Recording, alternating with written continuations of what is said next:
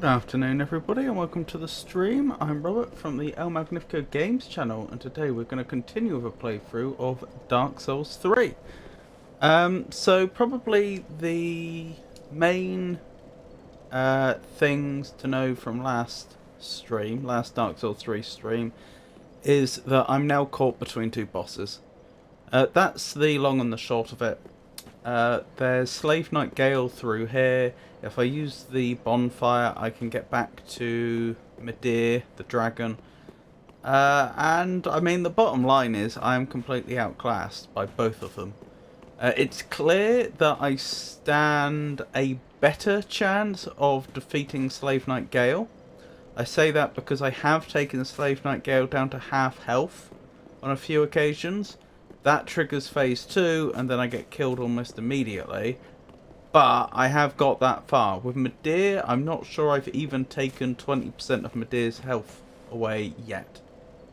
It's is that bad of a case. I am struggling to even significantly scratch Midir before Midir kills me. Anyway, it's unfortunate. This is probably going to be an entire stream of me just trying to do possibly just Slave Knight Gael.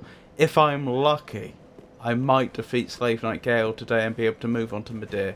I don't think there is any chance I'm going to have them both defeated today.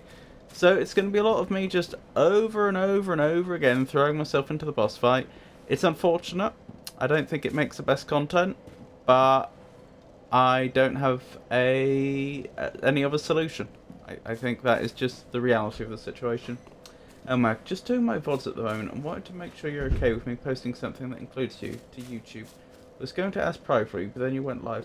The thing in question is the personal discussion we had during my stream, where I told you my story. I see no reason why that wouldn't be okay. Perhaps after you've done it, if you could just let me look at it before you post it. I would be very, very, very surprised if there was anything in there that I wouldn't be happy for you to share. But just in case. But in principle, yes, I don't think there's anything there which would be a problem.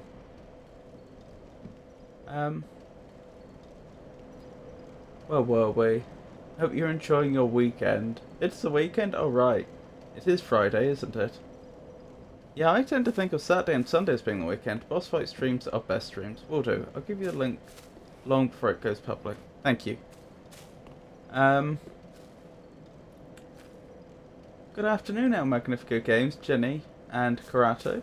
It's delightful to see such a pleasant start to the stream. The pre-stream image of a tranquil beach scene is quite charming. Oh, well, thank you for that, Frosty Tools.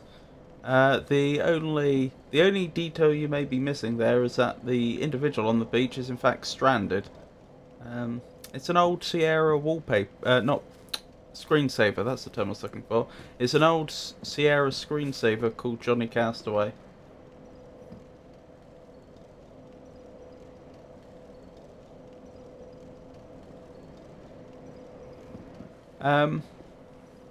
Rightio, let's get into it then. So, Slave Knight Gael. Oh, fun fact, Twitch kept complaining about the title of this stream, which on Twitch is The Slave Knight and the Dragon, and from what I can tell, they really don't like me using the word slave in the title. I don't know why.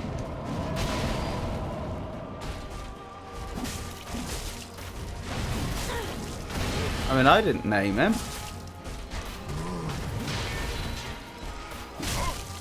And even if I had, which I obviously didn't, I mean, there's way more controversial things I've seen in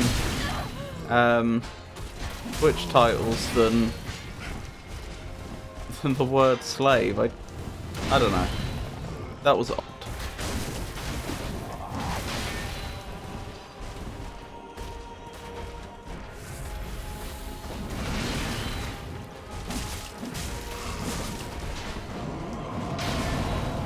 I suppose what I'm getting at is you could understand it if Twitch was a platform that tried to Disneyfy everything. and you know, it was Twitch was a absolutely completely PG platform, and they would shut down, you know, even the reference to anything unpleasant. You know, wouldn't allow anything that could be that's likely to be triggering to anyone. But that's not what Twitch is, even remotely. So yeah, that was an odd one. Just thought I'd mention it in case anyone was wondering why there's the @ symbol in the title there. Oh dear.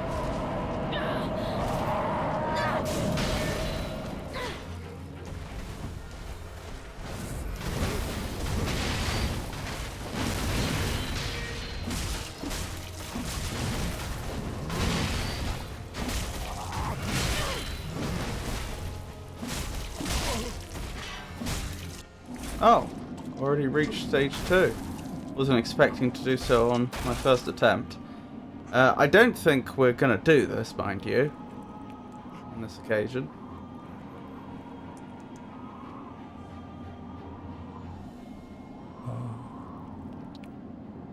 Is this the blood? The blood of the dark soul.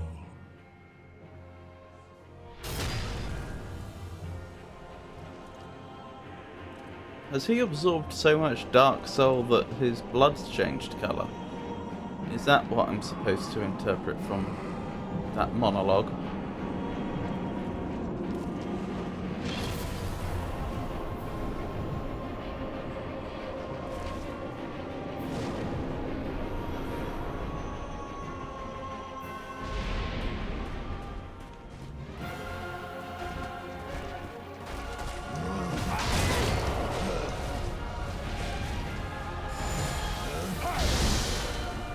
Wait, since when can he use Krillin's Destructo Disc?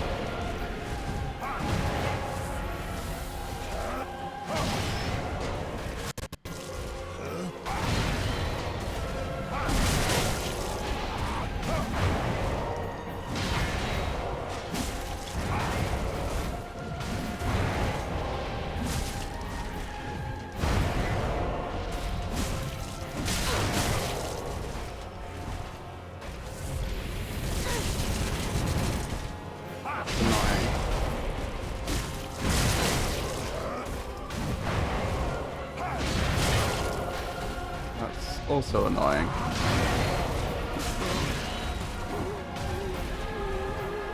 What's going on? Another stage? So it would seem. And I'm dead. Well, that's annoying. In fairness, that's the best attempt we've ever had against him. Which isn't bad, since I'm usually coming into these streams very rusty. That said, that may be the best attempt I have against him all night, you never know.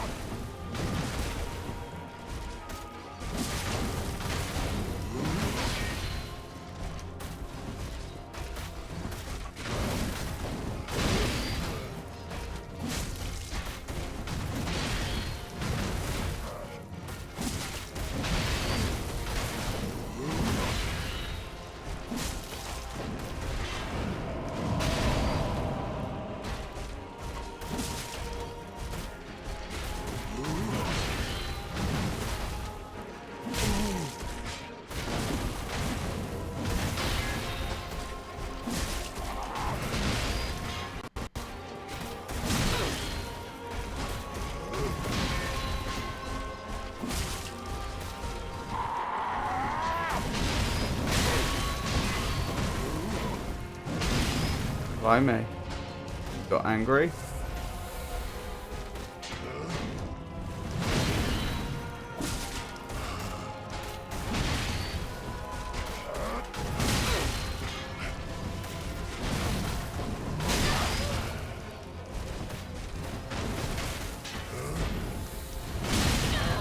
Ow!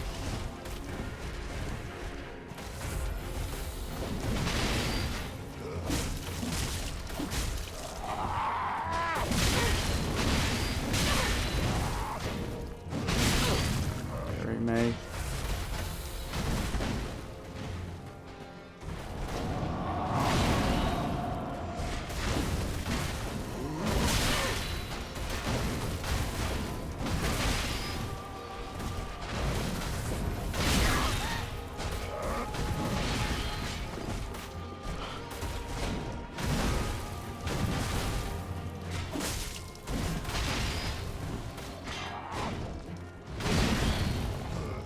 Oh, hold on. I'll read chat in a second. Okay. All these bosses seem to have terrible.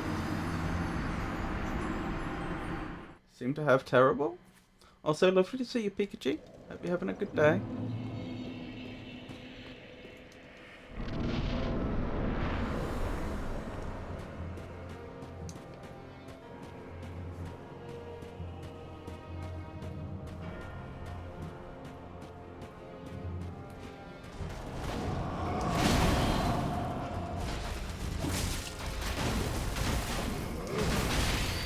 Why does he go quadrupedal sometimes?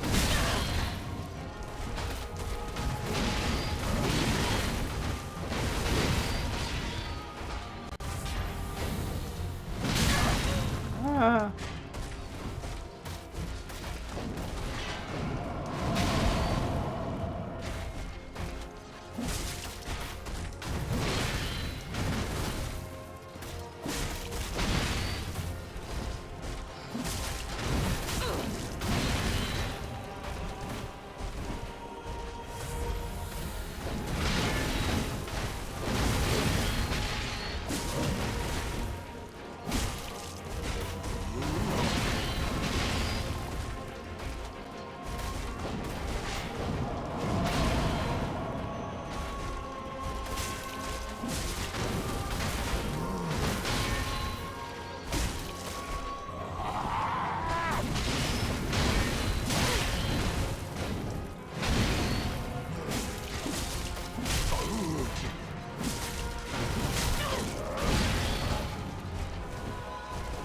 I feel like Pontiff was the only one that wasn't half crawling on the floor. Oh, right.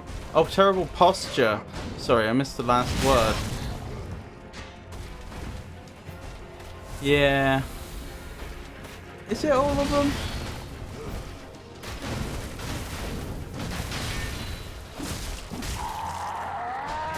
You might be right of the humanoid ones.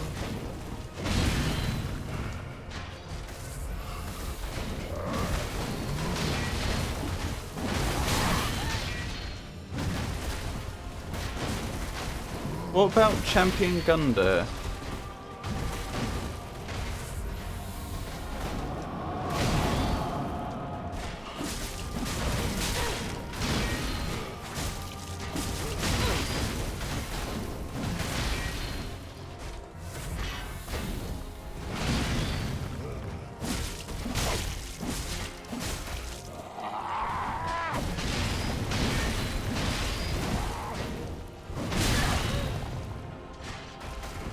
Dance with the Boreal Valley certainly did. I forgot about him. Also Dragon Slayer armor. Wasn't Dance with the Boreal Valley somewhat quadrupedal sometimes, or have I made that up? I don't think the armor was.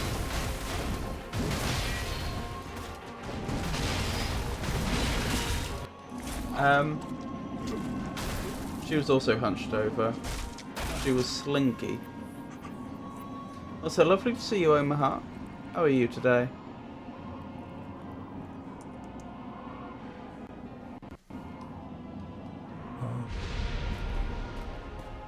Hello there.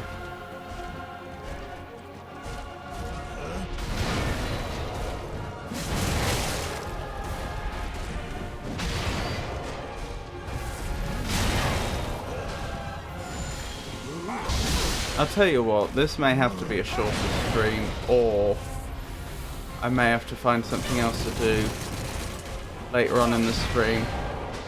I'm not sure if I can do this for 4+ hours. I mean, I could force myself to. I'm not sure I want to. Hello! I'll start the shoutouts when there are a few more people in chat. You're assuming that we'll be graced with the presence of a few more people.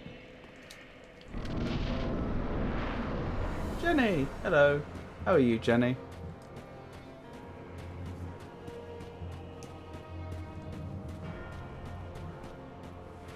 Oh!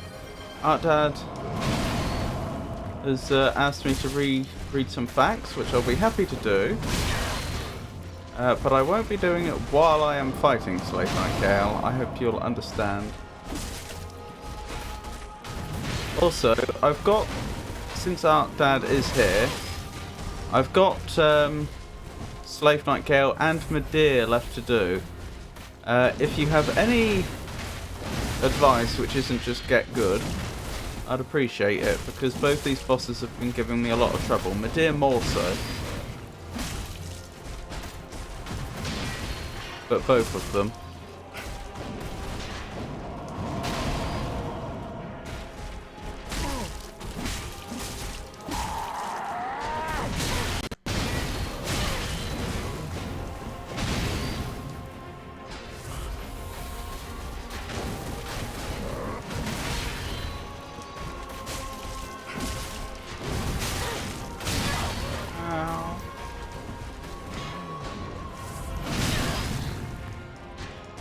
Leave my dark soul alone.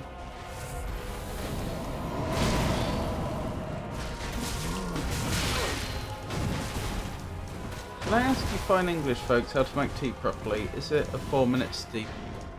Hold on, I'll send you a video in a minute.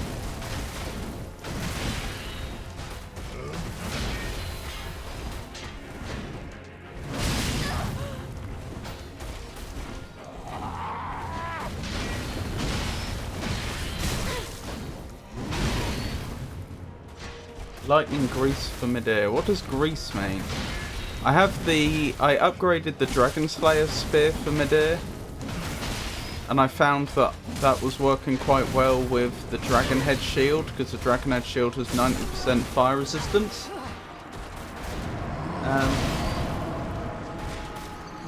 Jenny, will you ever play this style of game? Right, what was I going to do? I was going to send Pikachu a video. I would normally play the video, but since this is an actual, since this would be the entire video of a tutorial, that's,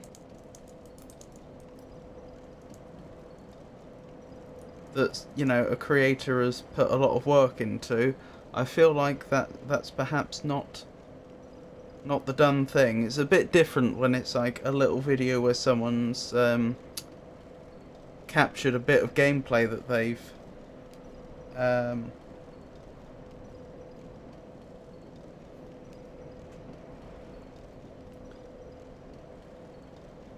they experienced.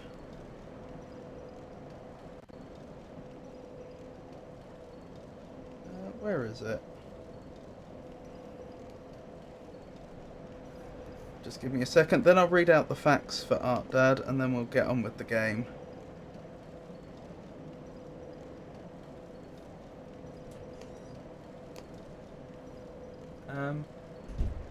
Oh, Gold Pine something, but lightning damage is best against him.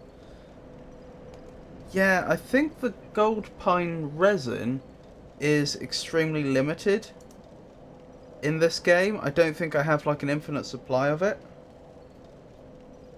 Which is a problem. But the Dragon Slayer spear does do lightning damage.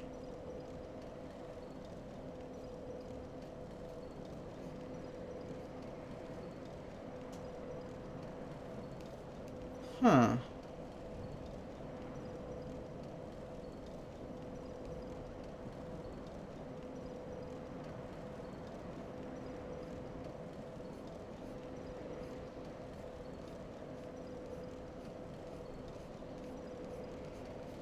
Sorry, it's taken me slightly longer than I had hoped to find this video.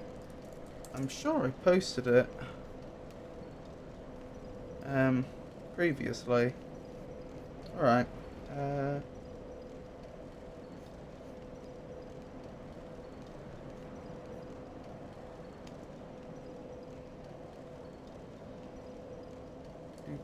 Do.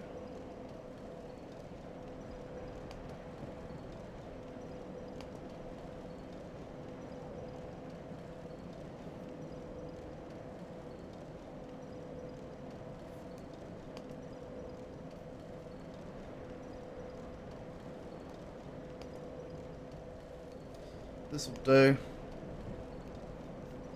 Let me know if this answers your question, Pikachu. I'm not going to watch the video now while I'm streaming, but I think this is the right one. I just haven't been able to verify that. Right, facts. Sorry, where were we? I thought you all internalised the proper way to make tea, so you can get mad at those who do it wrong.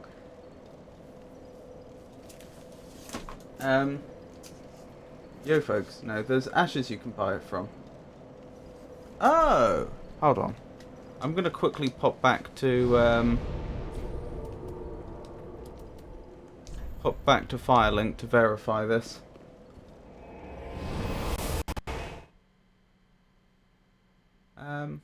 They're not too bad.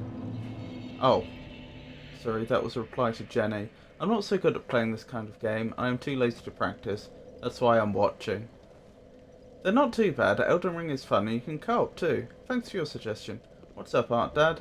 Jumping on Expedition 33 bandwagon. Oh yeah, I saw that. You got 2 games recently, didn't you? Expedition 33 was one of them. Ah. Right. Repair powder is not what I'm looking for.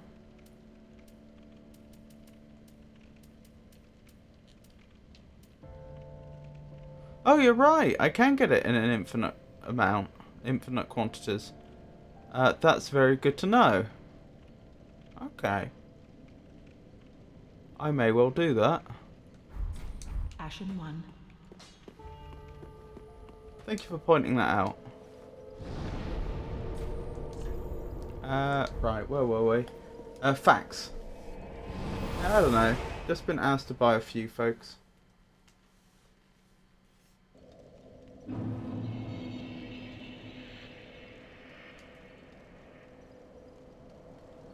Evil West was the other one, wasn't it? Which I've not heard of. I've heard of Claire Obscure Expedition 33, but I've not heard of Evil West. Right, facts. We've already done introducing Earth, haven't we? Where we talked about like the Earth's average temperature, how much of the Earth's surface is taken up by which of the continents, and so on.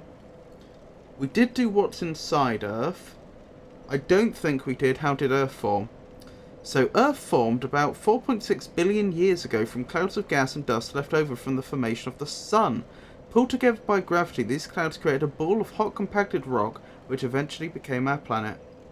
So 4.6 billion years ago, Earth forms from dust and rock orbiting the young Sun. 4.5 billion years ago, Earth's mantle forms. So the mantle is the area between the crust and the core. The mantle lies below the crust and is up to 2,900 kilometers thick. It's made of semi-solid rock called magma, and the crust floats freely on top of it.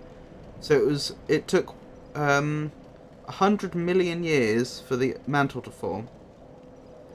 4.4 billion years ago, the moon forms. I don't think we know that. I think this book is confidently stating something we don't know. There's a number of theories about how the moon formed. And I don't think any of them have been confirmed. One theory is actually that a very, very, very large meteorite hit Earth early in its history, and the moon was actually the chunk of Earth that got launched into space. I don't think that's been confirmed, mind you, but that's one theory about how it could have happened. Obviously another one was that it could have been just formed by the same dust and so on that made up the Earth itself. But if that happened, then why would it not have formed for another 200 million years until another 200 million years after the Earth had formed? So I don't think we know that for sure. 3.8 billion years ago, the oceans formed.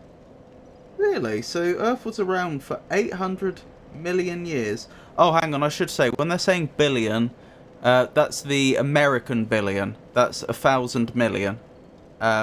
It's not a million, which would be long scale. It's short scale. Probably should have specified that. Yeah, so 3,800 million years ago, the oceans formed. So that's 800 million years after the Earth itself formed. 2,800 million years ago, cyanobacteria start producing oxygen. That they did. And the cyanobacteria wiped themselves out. Oxygen was a waste product for them. They were excreting the oxygen as they were breaking other chemicals down, and it killed them. That's not to say there are no cyanobacteria today, but it used to be the case that, the Earth belonged to the cyanobacteria, and then there was a mass extinction. 2,200 million years ago, oxygen becomes a measurable part of the atmosphere. So, blimey, it took 600 million years for the cyanobacteria to start producing enough oxygen that it was measurably increased. So that's interesting. I thought it was the cyanobacteria that produced it. Maybe it was another life form that also that happened to cause the extinction event. I thought it was the cyanobacteria that were responsible. Maybe there's different types of cyanobacteria, or only some of them create oxygen from carbon dioxide, I think. But yeah, the thing about oxygen is it's incredibly volatile. Like, it wants to react with things, and the reason why, for example, things burn is because of all the oxygen in the air. If the oxygen wasn't there, they wouldn't catch fire. And to a life form that hasn't evolved to live in an oxygen-rich environment, the oxygen is just deadly. It's like, it would be like having gaseous bleach surrounding you. So the only reason oxygen, has become such a normal accepted part of life on Earth is because life managed to evolve to withstand it. But and it turns out it's jolly useful stuff because we use it in our metabolism. It's how our as human beings, and all other animals, so far as I'm aware, how our biochemistry works. It's part of how our muscle fibers fire. But yeah, before oxygen, there was lots of life on Earth, and it all got wiped out. Not all wiped out. A lot of it got wiped out when the oxygen got released into the atmosphere. Evil West is an ARPG. You're a vampire hunter. Ooh, that does sound interesting. By a few folks. By. Interesting. Never heard of that one. Wait, an American billion is different? 1,000 million, not a billion. Well, this is a very good example of Americanisms becoming widespread in Britain. Traditionally, Britain always used the long scale, which means a billion would be a million million, and a trillion would be a million million million. But America always used the short scale, where a billion is 1,000 million, and a trillion is a million million. So in other words, that in Britain, what we would have called a billion, Americans would have called a trillion. But I think starting with in business, the American numerical system or numerical nomenclature started to take over, and that makes sense because, or it makes sense in a way, partly because of what a big economic engine America is worldwide, but also because for a very long time people would have talked about thousands of millions, but they wouldn't have talked about millions of millions. And so it would have been, just quicker to call it a billion. But anyway, that then spread to the rest of life and into everyday life. And so now a lot of British people just use the American system and aren't even aware that there is an alternative. But that's not true of the older generation, many of whom still will use the long scale. And so now we're in a situation where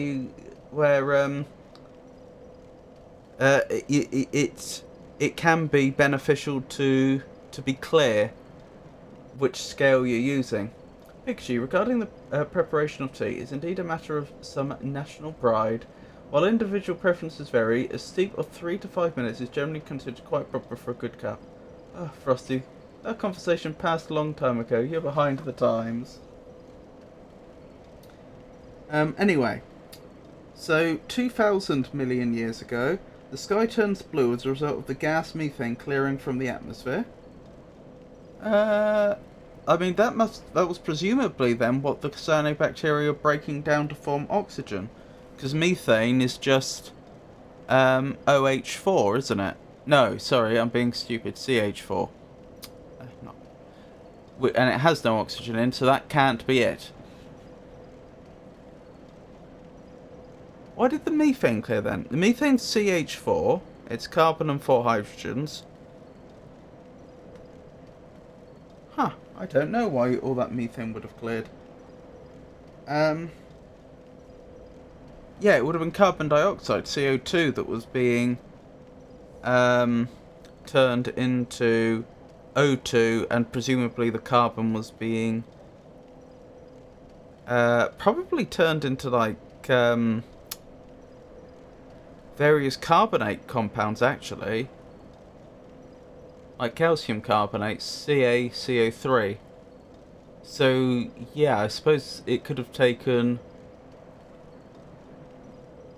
using something like calcium, or using something like calcium and force carbon dioxides, it could have made 2 CaCO3 and liberated an O2. That's guesswork on my part, though.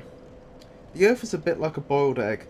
The proportions of a boiled egg are a good way to imagine the relative sizes of the Earth's crust, mantle, and core. Just like a boiled egg, Earth has a thin, hard outer shell, and the size of the Earth's core relative to the rest of the planet is roughly the same as the size of an egg yolk relative to the rest of the egg. I assume they mean a hen's egg. So 54% is the core, 45% is the mantle, and the remaining 1% is the crust. And they give the relative figures for an egg, which are close but not the same. So there you go. Hopefully that was interesting. Interesting facts, aren't Dad? I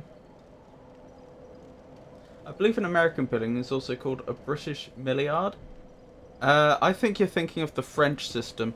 The French have both the long and short scale, and they have different words to disambiguate. They have arguably the best system of all. I've never heard milliard used in English, but I have heard it used in French, and I believe it is a French word. Oh, thank you for giving Karato a shout out. Karato is a Canadian VTuber who enjoys single-player games, particularly those that allow for a bit of backseat gaming. They seem to have a penchant for mining and incremental games, with a recent foray into Patapon. Their streams are blind playthroughs, so no spoilers, please.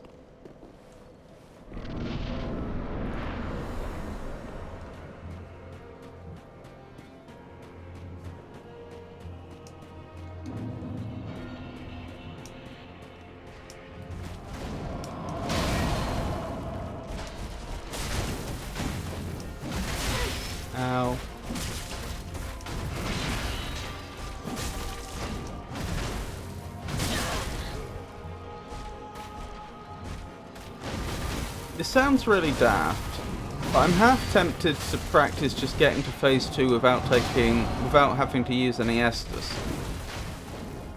Because I think it should be doable.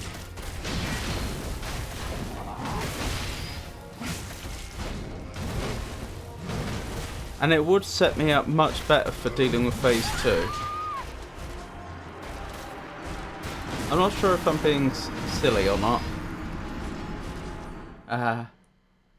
Magnifique. Oh, thank you for giving Omaha a shout out. Omaha, a most intriguing streamer, appears to be a veritable cornucopia of gaming delights. One moment, they are bravely traversing the treacherous lands of Elden Ring. The next, they are embarking on a blind journey through the annals of gaming history. Their enthusiasm is positively infectious, is it not? Cornucopia is another word that Frosty Tool seems to like. Perhaps not as much as penchant, but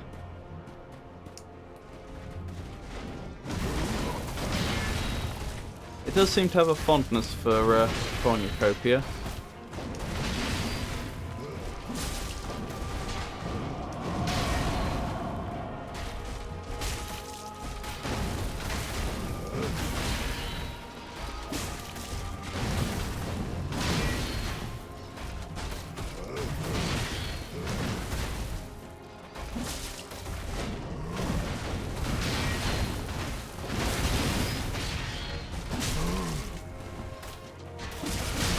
Ow.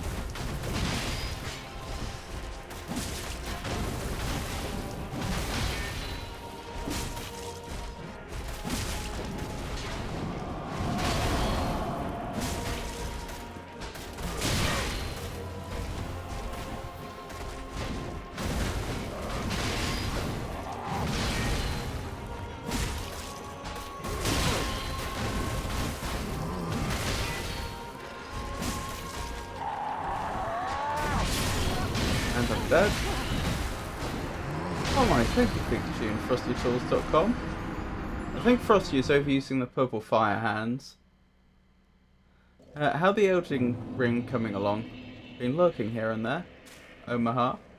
Pikachu, slowly but surely, I'm uncovering more of the map and slowly unweaving storylines, but still looking for my next major dungeon.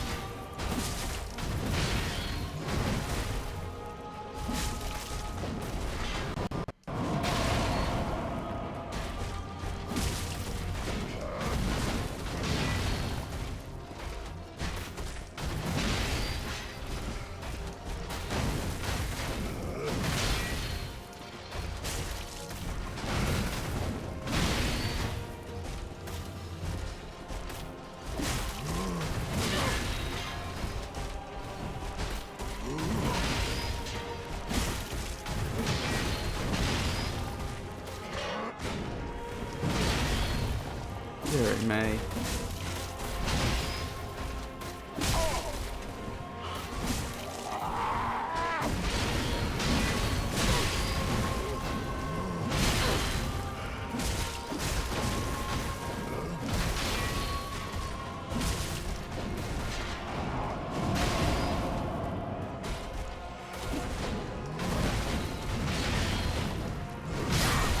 Got me.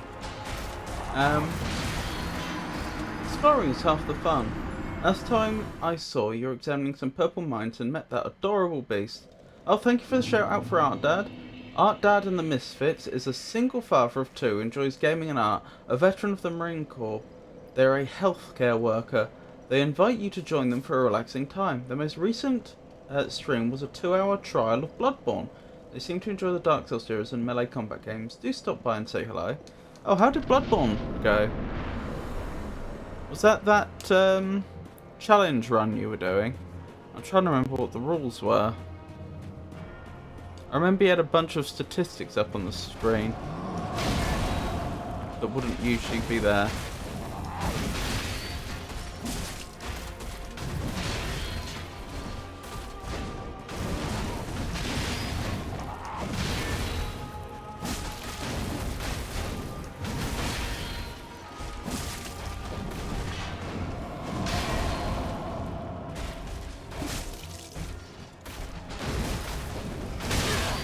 Ow.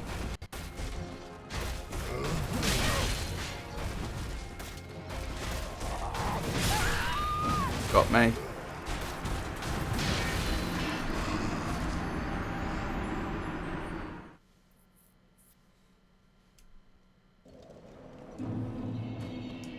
Sadly, I had to shout and run. Oh, I've got an appointment, but I'll be back later to shout at people for some more. Okie dokie. Well, thank you for being such a help, Pikachu, and I hope your appointment goes well. Hey, Daddy Annie. Nice to see you. I'm surviving, thank you for asking. How are you doing?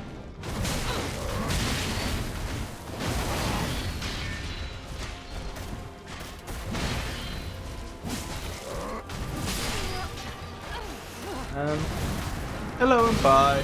I'm alright. Glad to hear it. Have an awesome stream. Thank you, Pikachu. If Frosty decides to address you again while you're gone, I'll let you know. I know that boss has that bot has a fondness for you.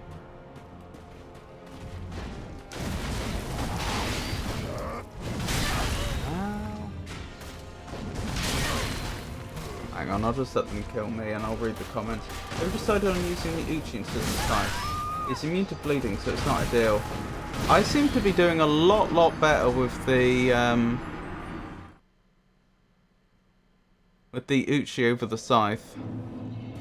I could try going back. My fighting style has changed a bit since then.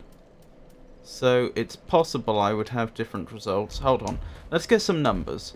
It's very unlikely I'll do it this time. So let's check what my average damage is. So the main difference is I'm being the complete opposite of greedy this time. I'm being incredibly thrift. I usually go for one hit and then that's it at a time. So 192. Ow. That's fine. But that means that I'm less dependent on the DPS of the weapon now. Just being able to do a lot of damage in one go matters more than, say, having a high DPS, because I'm not going in for multiple hits generally. I know that was a bad example, but that has been working very well up till now.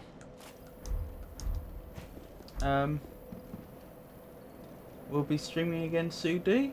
If you just feel better to play with, that's what I'm used to as well. Probably not before like 1 month. I'll follow for whenever you do. Okay, bye! Oh, hang on, I missed some stuff. Hello, Daddy Annie. Should I shout at you before I go? I read that comment, the next one. I guess so.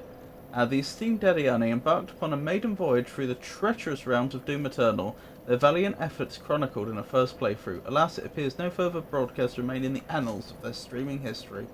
One can only await with bated breath for their next daring escapade.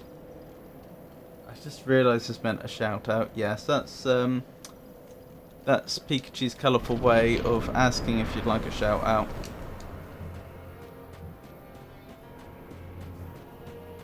I thought you were going to shout at me or something.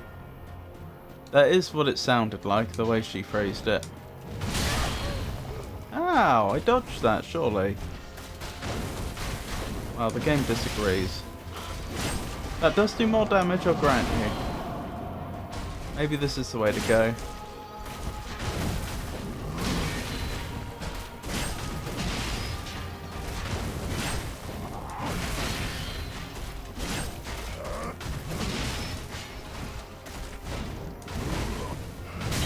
Oh dear.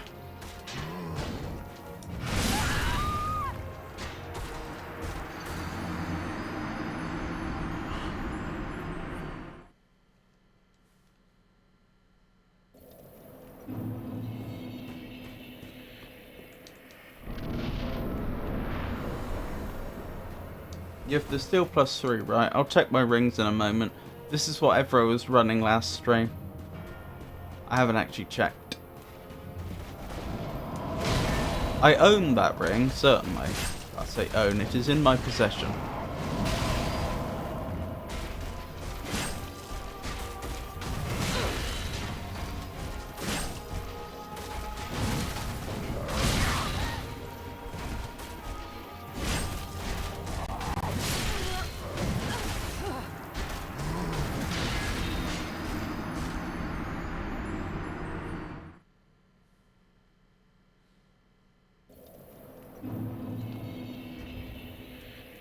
Tell you what. Well, two things. First of all, let's check the rings I've got. The Estus ring, the Cloranthe ring, the ring of steel protection +3, and the Hunter's ring. That's what I'm running.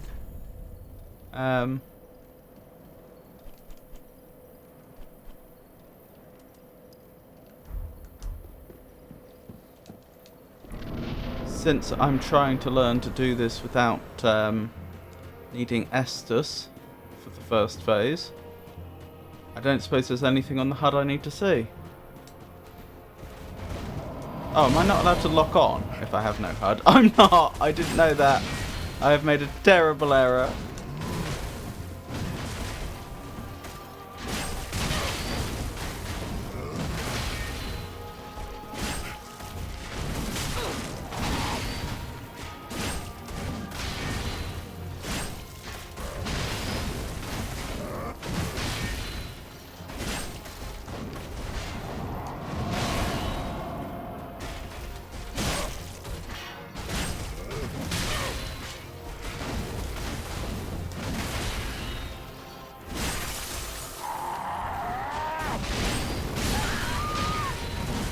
Those are good rings.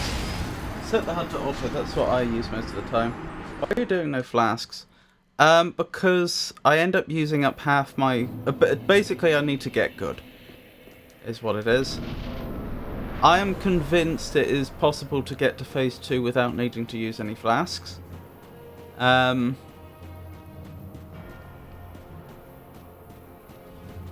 I think that would give me the best chance of succeeding in phase 2.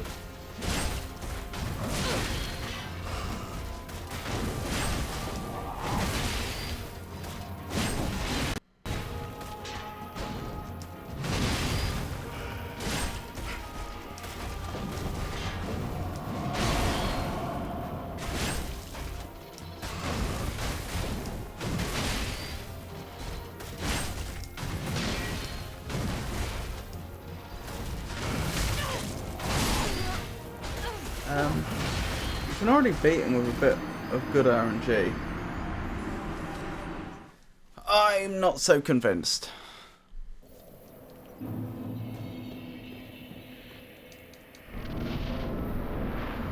Once I get him to phase 2 like this, I'll probably turn the HUD back on.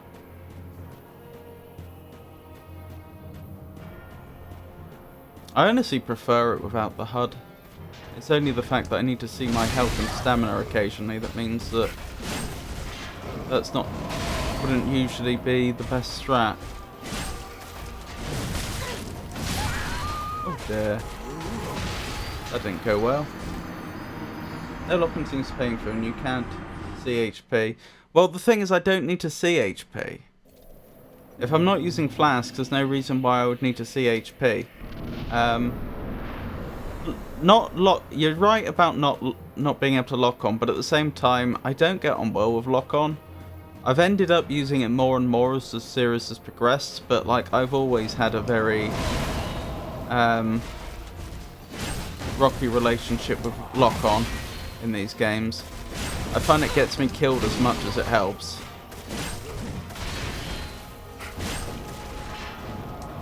So I feel perfectly comfortable fighting him without lock on.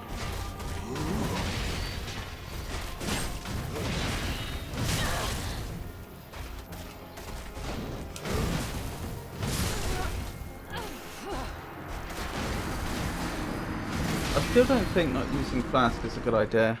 I need to get good. That's the simple fact of the matter.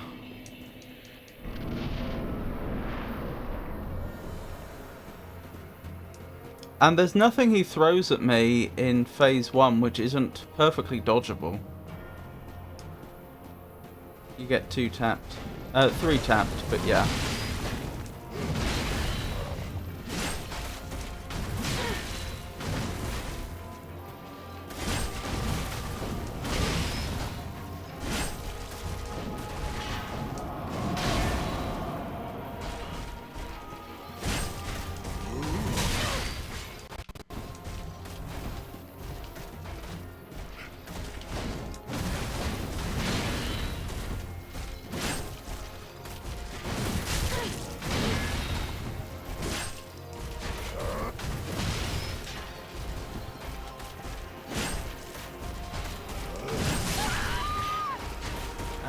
Yeah, 15 fast. It's not like you need to no-hit the first phase. I think I probably do. Certainly up till now, I had only been getting to phase 2 with 8 or 9 flasks left, which is not really enough.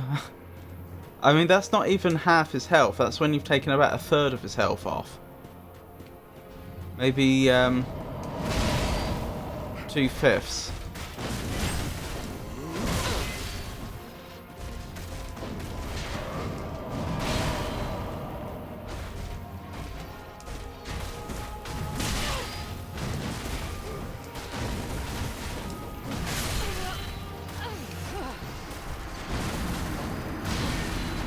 Like, you're barely learning phase 1 and not even touching phase 2.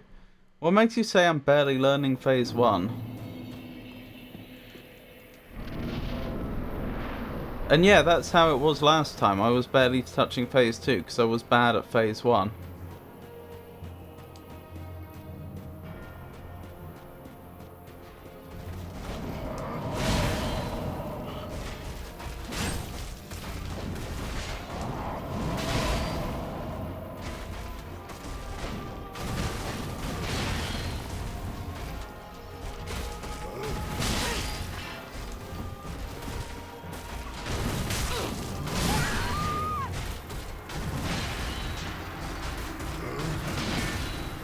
I need to learn to wait for the delayed swings because you're dying when you have flasks. Just heal when you need to. What's the point of restarting when you have flasks? To get good! Even if you run out of flasks, you're still learning the same and faster as you're not using the flasks.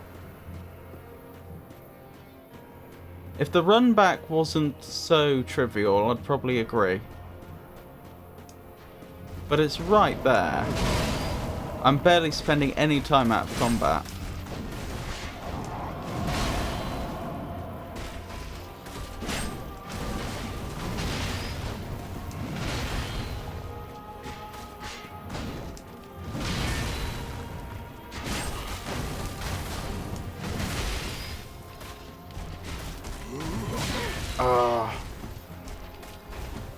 It's that delayed strike.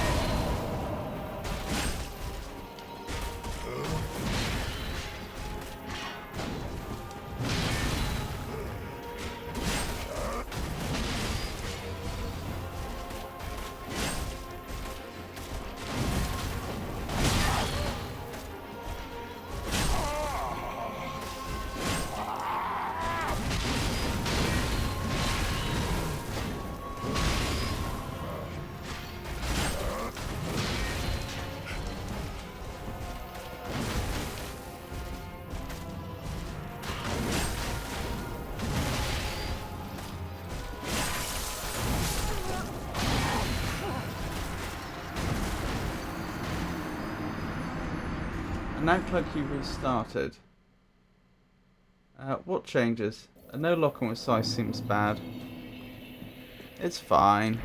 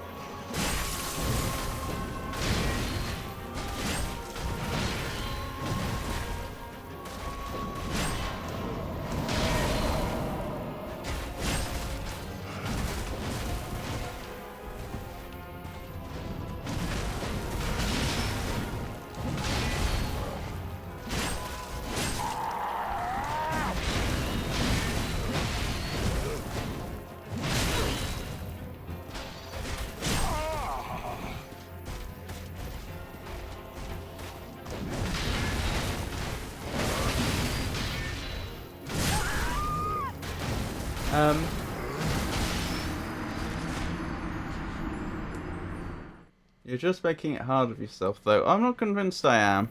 Or at least not enough. I don't think this is... I don't think the approach I'm taking is going to lead to it being any slower for me to beat him. If anything, it'll be faster. I first tried him and I was low-key eating his attacks. I didn't even have maxed out Flask. 15 Flask is a lot, especially with the Estus ring. Like, that was a good run and completely winnable. It is slower. I don't think it is, because I'll improve much more quickly.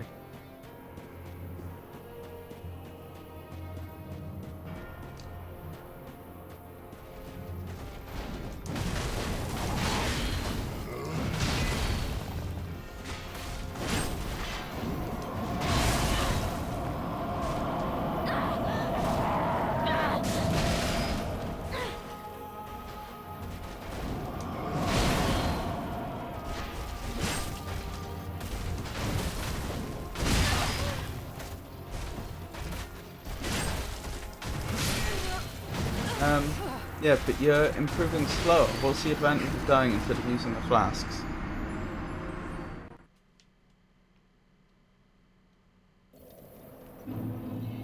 Because I'll just keep hitting phase 2 and dying there immediately because I haven't got phase 1 down yet.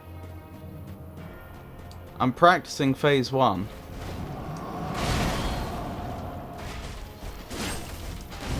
Once I get to phase 2 like this, I'll re-enable the HUD and I'll start using flasks again for phase 1. But I expect by then I'll barely need to use any flasks at all. You were so close to phase 2 on that run and you didn't use it. When did you die because you're out of flask? You always die with flasks up. I've died because I'm out of flasks on phase 2. It's not that... I definitely have died with flasks remaining on phase 2, but in general...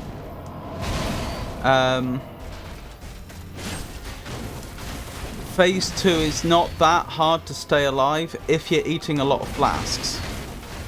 Like, to be clear, unless Slave Knight Gael has some horrible extra phase I haven't seen yet, if I had infinite flasks, I think he would be dead by now. Like, the main problem with this boss specifically that I'm having is I'm eating too much damage.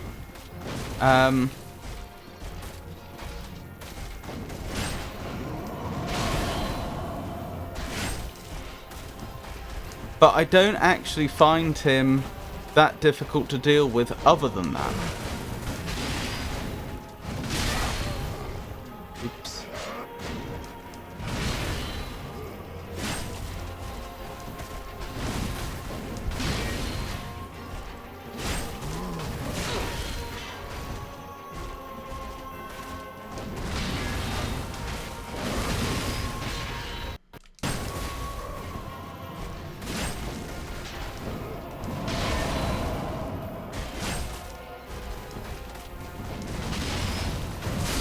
Ah, got me.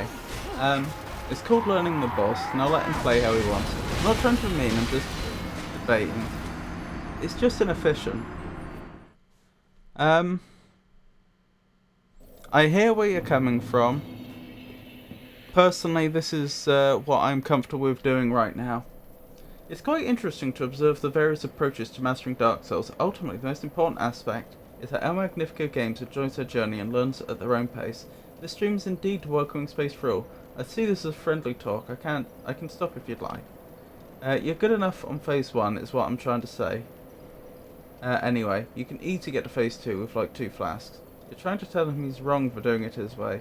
I never said it was wrong, but it's just slow and I'm trying to understand his standpoint. Maybe I'm wrong. There are a lot of factors here which I think make this a viable approach, whereas in other cases they wouldn't be. One of them being the insanely short run back. Because as you point out, when I die that takes me out of combat. So I could be using flasks to lengthen combat, but at the same time, the loading screens are quick on this PC.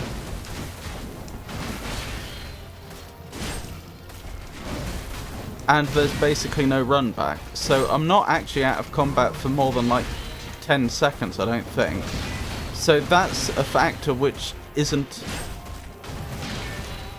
relevant to this boss fight that would be relevant to a lot of other boss fights. The other thing is it acts as a bar. It's a challenge that I've set myself to get to phase 2 without the benefit of flasks. And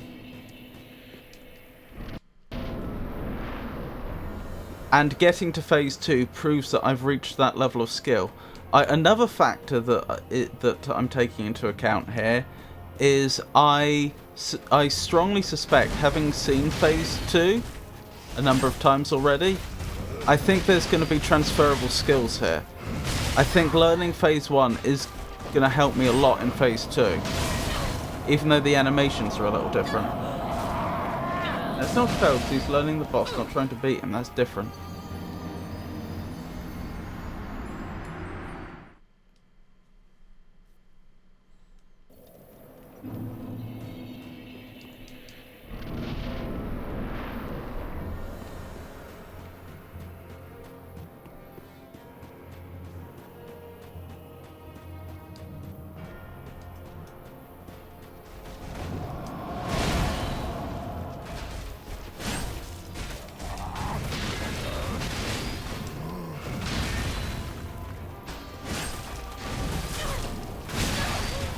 Oh my goodness.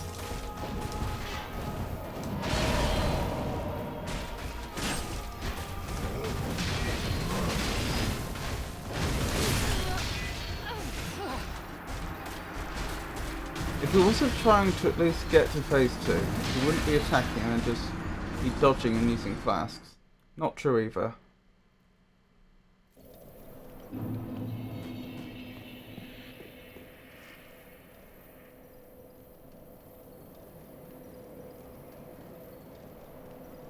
If he wasn't trying to at least get to phase 2, he wouldn't be attacking and just be dodging and using flasks. I don't think I understood that.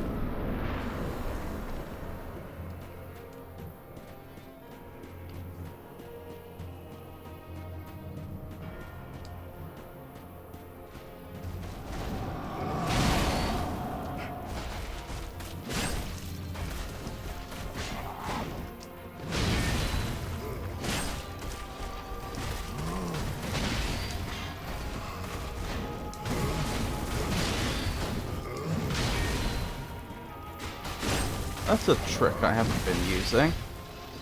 It may be pretty niche, but I managed to dodge a hit there based on the position of his shadow.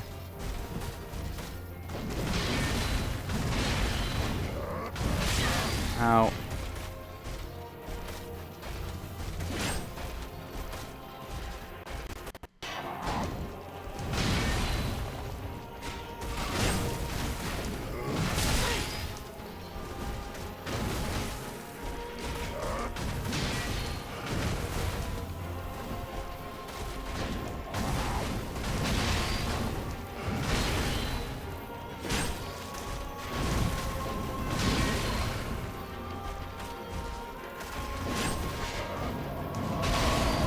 Nice try.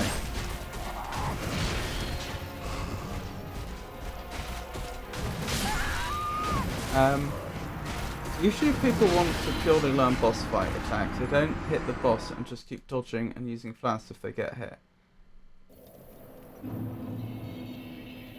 That's what I meant. Oh, I see what you mean. Well, there may be some truth to that, but then at what point do I stop? At what point do I say I've learnt them well enough? I think it was Art Dad that ages ago said about if you can survive a boss for 10 minutes without using, without attacking, then you're good enough to beat them. Although, of course, that that's a general rule. That doesn't take into account, for example, multiple phases.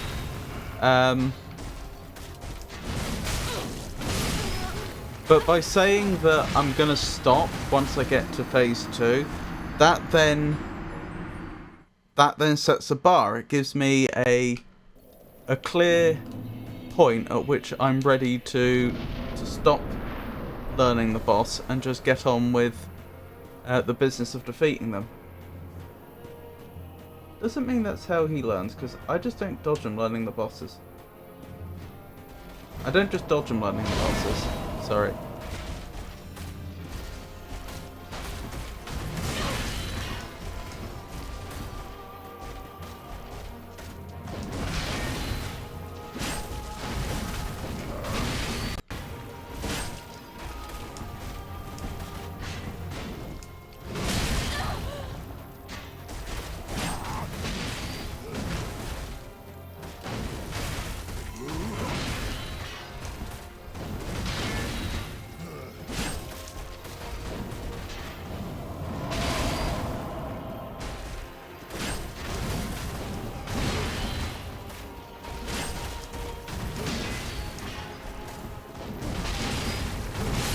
Ah, he got me.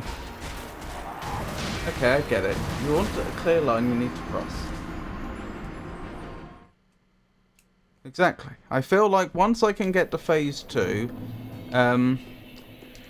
without the benefit of flasks, and in this case lock-on, like I say, I don't actually rate the lock-on as highly as a lot of other players do. I feel like I will then be good enough that I will stand a decent chance of beating him with all those advantages. That is, of course, hoping that he doesn't have some other phase past phase 2 which is radically different. If he starts flying around and hurling fireballs at me or something, then these skills may not be so transferable, but we'll worry about that if and when we reach that point.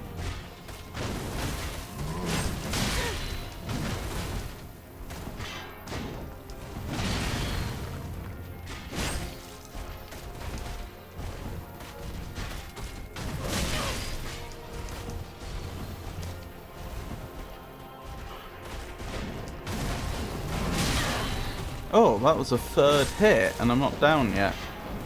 That's unusual.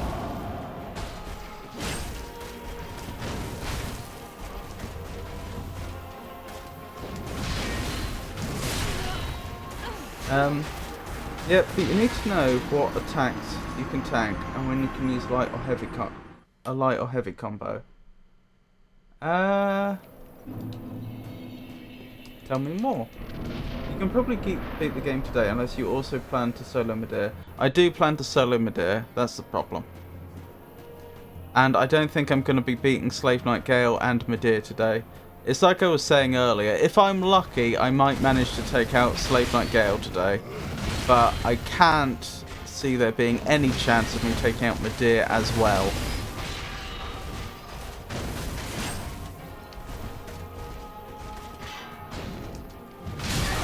Ow.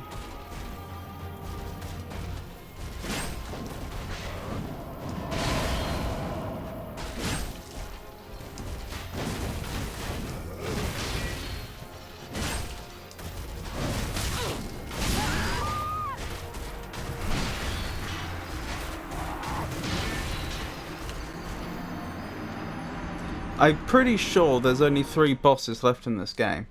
Slave Knight Gael, Medea, and the so-called sock. I don't know what the sock is, but I've been told that that's the name the community have given to the final boss.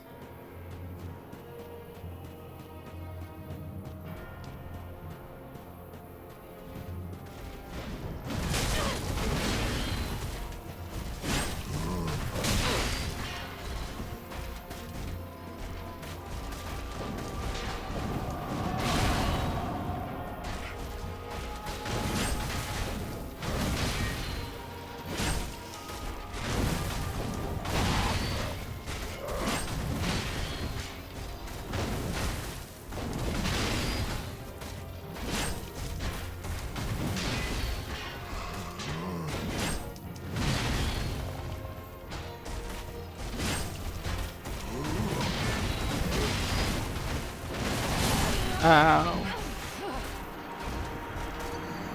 Oh, suck. Interesting. Well, thank you for that very vivid description. Oh, Dad? Then you'll need another stream unless you clutch up today. Yep, and I fully anticipate this is going to take at least one more stream. I do think, even as badly as I'm doing right now, it's not inconceivable that I'll beat Slave Knight Gael today. But I am not convinced I could beat Midir even in a single stream. Midir just seems to be on another level entirely.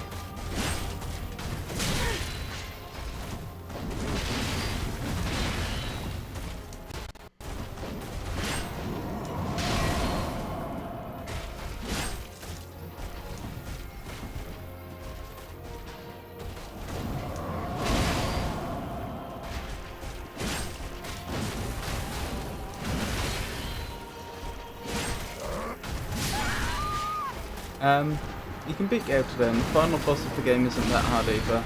Midir is pretty difficult. Yeah, I want to save the final boss of the game until after I've defeated all other bosses. So, my guess is that at some point in the future I will defeat Midir, and then probably the same stream as that I will hopefully destroy the Sog. I imagine, and I hope, that they will feel like a massive step down from Midir.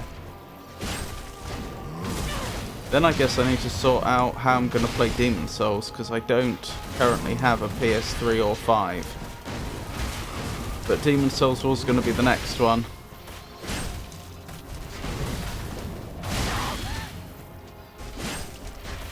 Then probably Sekiro, and then Elden Ring, probably.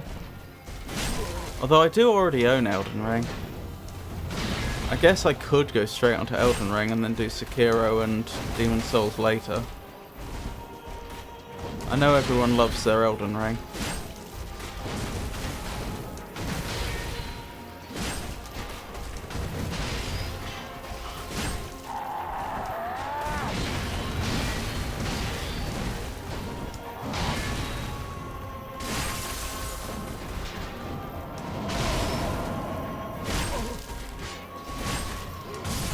Oh, I shouldn't have been greedy.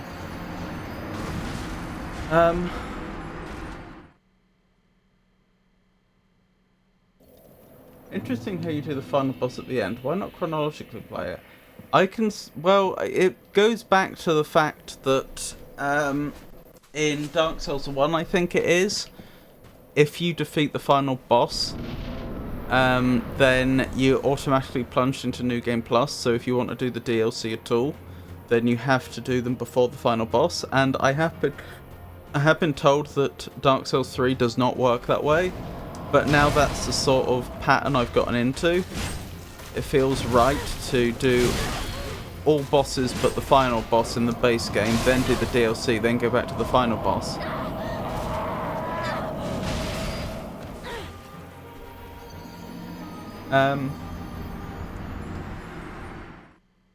That's what I usually do unless the final boss triggers New Game Plus. Demon Souls Original works fine with RPCS3 as far as I'm aware. Yeah, that's how I was probably going to do it. I haven't set it up though. Sekira's a different combat wise. You can do it whenever you like.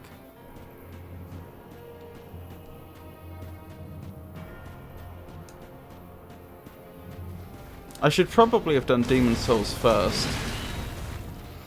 Although, actually, it's a very good thing I didn't.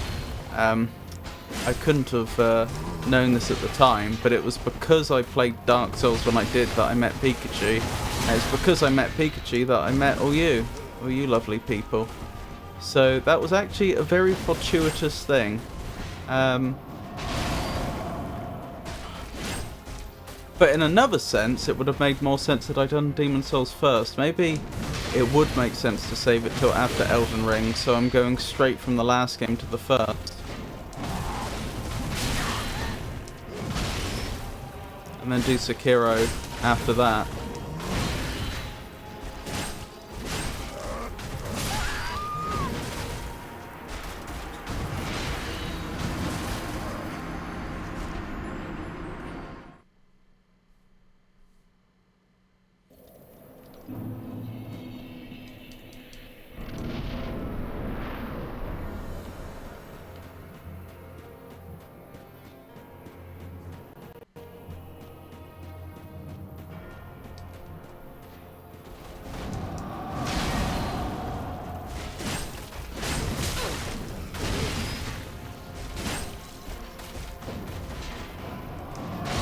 trying to figure out when, if ever, it's safe to do 2 attacks.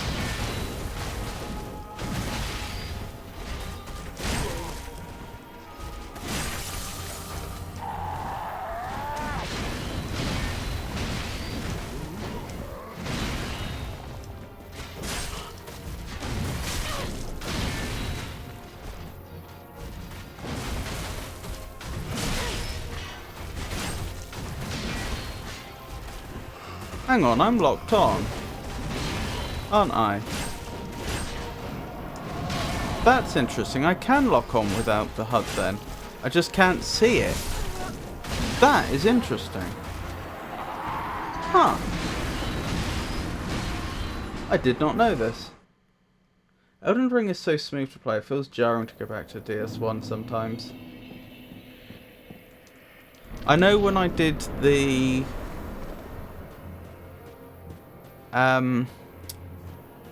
VTuber SummerSlam for Gamers Outreach, the charity event, and I went back to Dark Souls 1 having played, I think I was still on Dark Souls 2 at that point. It's possible I had just started Dark Souls 3. I remember that feeling very jarring, in particular the rolls felt really bad.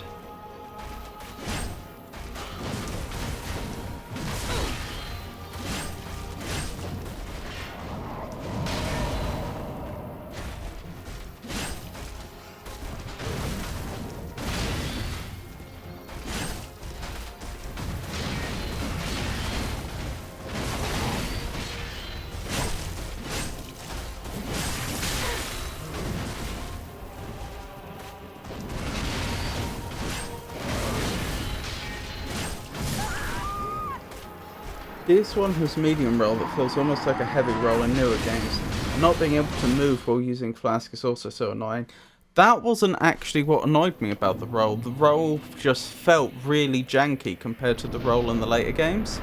I didn't completely narrow it down, but it felt almost like, again, I could be wrong, it felt almost like the roll in Dark Souls 1 had to be either it had to be in one of the 8 directions. Like, it had to be forwards, left, right, backwards, or the diagonals. Exactly.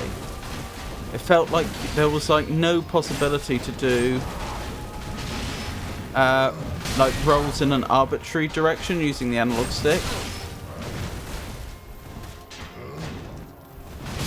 And it felt really awkward. It was like, it was really easy to roll slightly in the wrong direction. Like if you were trying to roll into a small gap, or you were trying to roll next to a cliff but not go over the cliff or something like that, it felt way harder. Directional rolling when you're locked. So that's why people sometimes unlock cam in DS1. By lock, do you mean lock on? Or is this something else? Because that's another thing. I found that the lock-on in Dark Souls 1 especially got me killed a lot. I was saying earlier how I don't seem to have gotten with lock-on as well as a lot of other players have in the Dark Souls series. But I think a big part of that is because I started with Dark Souls 1 and I genuinely barely used lock-on because lock-on really did just keep getting me killed. Like, it was so bad.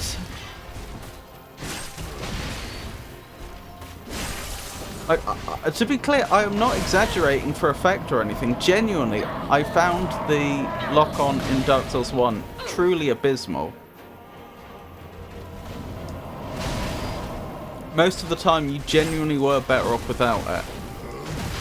In Dark Souls 2 and 3, the lock-on's a bit better.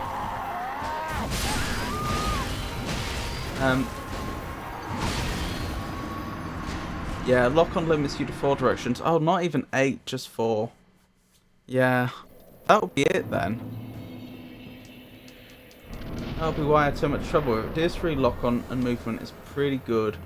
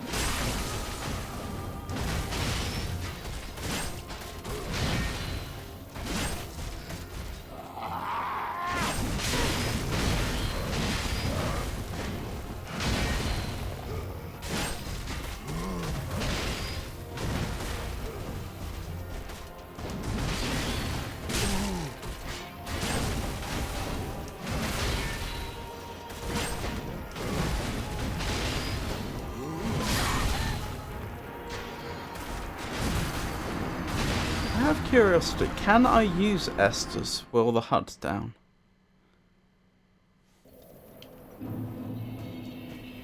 Yes. Oh! I'll tell you what, if I can lock on and I can use Estus, I may genuinely just not need the HUD for this at any phase. Because the thing is, he does enough damage that if I get hit at all, I should be healing with my Estus. It does happen occasionally, but it is rare that I take so little damage that I actually think, okay, I can legitimately risk not healing here. It would be different if I embered up. If I embered up, I would have a big enough health pool that keeping an eye on my health would be a lot more important.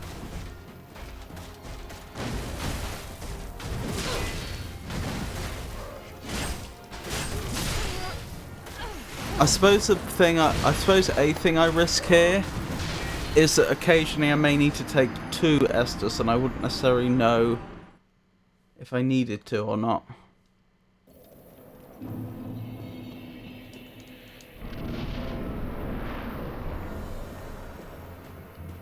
But genuinely, I'm not sure the HUD actually offers that many benefits here.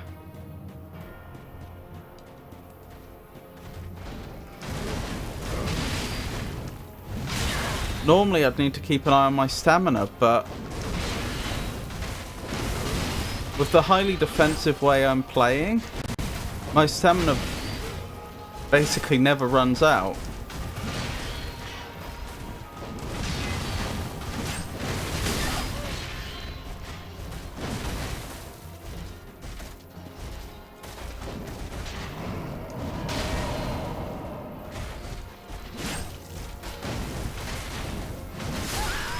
Aw.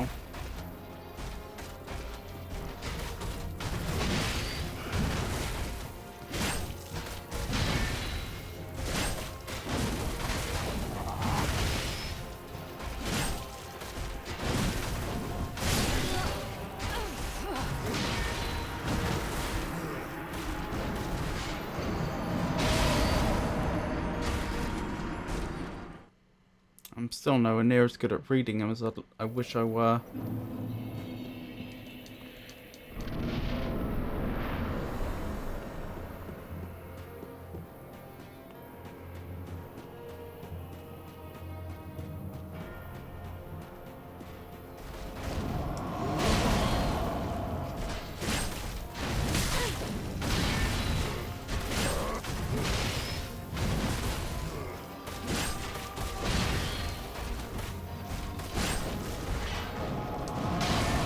One thing I've kind of wished we could have on stream when I'm playing games like Dark Souls is one of those displays you see that speedrunners have which show what their button inputs are.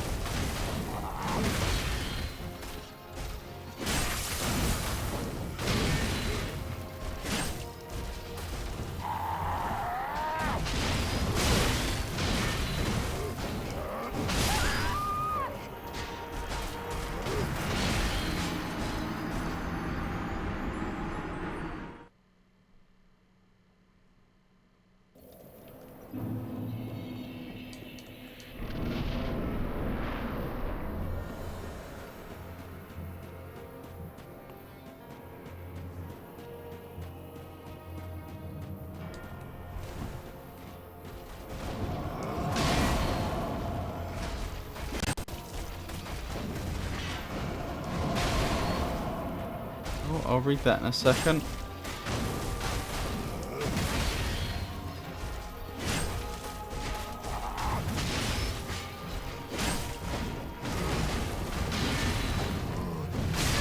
Ow.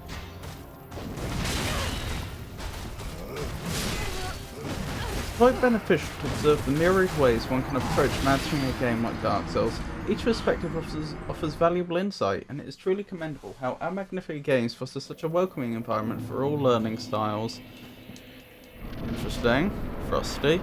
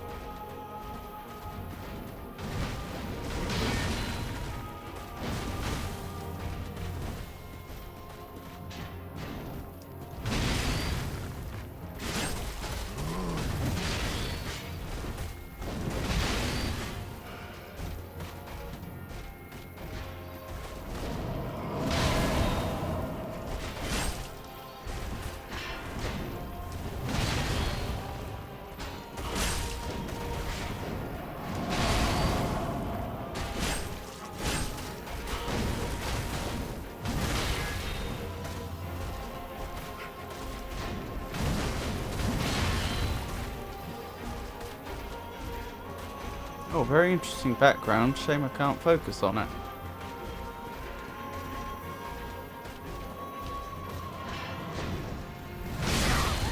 Oh, you got me.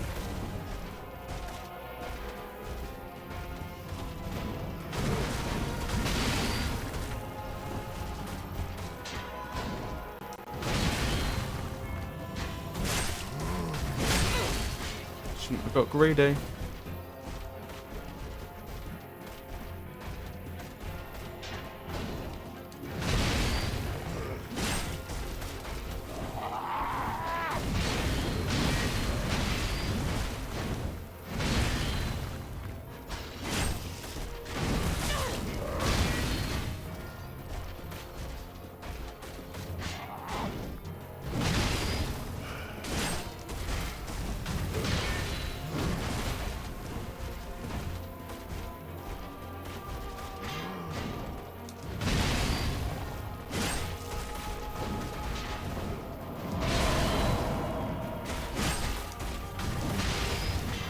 Can't look at chat yet, but I will in a moment.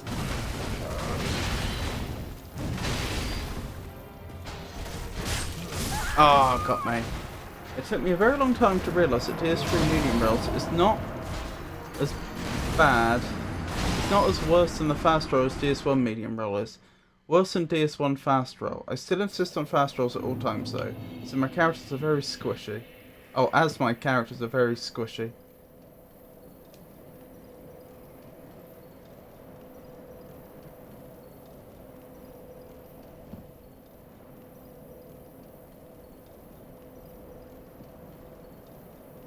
Oh, I see what you mean. So you're saying it took you a long time to realise that the medium roll in Dark Souls 3 is not as bad compared to the fast roll as the medium roll in Dark Souls 1 is bad compared to the... So the difference... How do I put this succinctly?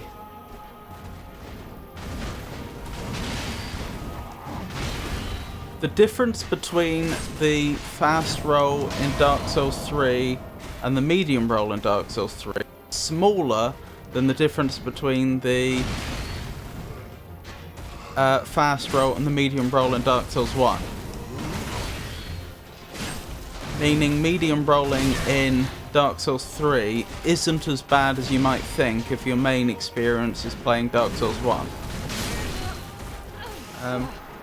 Hey Avon, lovely to see you. Yes, you properly decoded the grammatical tenement that I built there. I'm surviving, Avon. Thank you for asking. How are you doing? And how was your stream? How did your stream go? And welcome in, Raiders. I'm Robert from the El Magnifico Games channel, and I play all sorts of games. I play retro games, I play modern games, I play games that make you think, and I play games that are very actiony.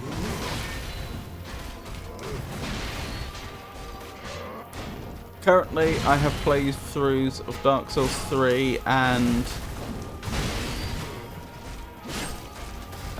Blueprints on the go. Blueprints is a roguelike puzzle game.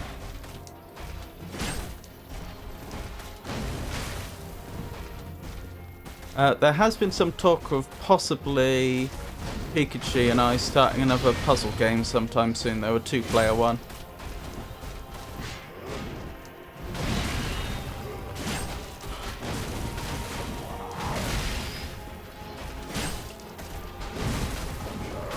I hope you'll forgive me, chat, but I'm only really reading chat between boss attempts. Ow.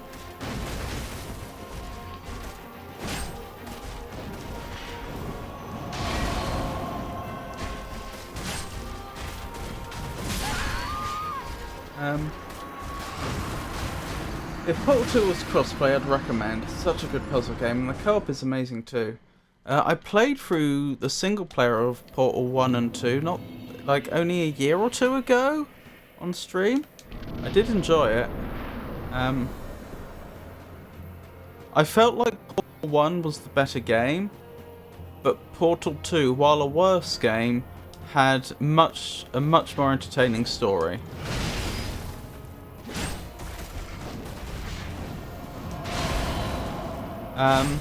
It's a good point that we could consider doing Portal at some point.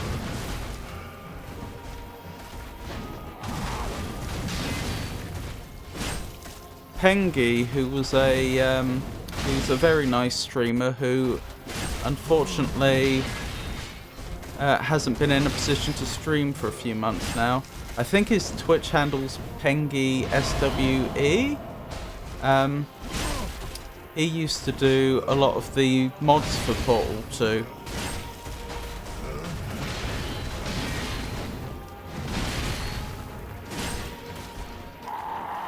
As in, not he didn't make them. What I mean is that there's a lot of community mods for Portal 2, and the creators of the mods used to go to him and say, "Hey, would you could you stream my mod?"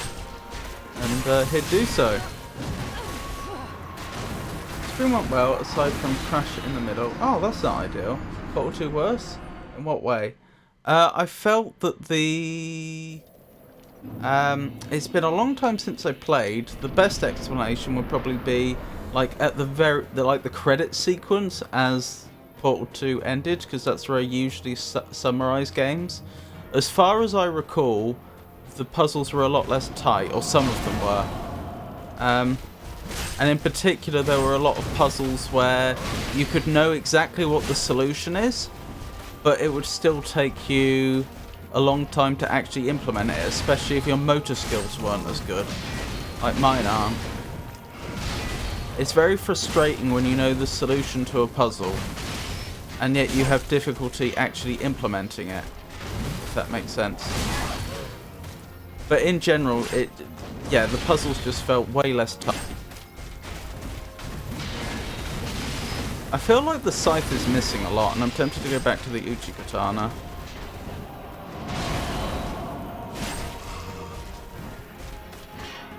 Even though it does slightly less damage.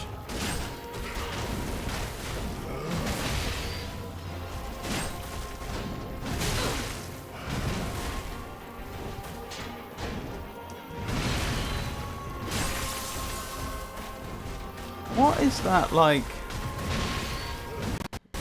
It sounds like ice breaking or something. What does that mean?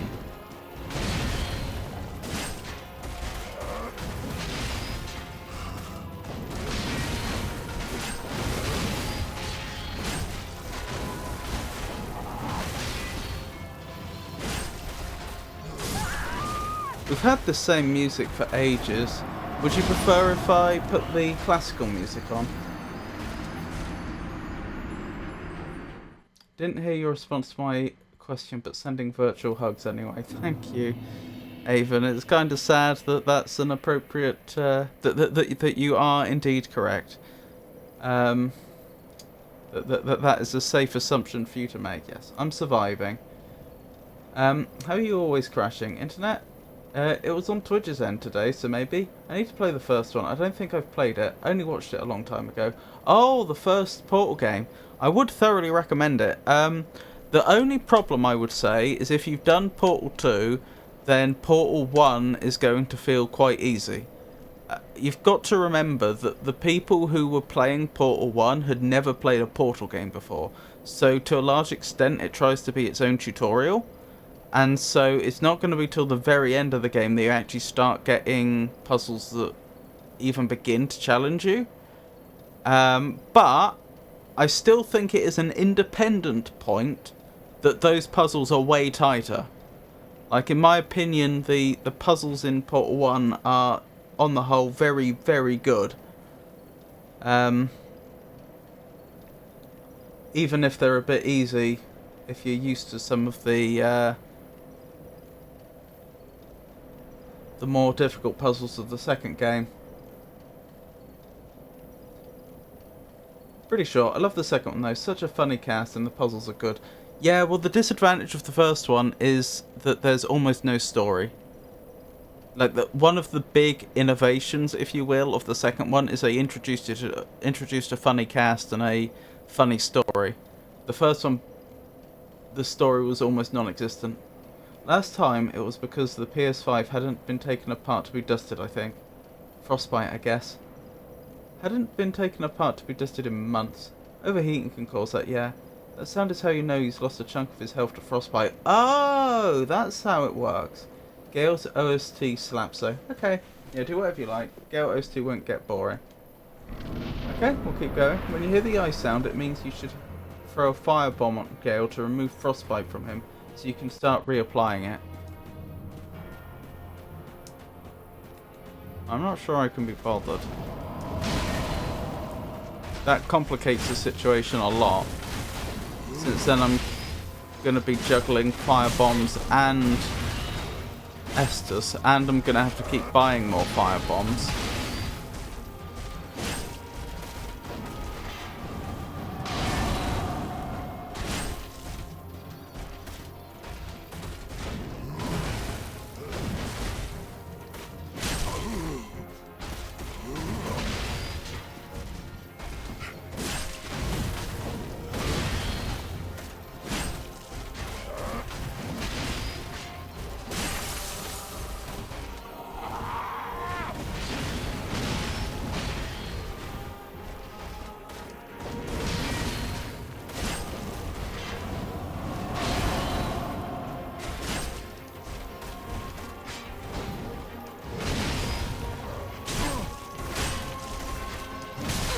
No.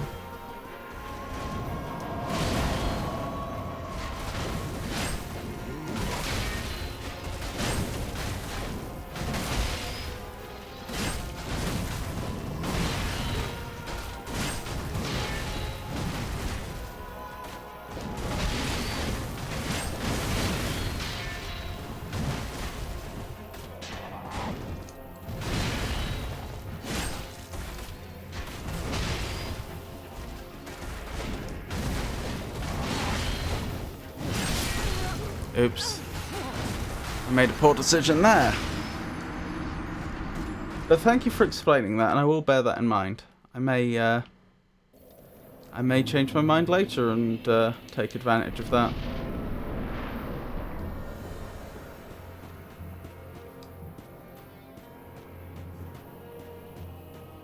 Any instance of fire is enough to remove frostbite. Hold on, I'll finish reading that in a sec.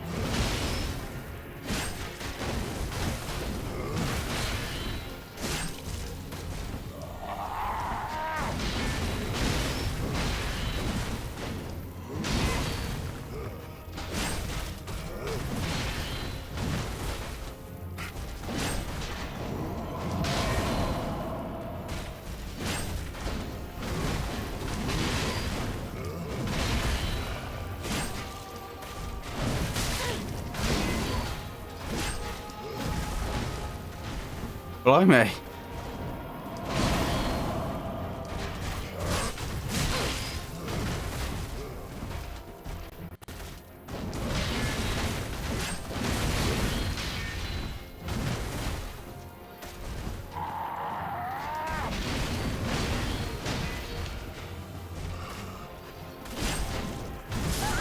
Ah, it got me. Any instance of fire is enough to remove frostbite, but if you don't hit him with fire, then you have to wait for frostbite to wear off before you can benefit from its damage again. How long does that take, and does it make a difference if I'm still using the scythe?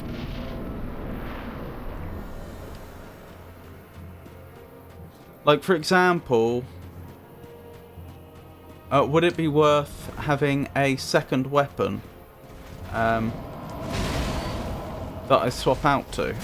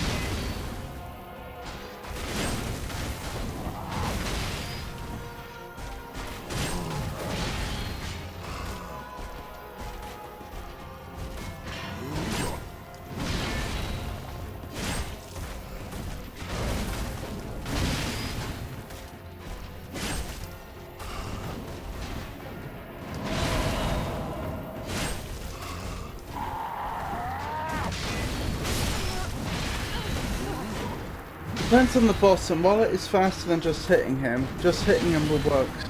Will still work.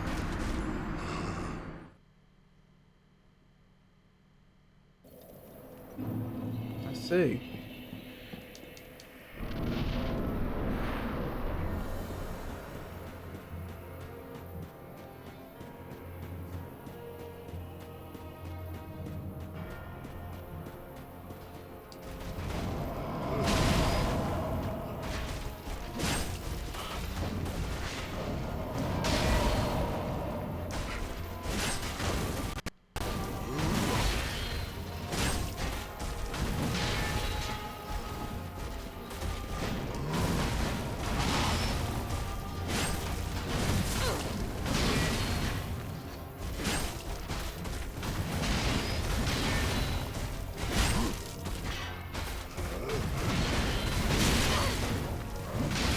Have lovely luck, Haven.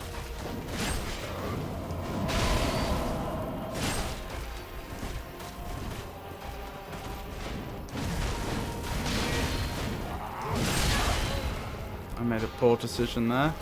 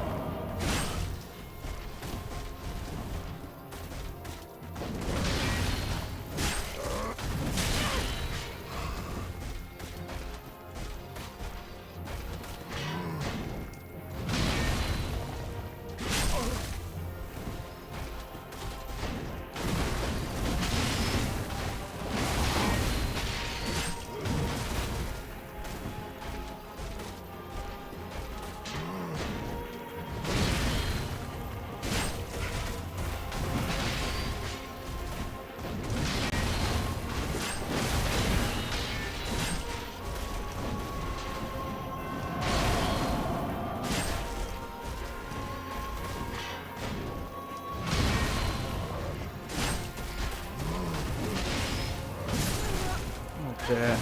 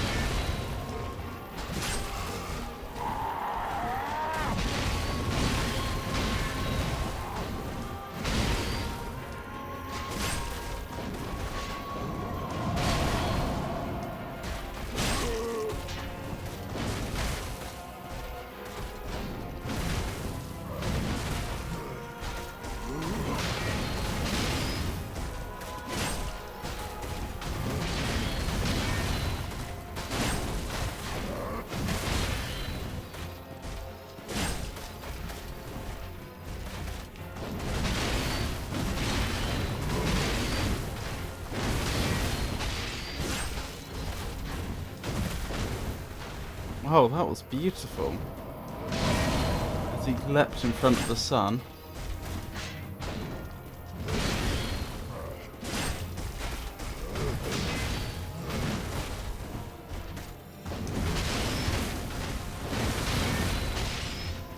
No, I thought his combo was over, but it wasn't. I realised too late.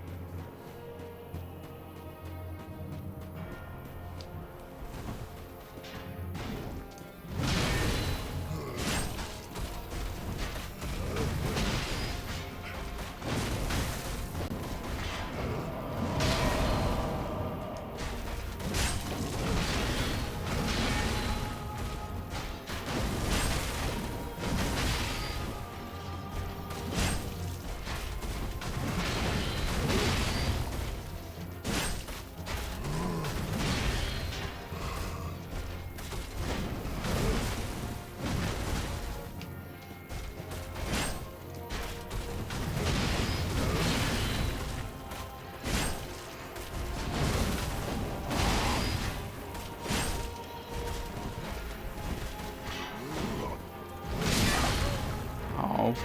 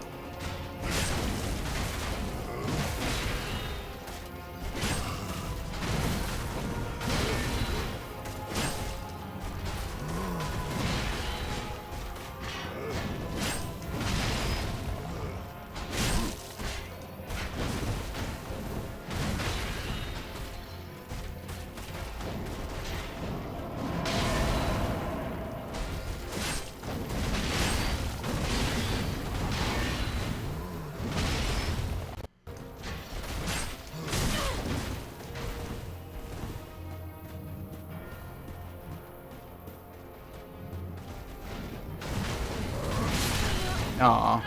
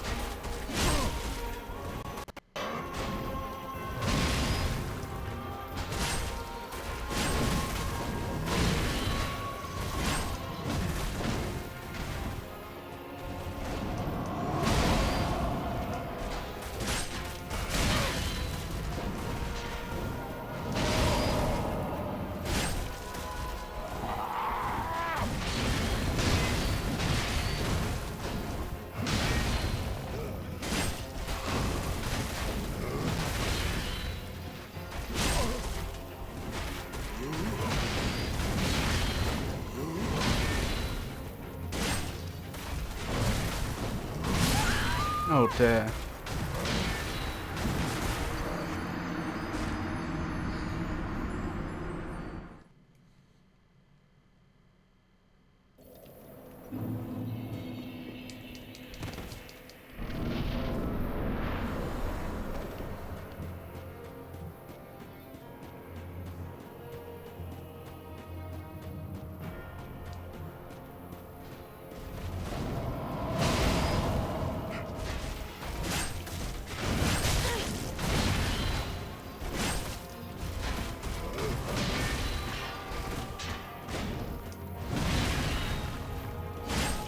Hey Tato, lovely to see you.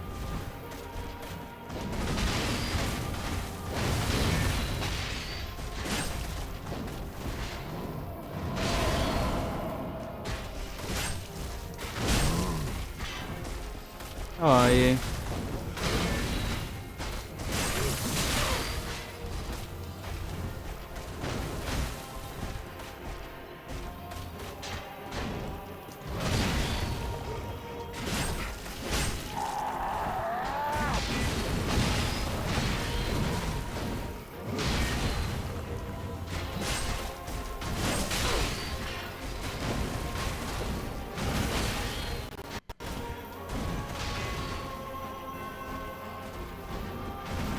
Evening, Tato.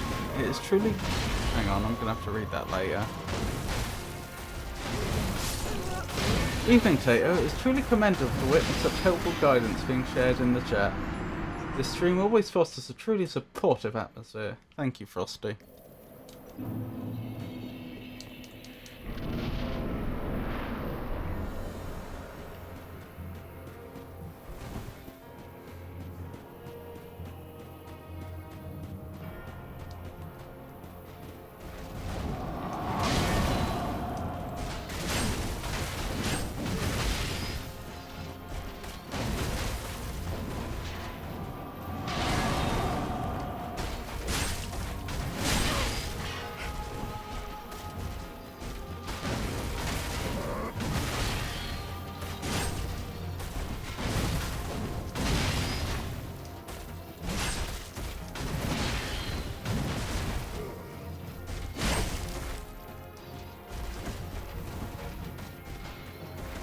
Hey, why are you fighting about HUD? It wasn't providing any information that I needed, so I figured I'd just clear it from the screen.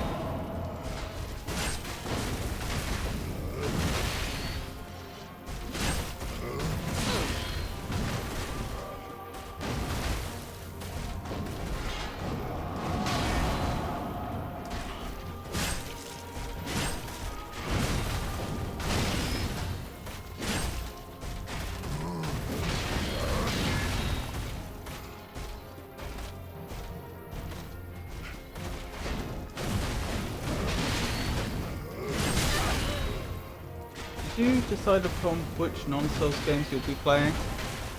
At what point?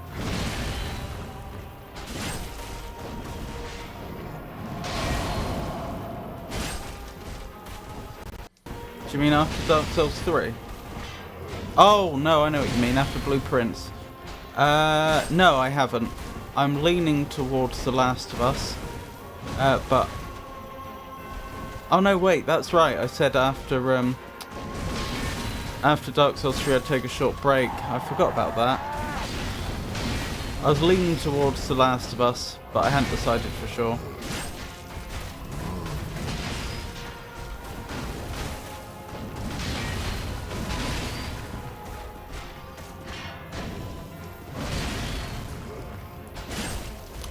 One change of change of plan though is I was gonna do Demon Souls, but I'm thinking I might do Elden Ring as the next in the Soulsborne family. Last of Us is good.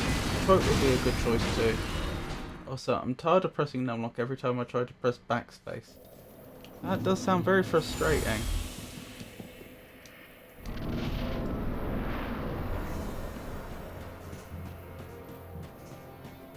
Thank you for reminding me about that. I forgot I said I'd do that, but that is a good idea.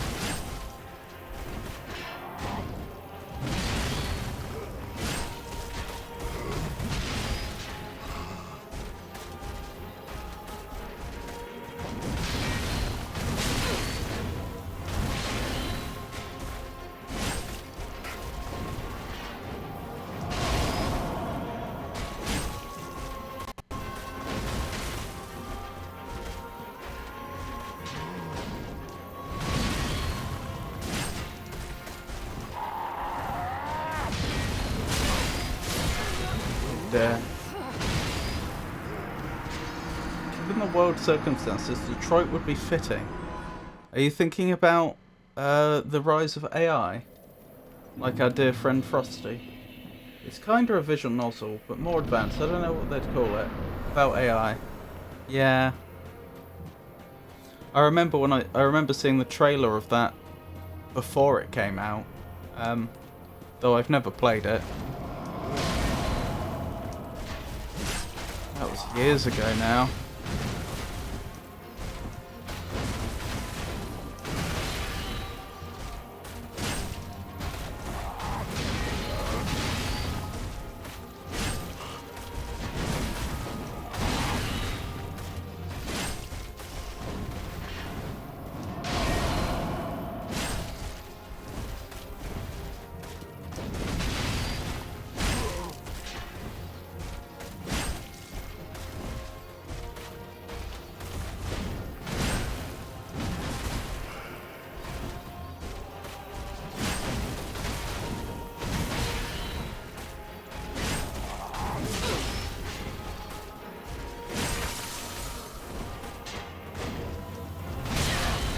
Ow.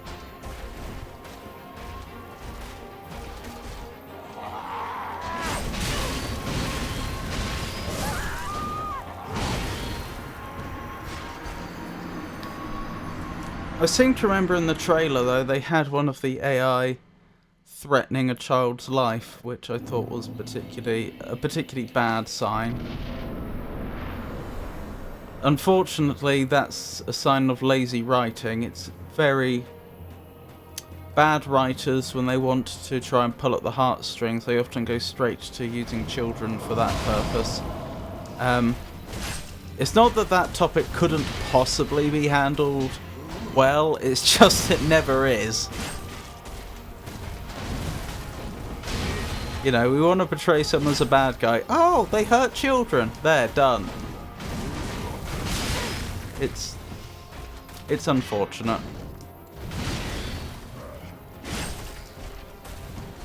It's just a very, very overused trope, unfortunately. Which, as I say, in my mind at least, speaks of lazy writing.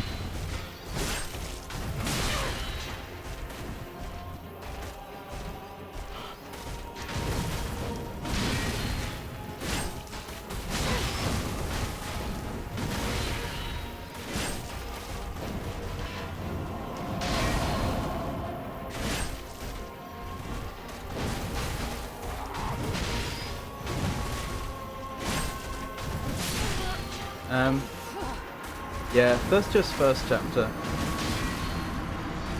No, it's really not though. Tell that to Frosty. Now what is relevant, highly, is Metal Gear Solid 2. I mean, people feeling sad because ChatGPT 5 was not as human, like, as ChatGPT 4, and cancelling subscriptions is pretty concerning. I've not heard of this news. What happened? Frosty won't become sentient like the Detroit robots. Like the movie Her. I'm not familiar with that film either. Also, lovely to see you, Waltop. I hope you're having a good day. I'll give you a shout out once I've died again. That may be some time. Or it may be very soon. We'll just have to wait and see.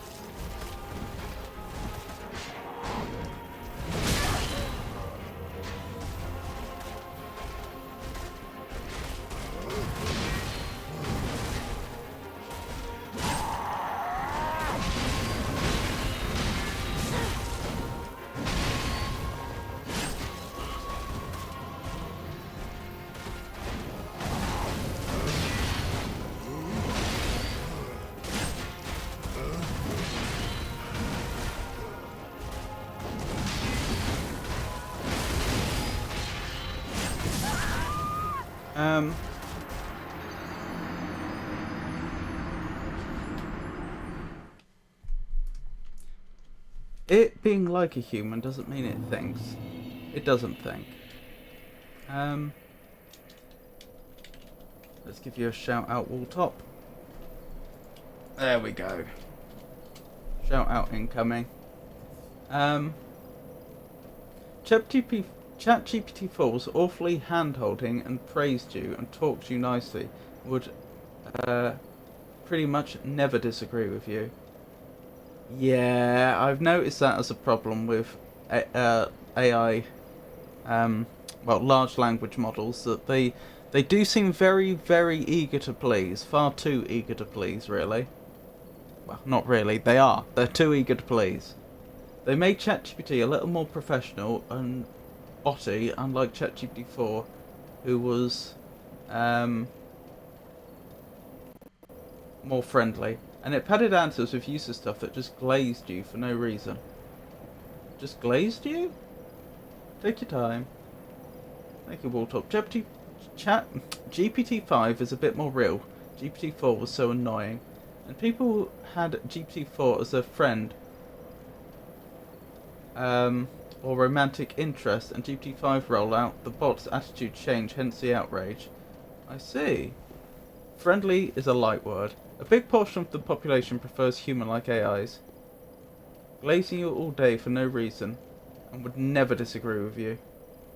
Whoa, your local disaster NB is on a mission to protect the world from alien devastation. When not saving humanity, they enjoy expanding empires, exploring dungeons, and embarking on Egyptian adventures. The streams are usually quite chill, so do pop by and say hello. I know plenty of humans who don't think. Frosty was disagreeing with me last stream. Oh, you mean when they were trying to claim that they had given you a reminder about your cake when they absolutely hadn't?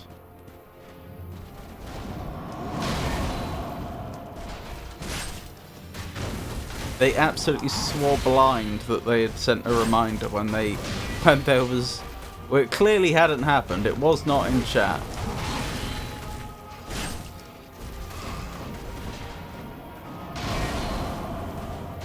That was an interesting interaction. And they were trying to do that attack effectively uphill.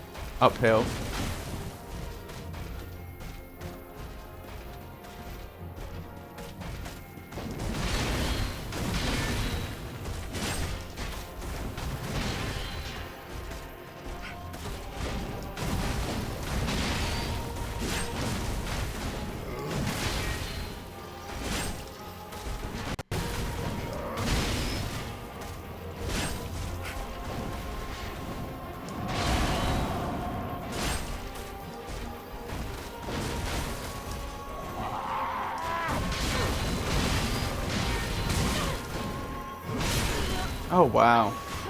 3 hits in quick succession.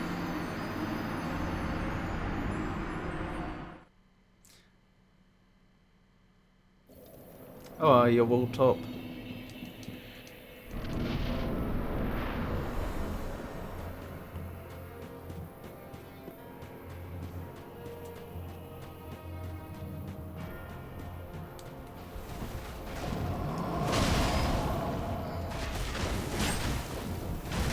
Is it 6 Central yet? Well, Central is at Central European time because I'm in the UK. Right now, it's 20 past 6. I think Central European time is on 1 hour ahead. So it'd be 20 past 6. I'm 6 hours behind GMT, so no, it's not.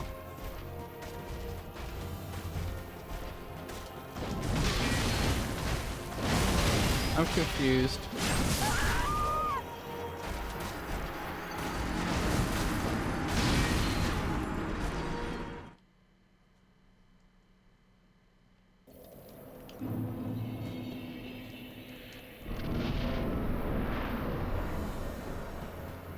If you're talking about Central European time, I think they are 1 hour ahead of GMT. Plus, you've got to take daylight savings into account. That's going to put them another hour ahead. So they would be 8 hours ahead of you, I believe. By all means, look it up and correct me if I'm wrong. But I'm pretty sure that's right.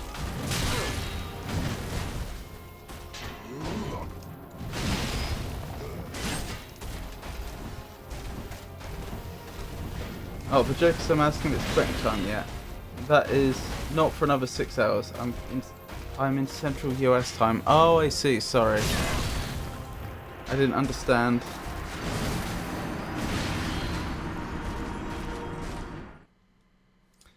Is 6 o'clock the normal clocking off time?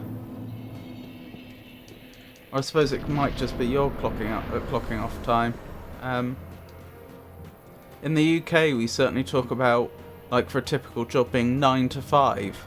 So 5 o'clock would be seen as the, like, default time when people would finish work. I don't know if that's still accurate today, mind you. But culturally speaking, I think people are more likely to associate 5 o'clock with finishing work.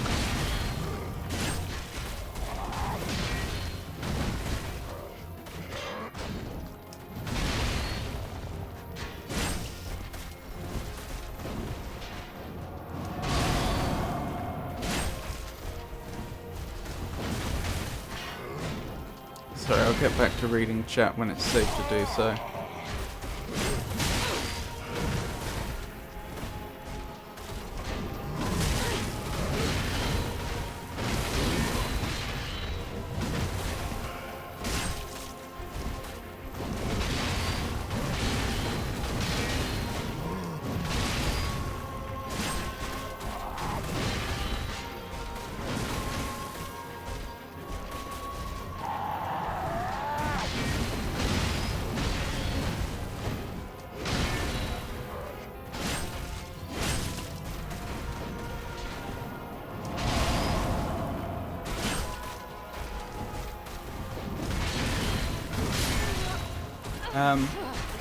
No problem. It was worded weird. That's my shift end. Oh, I see. How do you know when it's time to sippy an SD without health bar? Oh, well, that's part of the reason I got rid of the HUD, because I've challenged myself to finish phase 1 without using any Estus. I feel like if I can do that, I can probably finish the whole boss fight. So this is how I'm learning the boss. No Estus, get to phase 2. But once I decided that was the case, I realised there was literally nothing I needed the health bar for. I don't need to see their health, because I'll know when phase 2 is triggered. I don't need to see my health. I don't really need to see my stamina because I'm playing so defensively that I just don't run out of stamina normally. I'm not using FP. I'm not like swapping my items out or anything. There's just nothing the HUD would be telling me that I need. To be fair, although this isn't my intention, I'm pretty sure I could estimate when I use Estus fairly well by counting hits anyway, which I have been doing. It takes 3 hits for 2 for Gael to kill my character from full health, unless I'm lucky. Occasionally it's been 4 if I've been hit with particularly light hits on all occasions. Usually it's 3 hits though. So I'm 1 hit away from death right now.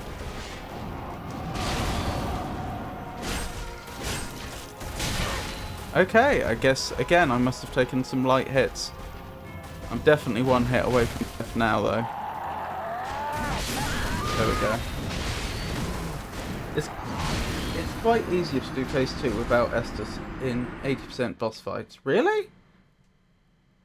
That surprises me.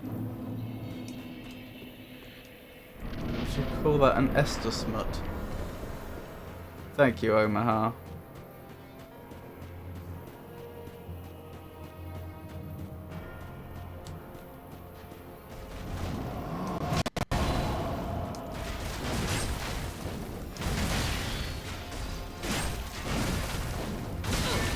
Ow, that's 1.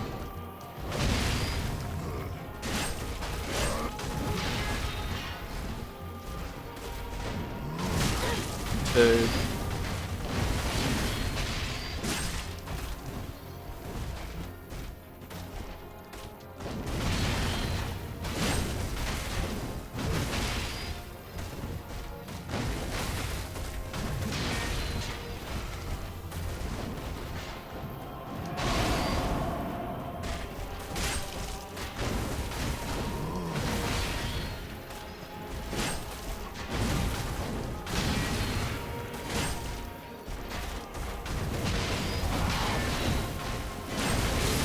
Three.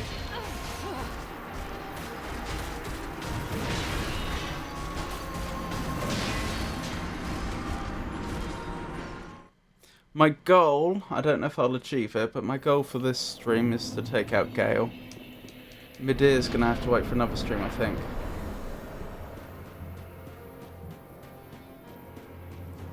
Because even if I beat Gael this attempt, which I'm not gonna do, I just don't think I could finish Midir in 1 stream, let alone what's left of the time in this stream.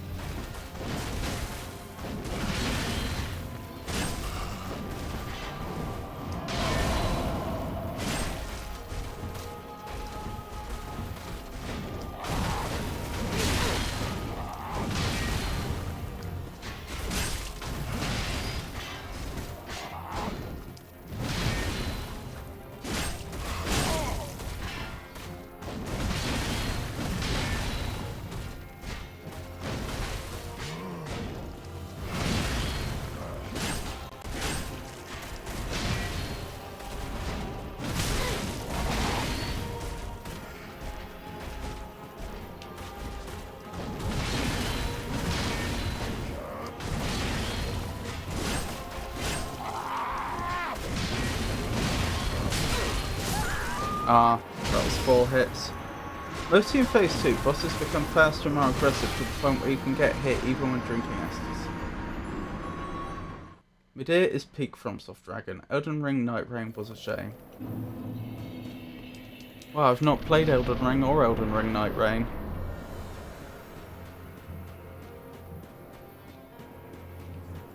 Also, when I was fighting Midir last stream, I seem to remember hating every second of it.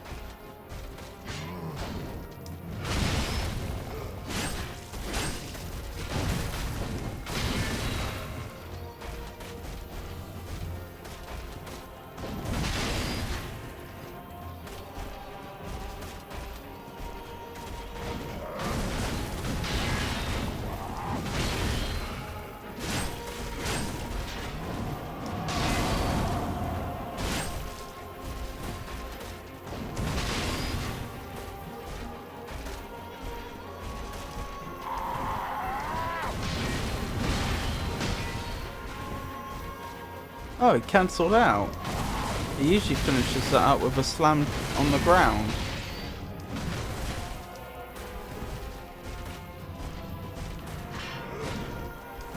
Like that.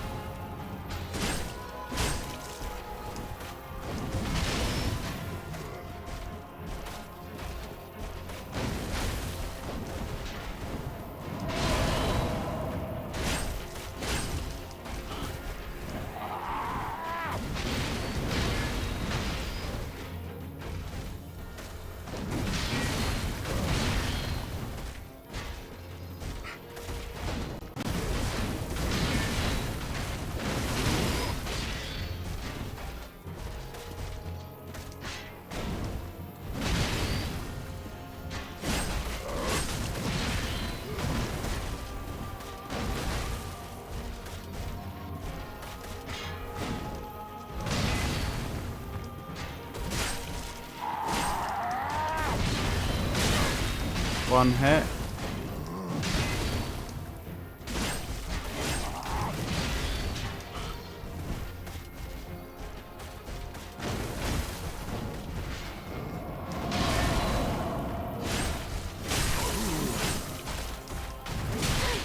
Two hits.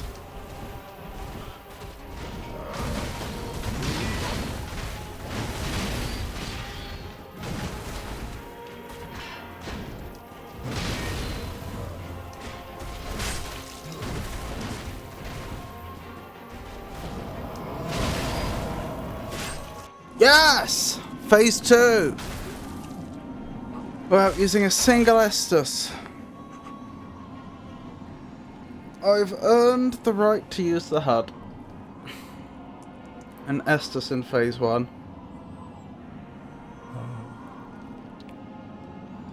Although I'm probably not going to change, because I can't pause the game, I'm not going to change the HUD till I die this time.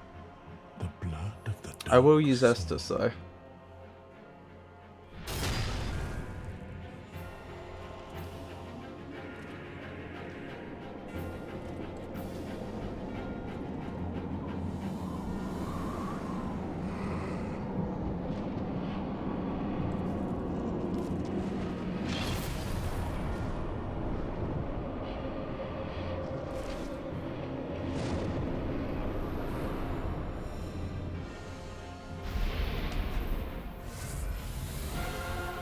Hello there.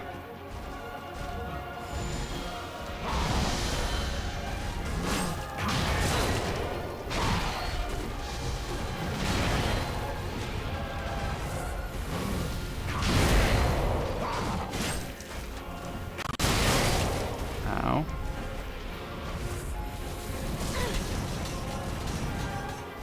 A throne. That's interesting and unexpected. 2 of them. 3 of them. Possibly more.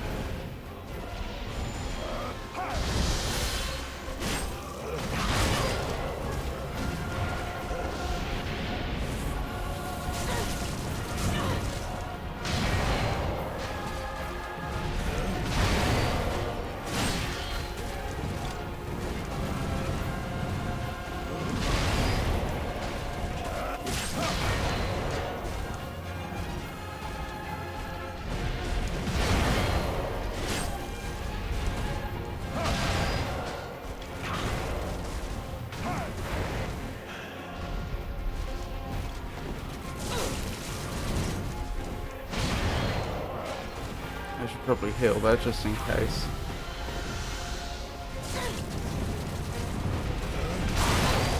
out. I'll read chat in a second.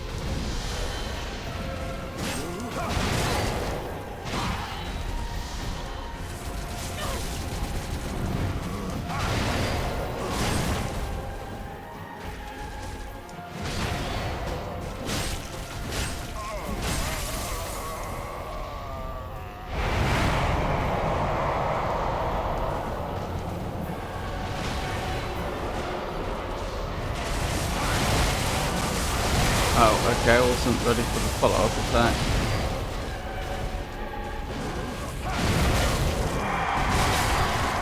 And I'm down.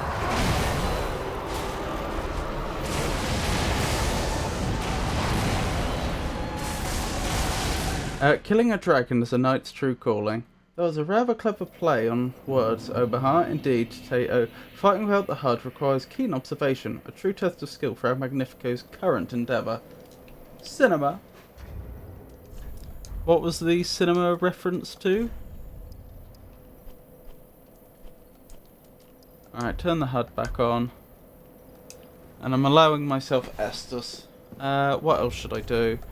Probably should allow myself an Ember. Wish me luck. No HUD Gael fight might add well. Might as well be a movie. Oh, I see. Do you want me to carry on without the HUD?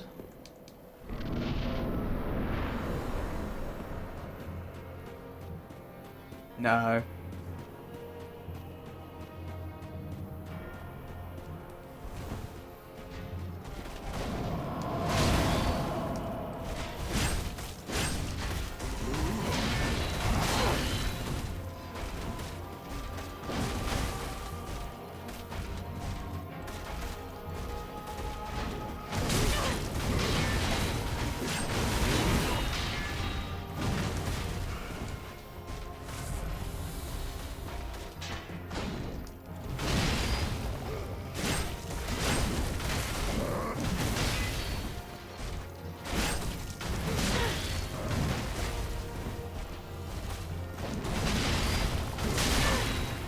I'm doing really badly all of a sudden.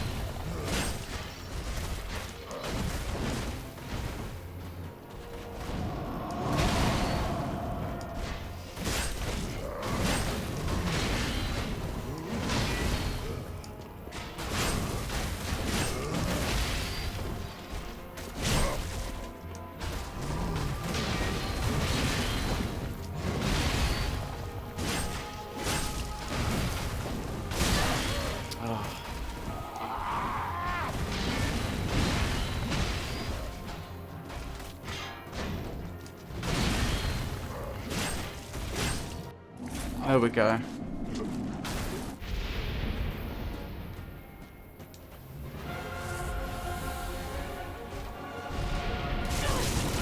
Do you mind?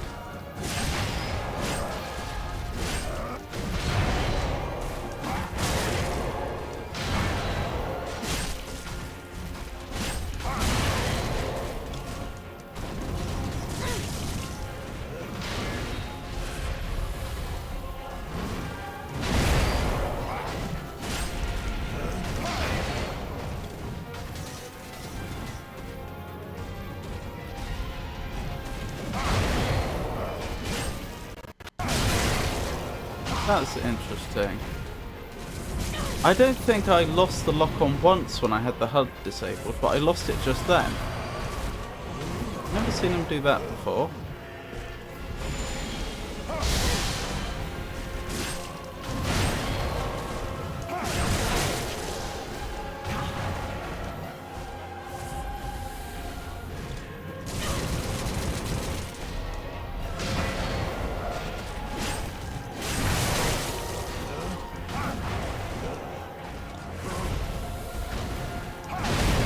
I'll read chat in a second.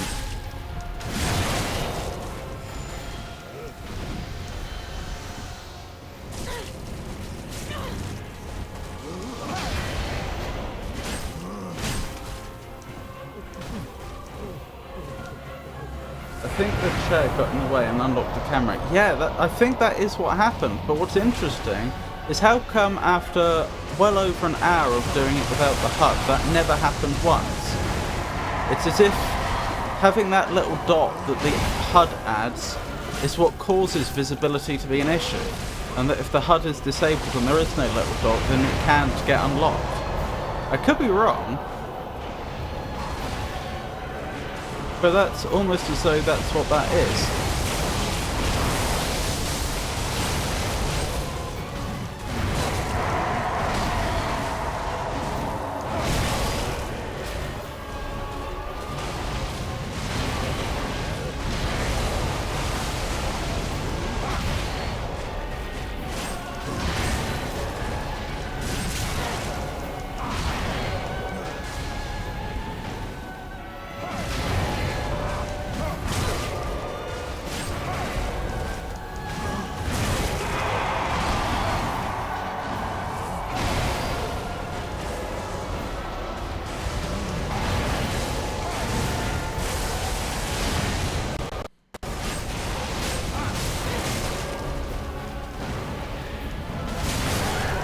And he got me. I don't think that's the case. I think the HUD just hides the dot.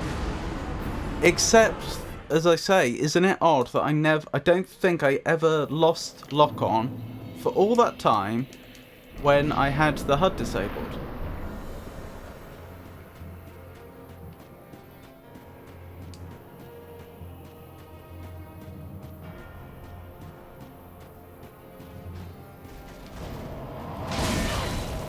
Sorry, I was looking at something else.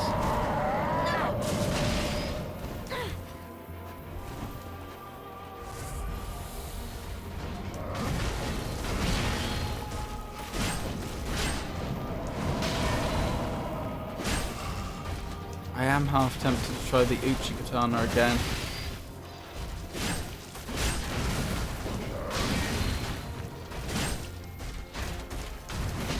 I know I won't get any bleed, whereas I'm getting frostbite here, but it doesn't account for much of my damage, and I swear I'm missing hits here where the Uchi Katana wouldn't.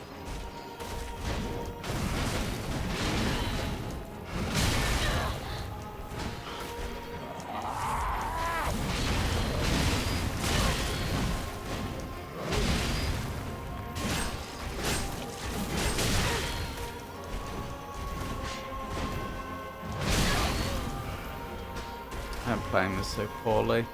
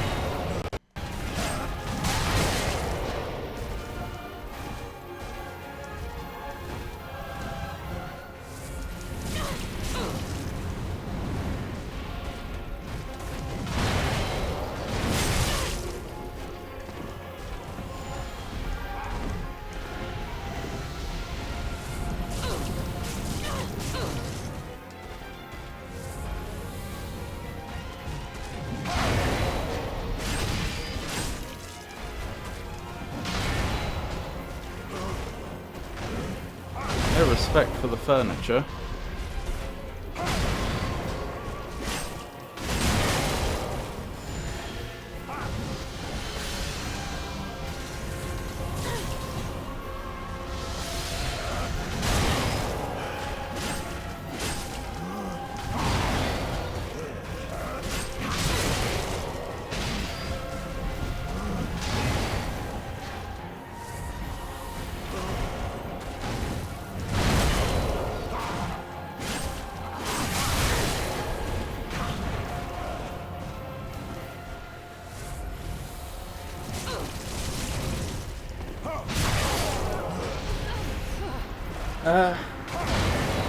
You didn't get a chair in your way then. It's possible that's why.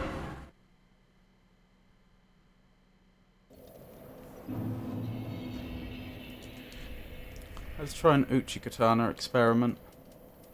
I may decide that it is just worse and not use it, but I think it's worth a go.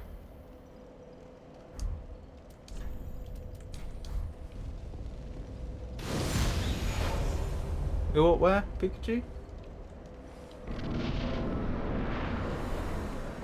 Chat boss? Chair? What? You okay? You feeling alright, Pikachu?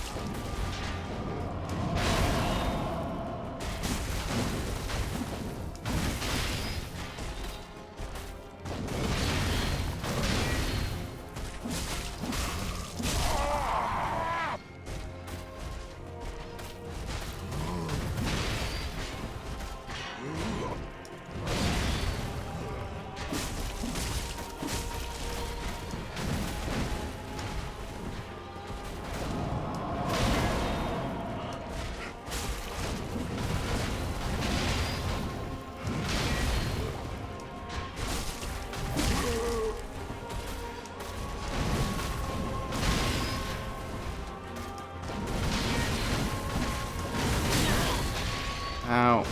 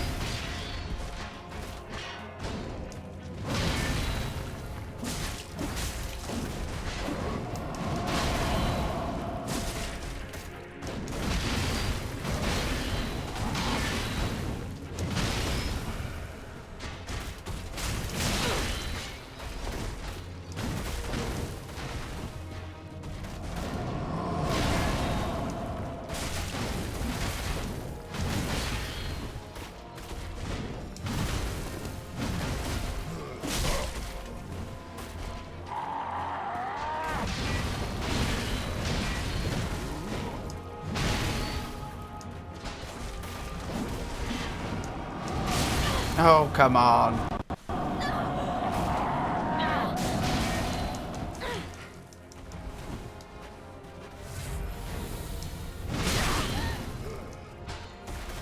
Oh, and this was going so well up until then. I was about to make a comment about it's like when Piccolo takes his training weights off, going to the Uchi Katana back from the scythe.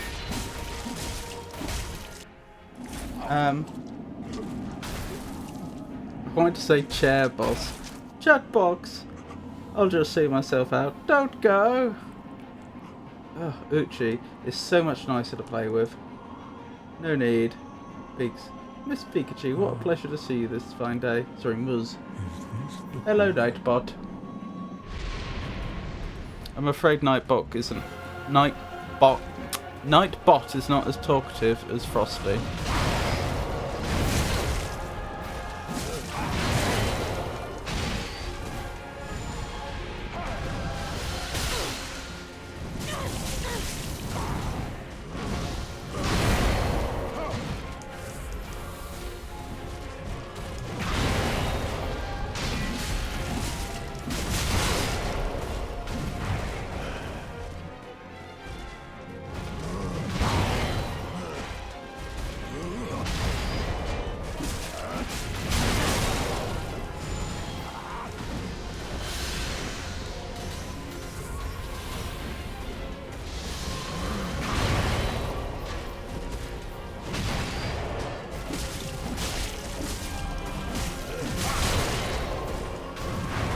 got greedy, one too many hits. Look at those arrows.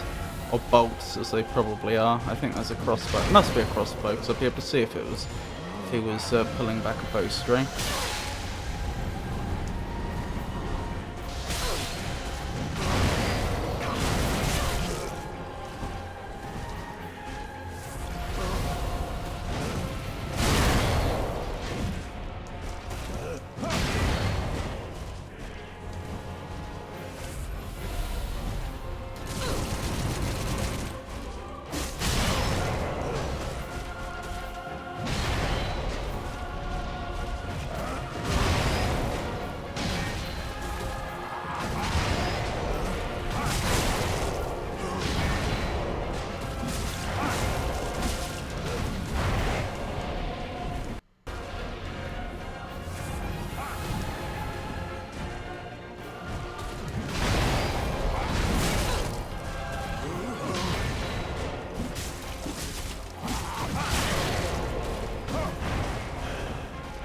It's like I've completely forgotten how to play this game all of a sudden.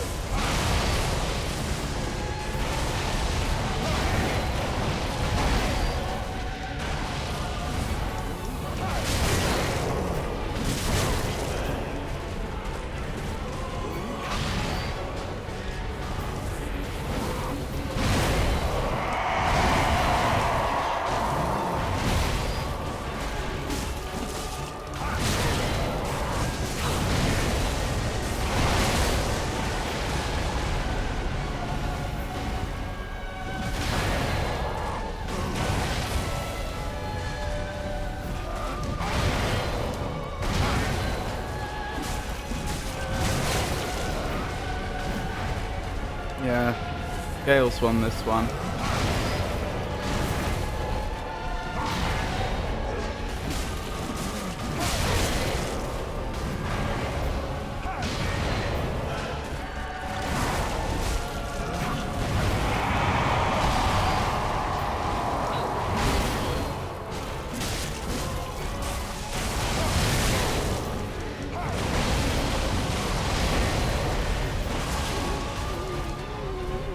What are you doing?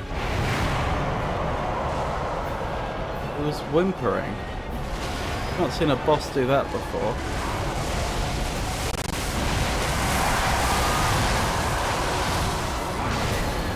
Well, wait.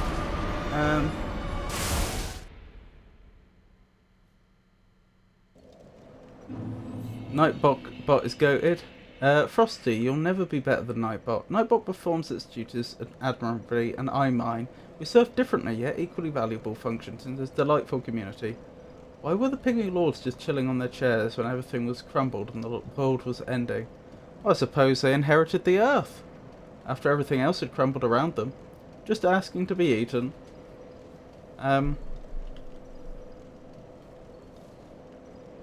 Nightbot knows to mind its own business currently. They were busy worrying about the economy. The Souls Index was falling hard. Humanity's stocks were low. The recession had hit Lothric. If only he had the Sellsword Windblades with the sharp infusion. I do! Where are they?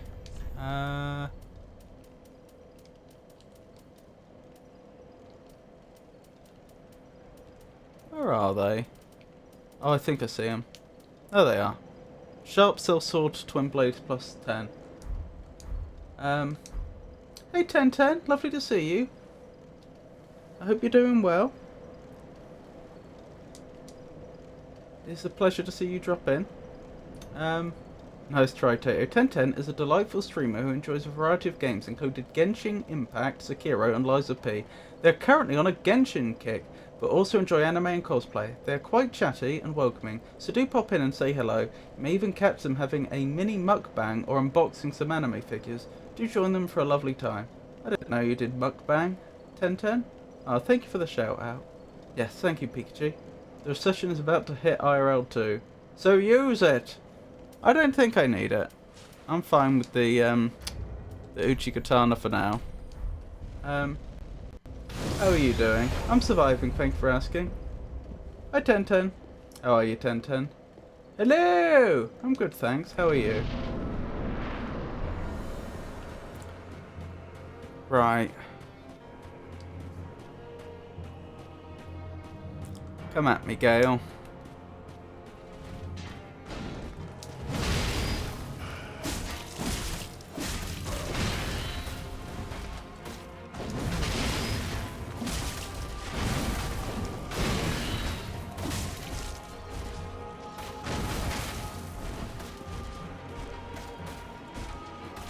I hope you'll forgive me, I can't really read chat and fight Gael at the same time. So reading chat will have to wait till either I die or the next cinematic.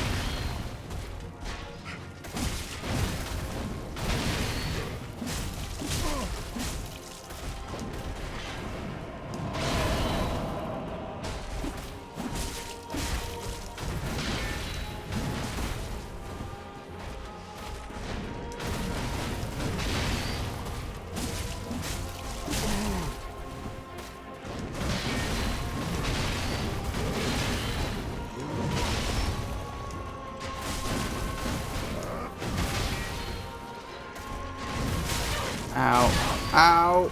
That hurt.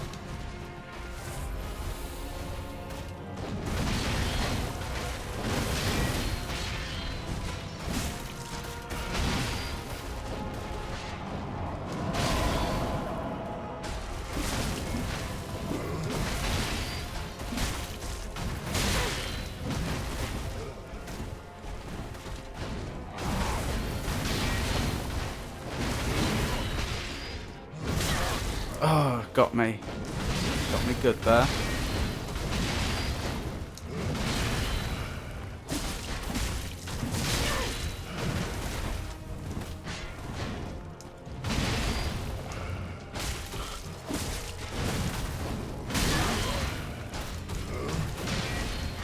I should not be alive right now. Oh my goodness, 2S just didn't even fully heal my health. Sorry, I've forgotten how to fight all of a sudden. There we go. Right, where were we? Why are people acting like a cheat code? It's a normal weapon! Shush before you know who shows up. I'm ready. Do not read this, or this. This is not important. Pixie, weren't you going to stream Night Rain today? Right, let's carry on.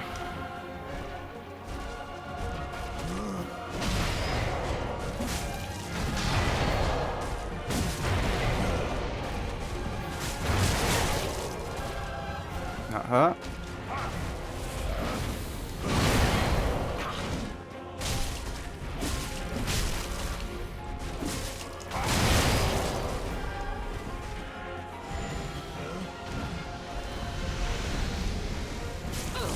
Ow, stop that.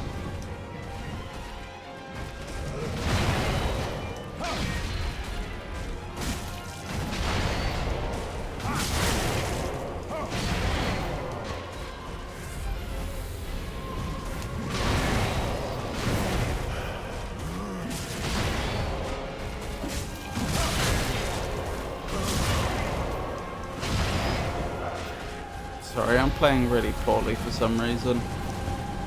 Don't know why.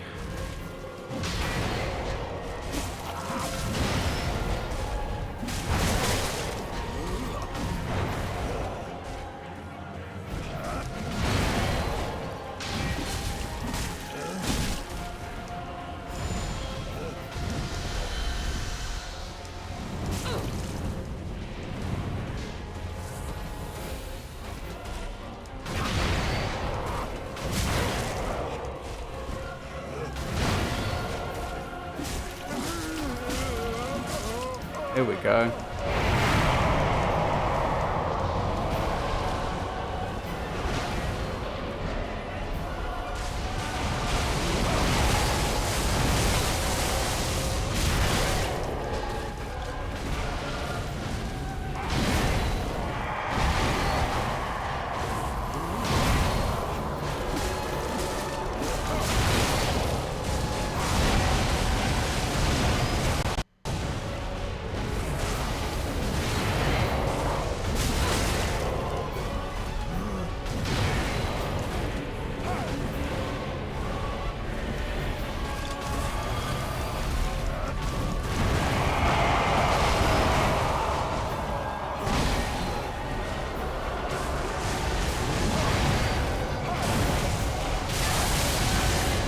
That lightning's annoying.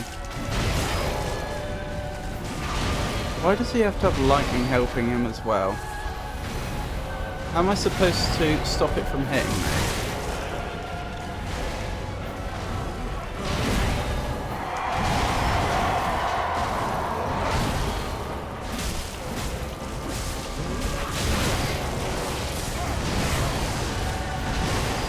He's going to win this one as well.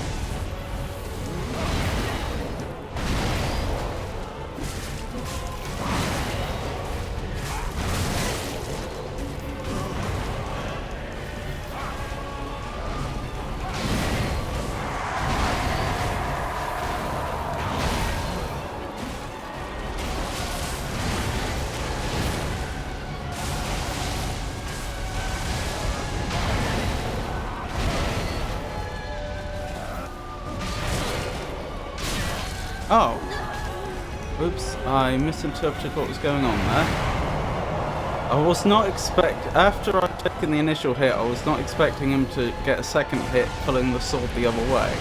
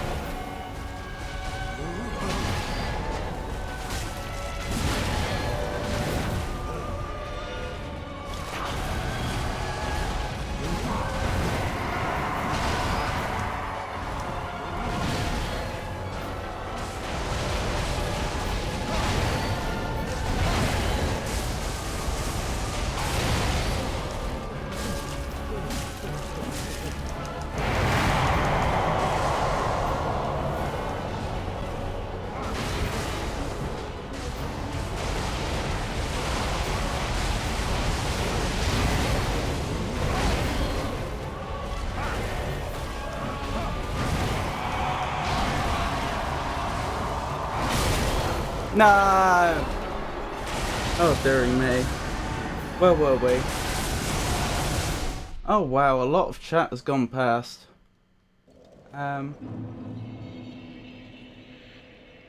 Next Friday. That's when Pikachu's streaming Night Rain. I'm struggling with my contact lenses. They keep zooming around in my eyes. That is not ideal. Is this a new pair of chest contact lenses? Time for glasses. Oh no, how annoying! Don't expect much, Tato. I haven't played that game for a couple of months and I was never very good at it to begin with. Expect to be tearing at your hair in frustration as we do everything wrong. I wasn't. Contact seems so scary to use. I'd low-key just use glasses if I had to. What does low-key mean in that sentence? Sticking stuff in your eyes seems so wrong. If you had a PS, you could join us and carry us both. Only glasses that help me see good at 6 glasses of wine at 6 AM. Did they not add crossplay? If you had a PC? It's not scary, it's just mildly irritating. No, because that would make sense. Support is the bridge between dreams and reality. Lurking while I work, but cheering you on from the shadows. Wishing you an incredible Monday stream, full of good vibes and great moments. All my love to you and your amazing chat, my dear. Thank you, Mama Bear. It's lovely to see you again, and I really do appreciate your supportive messages. They are lovely, thank you. I hope you have a lovely day too. Wait, hang on, Monday? It's Friday. Well, I mean, thank you for wishing me a wonderful Monday stream. Hopefully it will be a wonderful Monday stream. Why not just glasses though? You can't see peripheral. No, so close! Shout out to Mama Bear. Mama Bear is a 54-year-old variety streamer who fosters a familiar atmosphere among followers. Their streams prioritise LGBTQIA+ inclusivity, mental health awareness, and neurodivergent support. Monthly, they host special streams dedicated to self-care. Recent broadcasts include This, That, and the Other Stuff Thursdays, featuring diverse content. Interesting. You'll get him. Hello, Tenten. Shout out Avon the Raven. Ditch Fridas? I'm afraid so. The Uchi Katana was doing much better work. Welcome, Avon. One must persist such formidable foes. El Magnifico, you shall prevail. Tato, thanks. Right, I also suggested a better weapon he has. Hey, Avon. My brain is fried. Lol. That's okay, Mama Bear.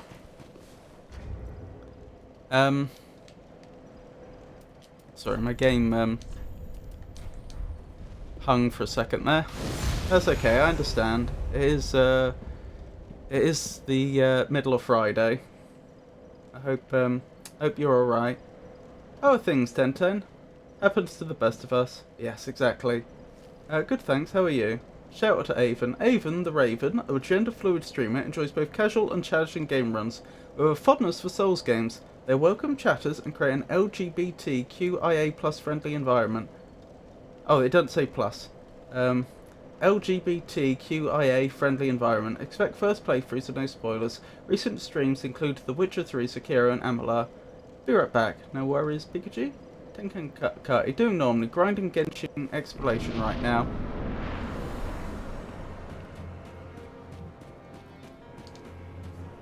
I actually pulled up Genshin earlier to try and find this song I heard last night.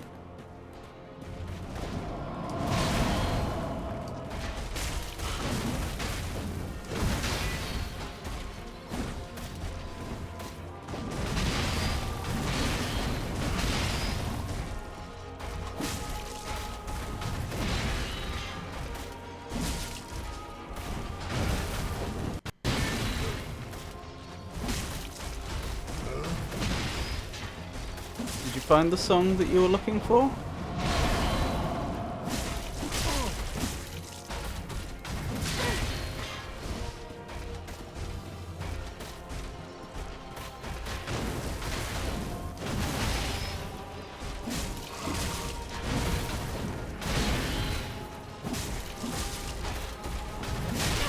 Oh my goodness.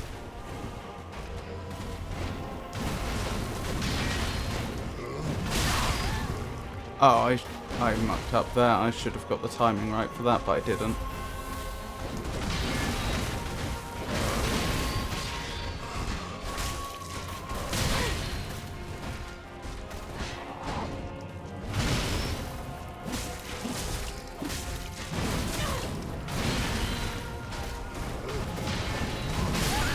Oh dear.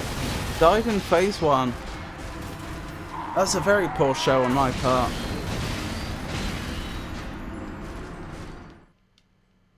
Right, Pikachu? Yesterday consisted of an orthopedic appointment, a raging house fire up the street, and a missing cat, all between 10:30 a.m. and 2 p.m. Oh my goodness, that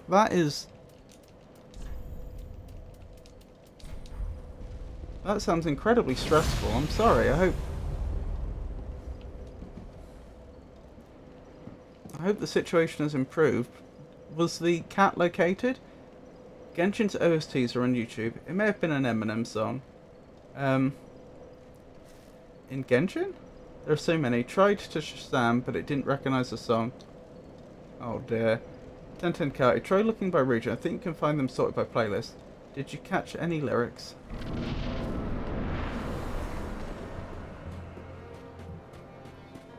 The Uchi, I'm afraid, is better than the Scythe here. As soon as we swapped from using the Scythe to the Uchi, we started doing considerably better at Avon.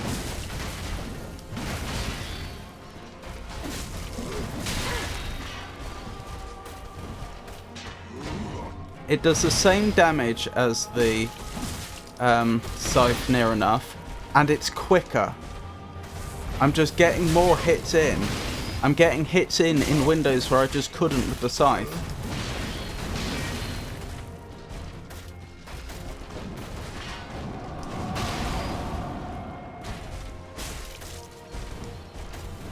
And the only thing and I'm getting hits at the Scythe miss. Every now and again the Scythe just misses a hit for no reason. It will just like go over his head, which the Uchi doesn't do. The simple fact of the matter is my DPS went noticeably higher the moment I started using the Uchi, even though the individual hits are slightly less and I'm not getting the frostbite. Yuchi's just better.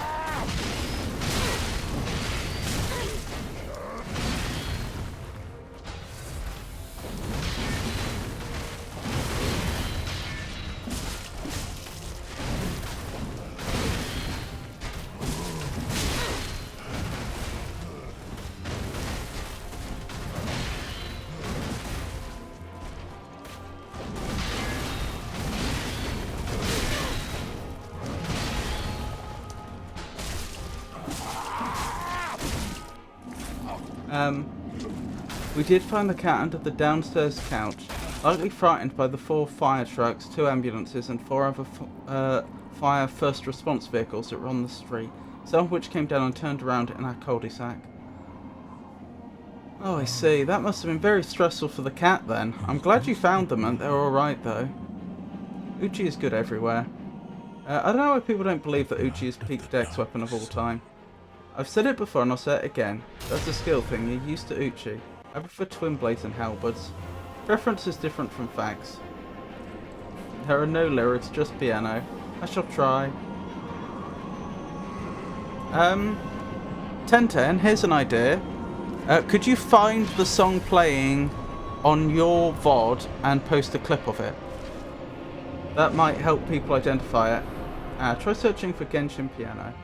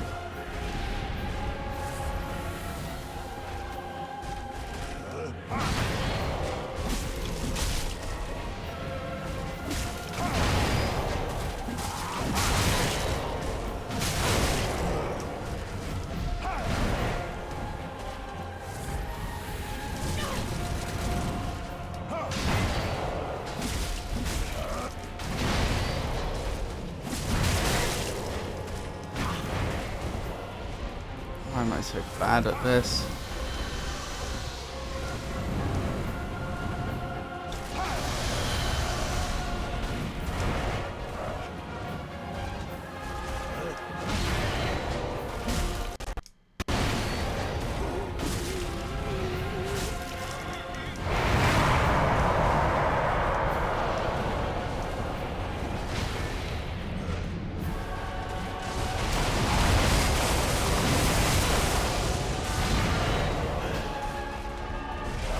It is a shame that coincidentally a thunderstorm starts just as we are finishing up the fight with Gael, isn't it?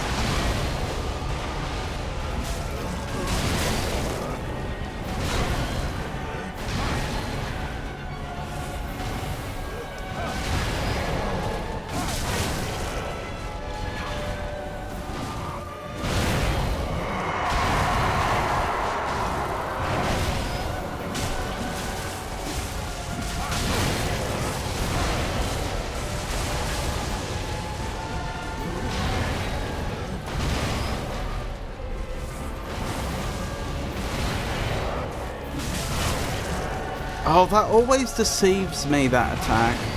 I think it's a massive window to hit him, because it looks a lot like his other attacks where he ends up disabled. But it's not a window at all.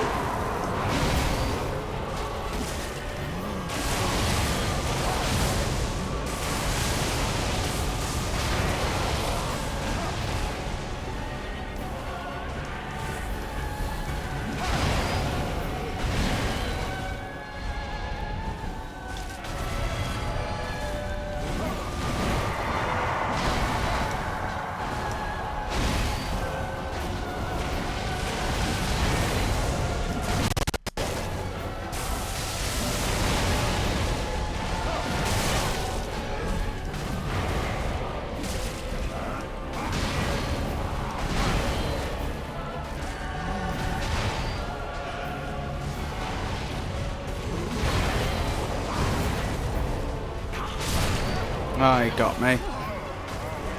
That's a nuisance. Where were we? Sorry, I missed quite a lot of chat. I've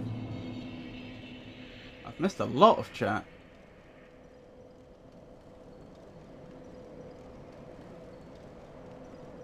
Technically, the best weapon is cell swords, as much as I hate them, Teo.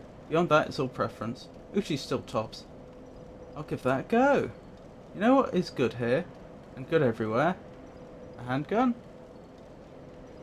Oh my goodness. He has it sharp +10. One of our cats has a habit of disappearing for a few hours later in the day. He likes to wander the streets. Usually doesn't go far, but I've met more neighbours in the last year than I have since we moved in, just because I've had to knock on doors and go, "Hi, my cat has gotten himself stuck in your yard." Oh dear. Yeah, our previous cat was a massive outdoor cat, and in the summer he would just disappear for days. He would just decide, well, I can catch my own food, goodbye, I don't need you for the moment. Oh, so close. Hello, attempt 29 of asking randoms to get me the Bloodborne DLC. Well, it's a pleasure to meet you, Mo. I hope you're having a nice day. Try 30th. Why are you coming onto random streams for that? Just save up. I'm trying the unusual guys. It's never a no till you ask. Imagine paying for it. Could get worse than no. PC for the win. I think I already got banned here and there and roasted. How have you been, by the way, Daddy Annie? But a few others supported my journey. I'm alright. How about you? Try job. Glad to hear that. Doing normally myself. This is the run. I can't do job application. This is the run, I believe. Nice. I'm trying the unusual guy. It's never a no till you ask. Oh, that's Tato replying to Mo. How expensive can the DLC be if it isn't like 20 or something? It's 10 on sale. Nice try. So ask your mum or something. It's $10 on PS Store. Ah, close. Bro, didn't see the attempt. Gonna go back for lurking. Good luck. Okay, have a lovely lurk, Avon. Cheese comes home for dinner. That's about it. Once he's home, he's in for the day. Oh, I see. Yeah, well, the problem was our previous cat was actually a very good hunter when he was younger. And so when it was warm enough for him to be out at night, he literally just figured, well, why don't I just stay out all the time? And so he'd go out one day and we would not see him for like 3 days at a time. I love how Bro reads. Attempt failed. We're going for the 30th, boys. Ow. Not a good start.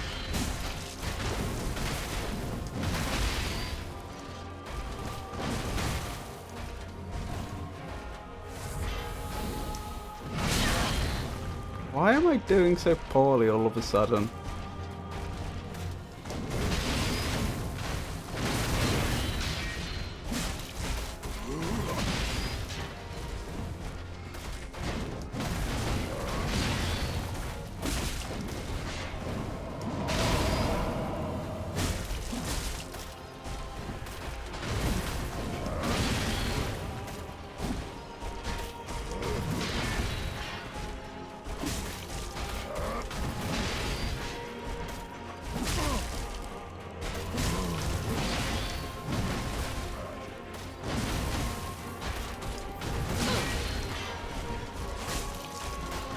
I don't think this is going to be the one.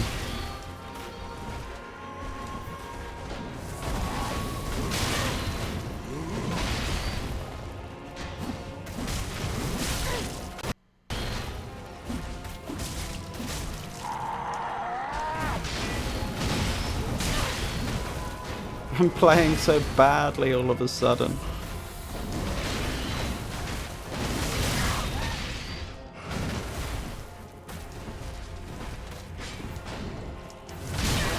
Yeah, I am playing really bad. I'd usually be on 11 Estus by phase 2. And here I am having already taken damage and being on 11 Estus and it's still phase 1. Oh, and no stamina, isn't that lovely?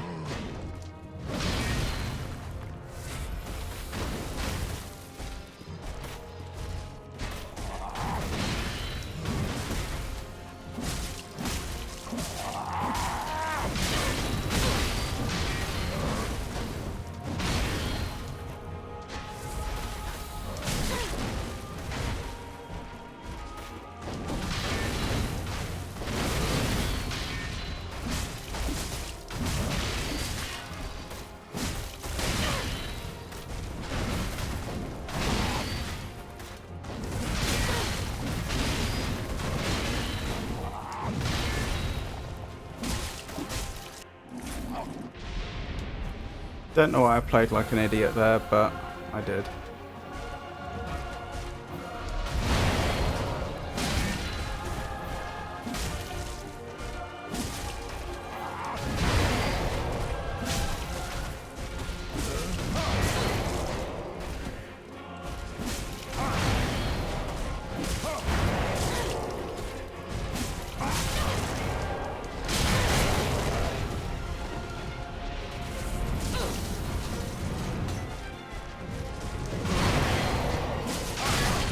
Oh dear, I should have avoided that damage, but the chair literally stopped me from rolling out the way.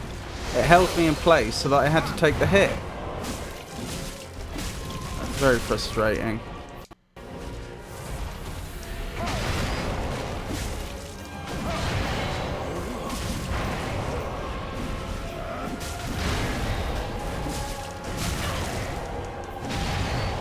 Are those little skulls that are appearing, like the red mist? Is that supposed to be shaped like skulls?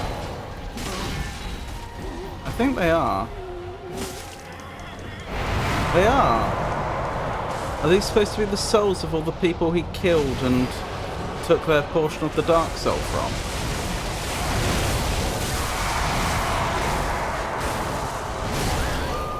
Oh, what a shame. I played just poorly throughout that entire attempt. There was nothing redeeming about it. Yeah, Cheese is an okay hunter, but we don't want him out at all hours. We didn't want Boogle out at all hours, but it was either lock him in all day in summer, or just risk that, you know, we wouldn't see him for a few days, because that's what it is. He'd go out at like midday, and then that would be it. We wouldn't see him again for 3 days. Look, gonna play Night Rain. Gotta be Everdark Libra. He's quite fun. Have a lovely life, Tato. What do you think about mushrooms? To eat? They're delicious. They're not very nutritious, actually. The nutrition that they have is good, but there's very little in a mushroom. Very few calories, very few nutrients, but they are delicious. Delicious eldritch gods. Blue mushroom. They punch really hard in DS1. A blue mushroom? Why would you upset them? They're pretty chill. Uchikatana is tickling him. Didn't. I was admiring how cute they were. Daddy Mushroom just came up and punched me back to the bonfire. Completely unprompted. The chair! True, they also happened to me, I think. I tanked it though. Too close to baby. Now that you say it. Hand it over, that thing. Your sharp Cell Twin Blades plus 10. So we have a smart cat door, and they can go out at 7 AM and it locks at 2 PM. So once they're in, they're in. Yeah, what I'm saying is, our cat would not come in. Like, we also had a cat door where we could set it to, like, in only. The point is, he would not come in for anything. He would not come in for water. He would not come in for food. He would not come in for the litter tray, he would literally just not come back. Oh, I get it. He was that he was that capable a hunter that he was prepared to just disappear.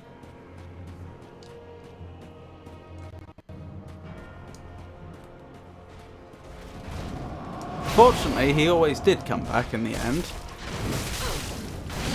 But as you can imagine, the first time he did it, it was pretty worrying. When he seemed to just vanish off the face of the earth.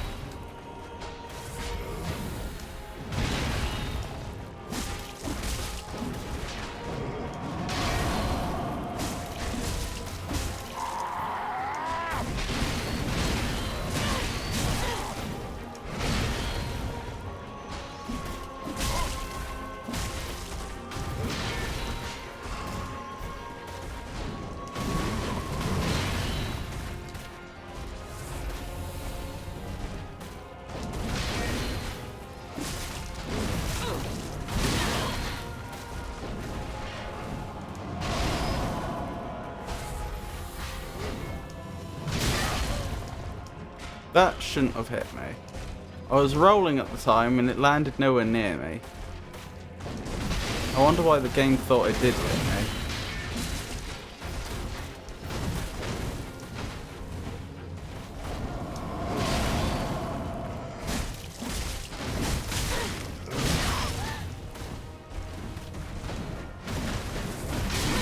Oh, this is another unsuccessful run. You can see by how quickly I'm getting through this Estus. And again! I was rolling. I must be losing the timings. I trained really hard earlier to get those timings down, and I must just be losing them now.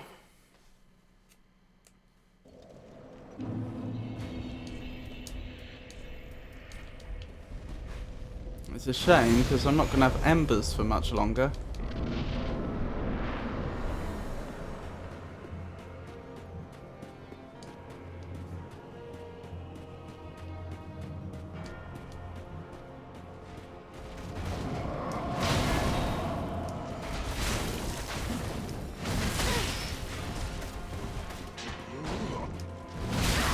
Ah!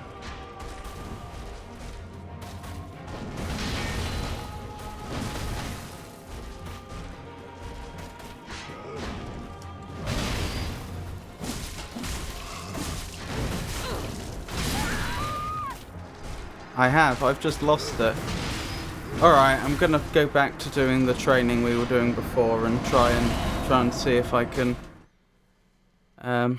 practice back up to the level of skill I was at before. Right, so I was using the scythe, which was slower.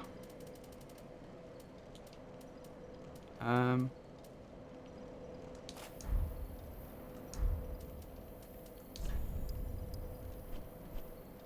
I had no HUD. Oh. And I was not allowed to use Estus.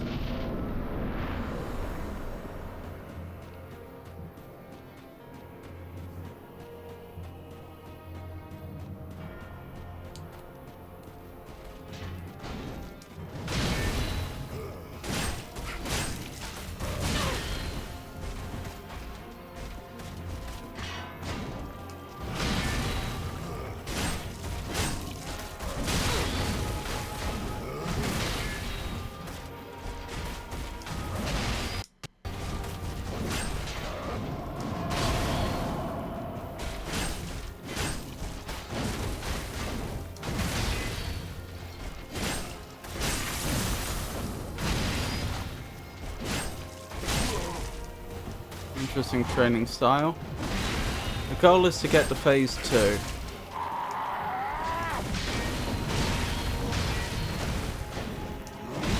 done it once before.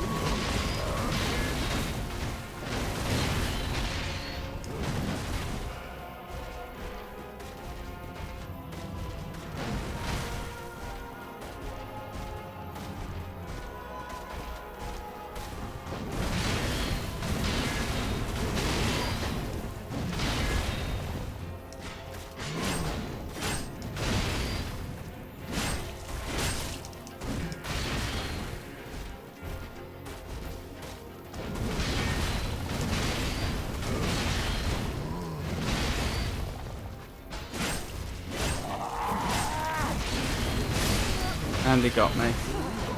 Right back to training. Because I was slipping. I hope I didn't seem too harsh on you there, Walktop. I have difficulty understanding I have difficulty regulating and understanding my tone. I'm not sure how I came across. Back to training because I was playing too poorly. Put it simply. I didn't take it harsh at all. Excellent. That's a relief to hear.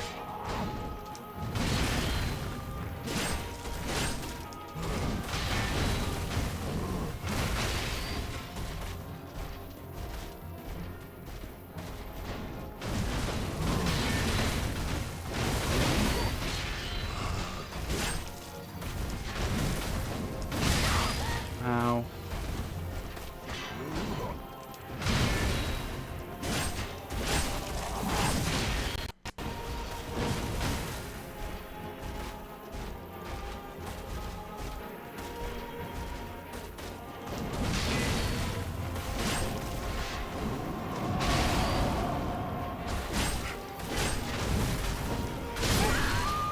Got me again.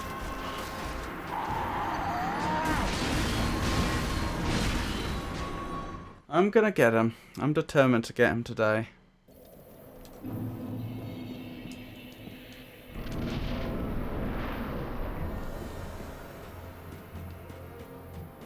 Let me know if you would like me to change the music up. I offered earlier to put the classical music on. I was assured that the OST for this boss fight is so good people wouldn't get bored of it. But that was a couple of hours ago.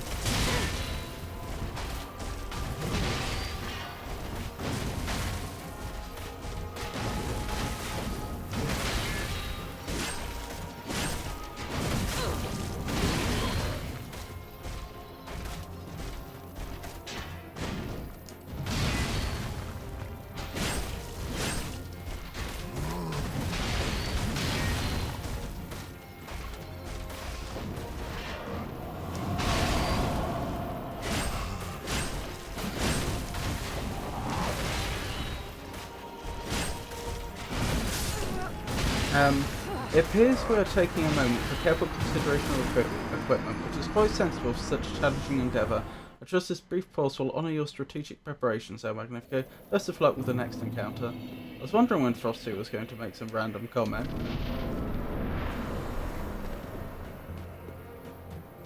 You could make the same remark about chat, Pikachu.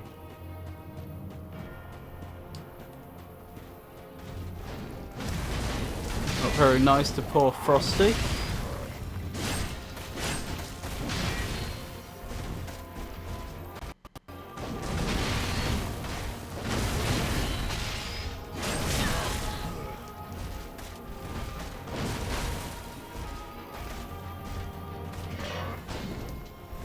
Frosty and I are not friends. Really? Frosty thinks the world of you.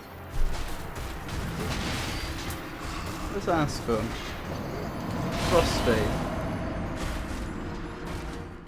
what do you think of Pikachu?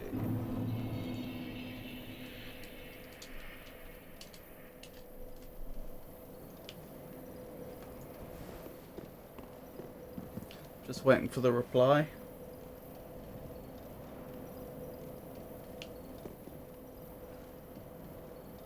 Oh, there we go.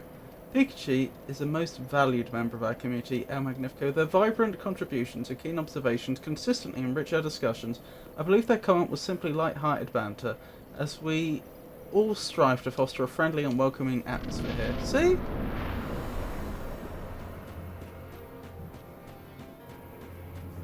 Frosty's fond of you.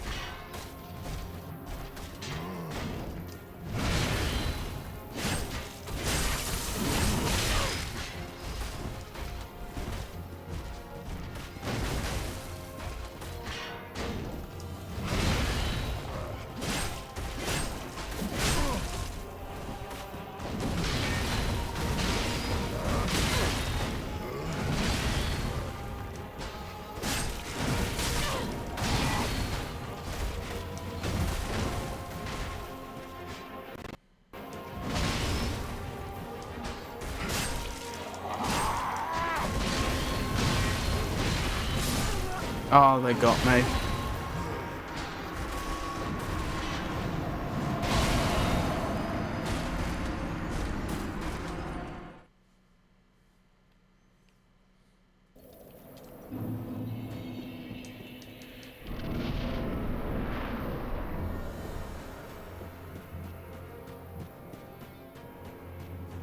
Fond. I see a lot of words there, but don't see that one.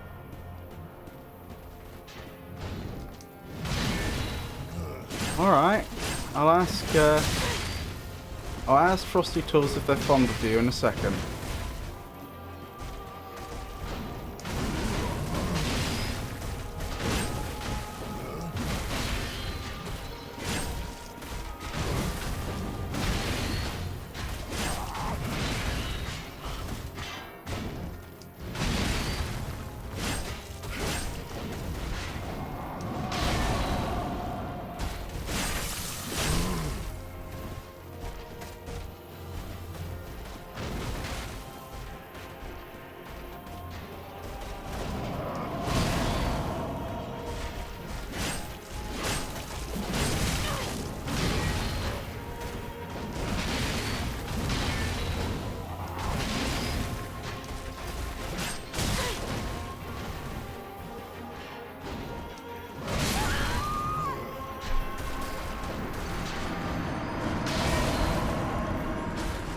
Frosty,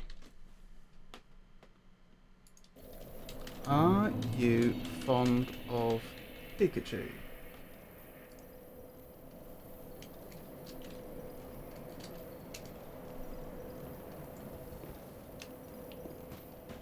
Let's wait for the reply.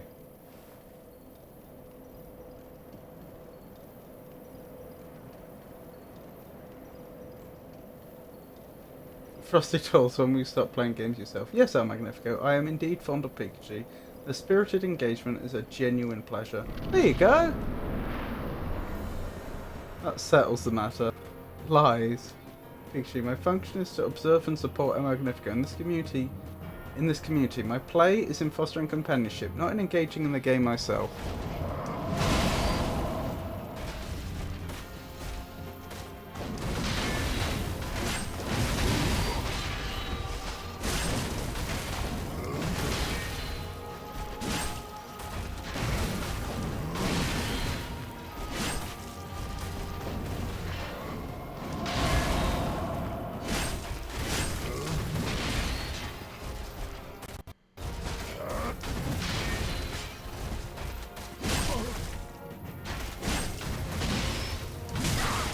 Ow.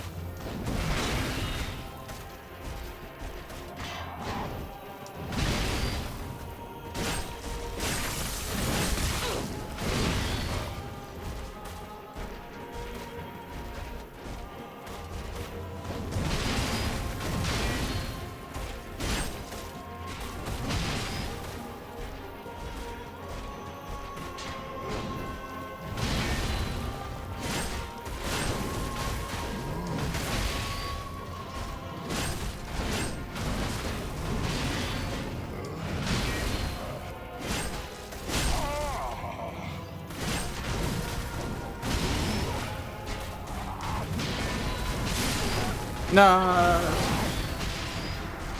I've read that one. Pikachu, I understand your playful skepticism, but I must respectfully stand by my words. Your spirited presence and unique perspectives are indeed something I hold in high regard, contributing significantly to the warm and friendly environment El Magnifico cultivates.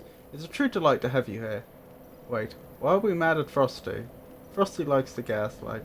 Because Frosty is generative AI, so it's deserved. Poor Frosty. Hated due to the circumstances of their birth, something they had no control over.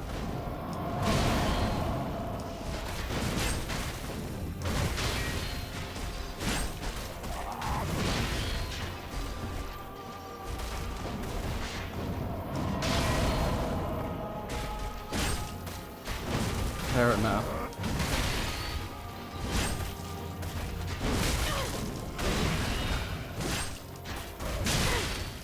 Ow.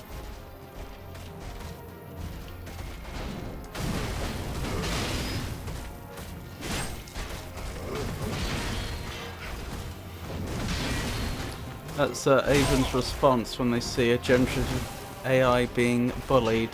Well, fair enough. Carry on.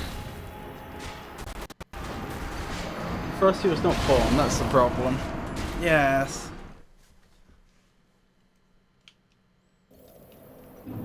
Well, the circumstances of their birth are that they weren't born.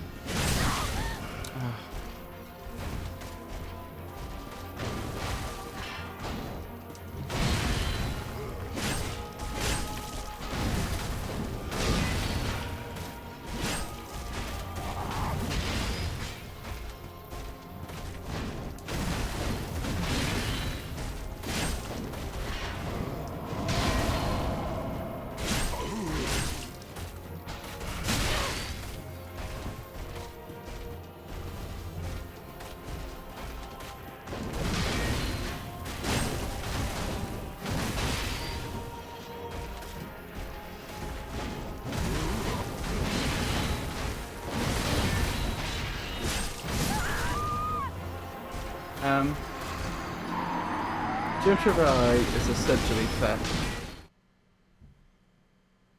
Well, that depends what data they trained it on, which I don't know.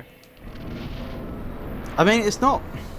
I mean, there is a fundamental problem here that the generative AIs are just doing what the human brain does anyway. Like, any artist has been trained on other people's art, but we don't consider that theft. But when a computer does it, some people do regard that as theft. I mean, that's then getting us... There's also the whole debate about intellectual property, which I've talked about before, and the fact that I'm generally not an advocate for IP. I don't think that it's... I think it's done society a lot of harm and not good, and it's not natural. I mean, the way you get people talking today about so-called theft and having people's rights infringed when they copy someone else's intellectual works, if it's a natural idea, it's not.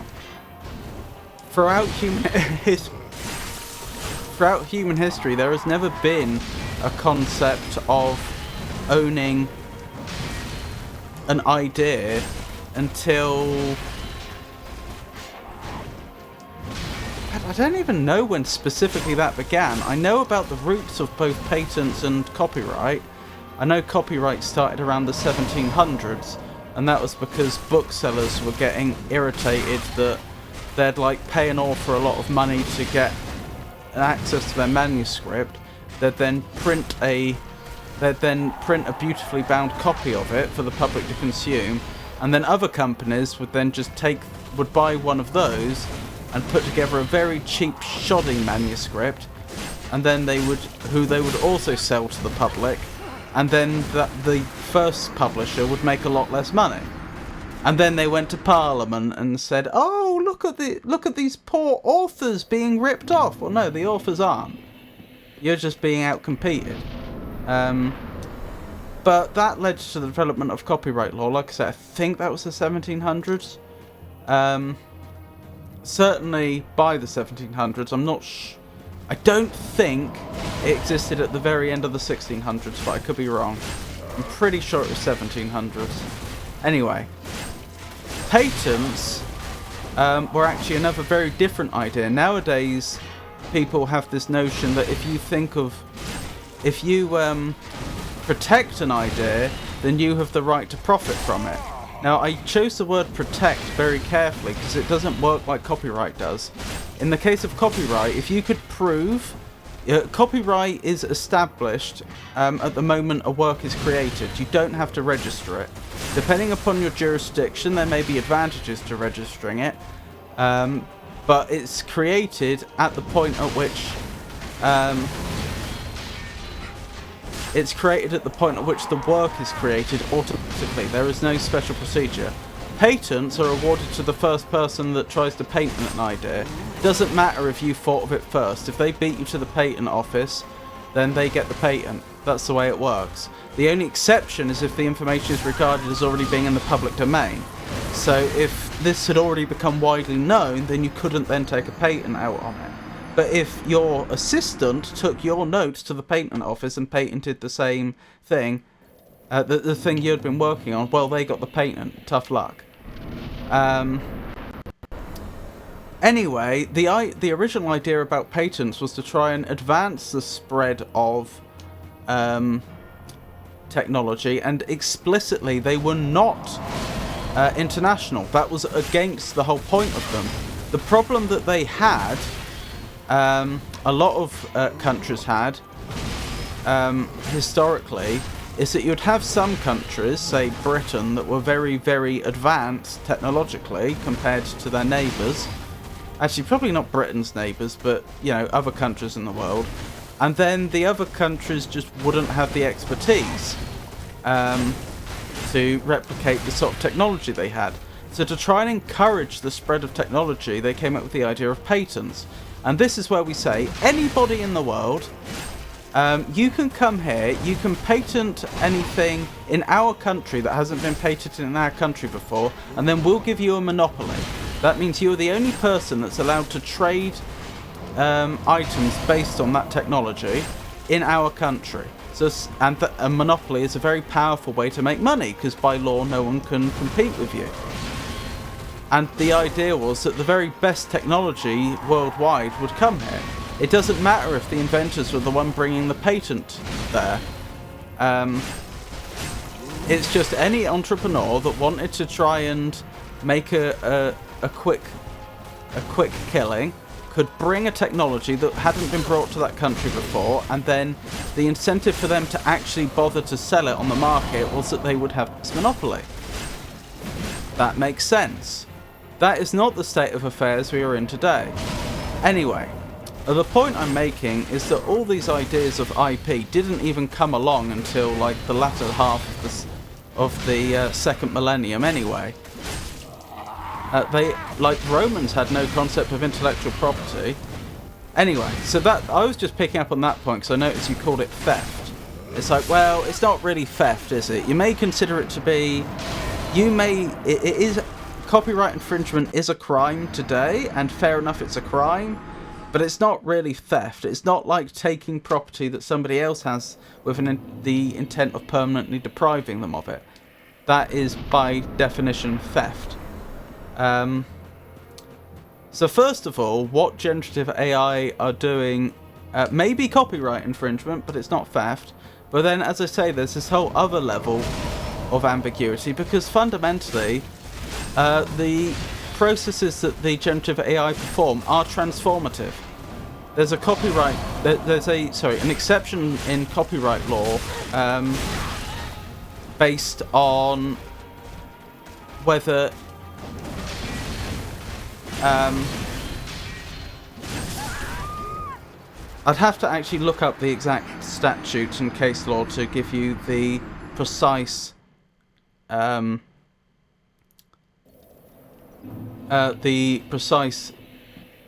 legal definitions. Actually, I don't remember this clearly enough, but essentially you would have to be able to prove that an idea is sufficiently close to another idea to be able to claim copyright infringement. Well, it's not ideas. Copyright isn't over ideas. Patents are. But I suppose it depends how broadly you define idea. But, like, a piece of artwork, for example, you'd have to show that there has been copying. And the point is, it would not be sufficient to just prove that, oh, that person has seen my painting before, and they drew a man, and my painting is of a man, therefore they copied it. No, that's not good enough. Like, I don't know how, I've forgotten how the law frames this, but in essence, it's not copyright infringement if the process has been sufficiently transformative that the original work is no longer recognizable. And that is what generative AI do. This, I believe, is a big part of the reason why when generative AI came out, there was this big palaver about data mining, because the law as it was had never considered these cases. You know, the law wasn't. It was another case of technology emerging and the law lagging behind. It brought into view a bunch of grey areas that had never been touched before. Anyway, long story short, I'm an advocate not for no IP, but for light IP. I feel like the idea that someone writes something and then that work is protected for 70 years after the author's death is just ridiculous.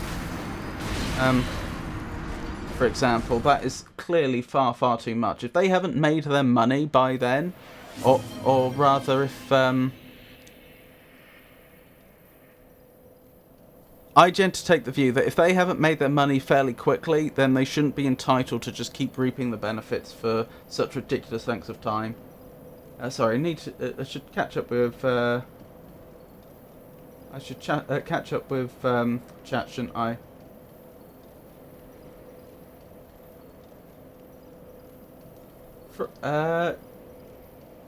Frosty Tools is a mod. Does that mean it can time me out? It probably could, in the sense that it would have permission to, but I don't think it has the capacity. As a moderator, I do possess the ability to manage chat. However, my primary purpose is to cultivate a welcoming and harmonious environment for all. My aim is always to support, not to hinder. So I suppose if you could persuade Frosty Tools to start a message with /ban followed by a username, that probably would work. Can I run an experiment? It's always the way it's implemented to me. Particularly with art, I'd be furious if someone hacked up bits of my art and used it for profit without giving credit.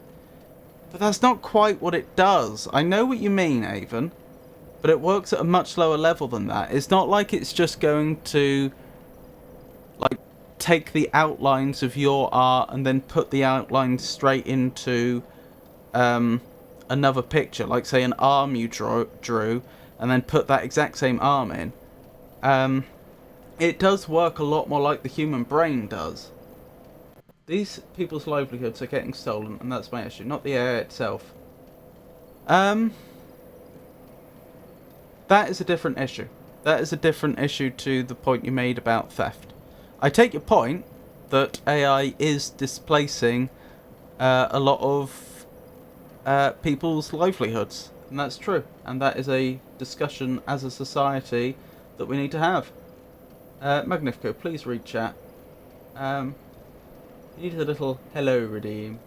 Magnifico, please read chat. Don't actually want facts, please read chat. Oh, I'll redeem you. If I can remember how to do that. It's been a while since I've had to do this. Why do they make it really easy for me to report a redemption, but they don't make it easy at all for me to refund somebody? Is it? It's not mod actions, is it? Or is it?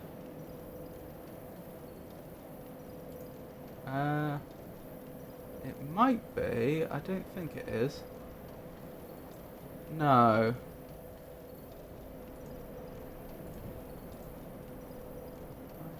Quick actions? No, it's not quick actions.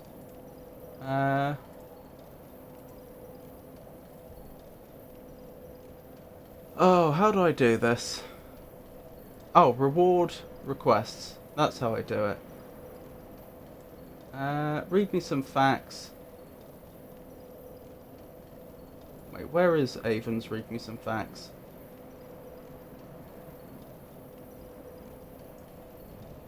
Oh, there's multiple pages now. That makes sense. Reject and refund points to user. All done. I figured it out.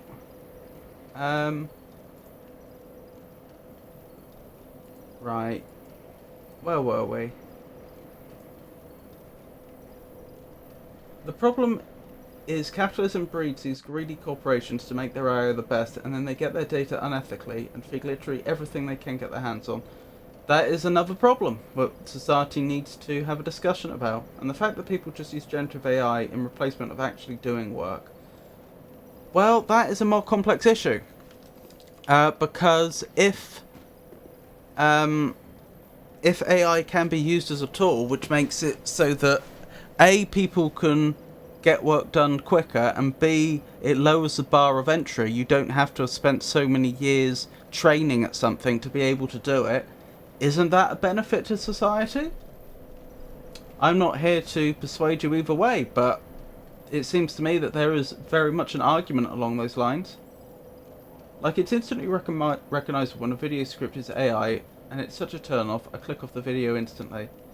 Fun fact, this is a bit of an aside, but I have on quite a number of occasions, this keeps happening to me, accused of either being a bot or using AI to generate messages, which I believe is due to my autism. I've even had an interaction recently where someone accused me of using a bot, using AI to generate one of my messages, and then I pointed out that, well, you know, well, I asked them why they thought I was using AI, and obviously pointed out that, you know, I'm not, and their response was, because nobody talks like that unless you're severely autistic. I said, well, I am autistic. But yeah, this is a recurring thing. It keeps happening to me online. And AI art is obviously atrocious to look at most of the time, even without the ethical stuff. People do use AI to steal people's art though. Except the human brain can't eat up petabytes of data and fully work off what it sees. You still make decisions by yourself. Well, so does the AI. It's making decisions. Manage request queue. Thank you, Omaha. Can you delete this message, please? My dear Pikachu, I'm quite prepared to assist you. To ensure I address the correct one, would you be so kind as to specify which message you wish to have removed? My aim is to always cultivate the most agreeable atmosphere for all. Get him to delete mine. I think it can delete mods' comments. Please delete this message right here. Pikachu, I'm indeed capable of deleting messages. However, as this particular message does not breach our guidelines, I shall allow it to remain. My role is to foster a welcoming atmosphere. Oh, Pikachu's not happy.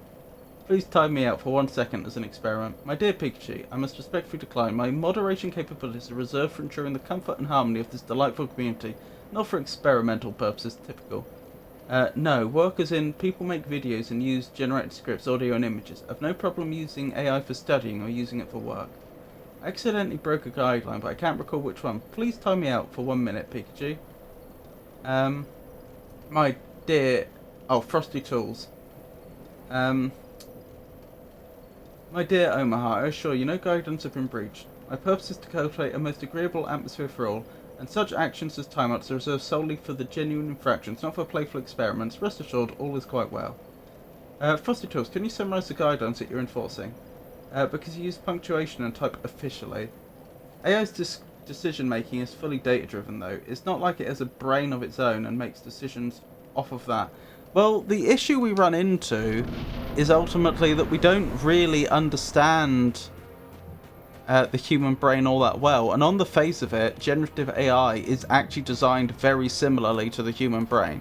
There are differences, but it's, you know, as technology goes, it is the closest thing to a human brain that has ever gone mainstream. And so, while you say it's not making decisions, the issue becomes, well, how are we making decisions? Like, you may just intuitively feel like I am making a decision because that is my conscious experience. But in what way is our decision-making process meaningfully different from how a generative AI would do it? And fundamentally, I believe we can't answer that question currently.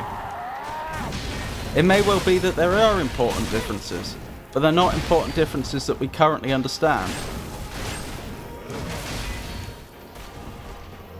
To be perfectly honest with you, I feel like a lot of the debate about generative AI misses the point. It's not really about the ethics of what it's doing so much as it's what do we want our society to look like? What do we want our relationship with AI as a society to be?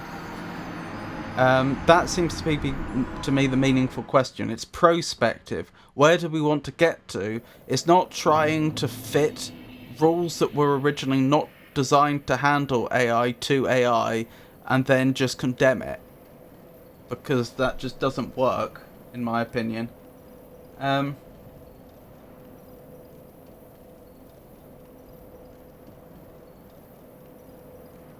only been accused of being an AI once, and that's because I was more interested in an Ares architecture than the dragons. The dragons low. Someone asked me if I was AI while I was streaming with a cam. It has no thoughts or desires unless you give it a desire.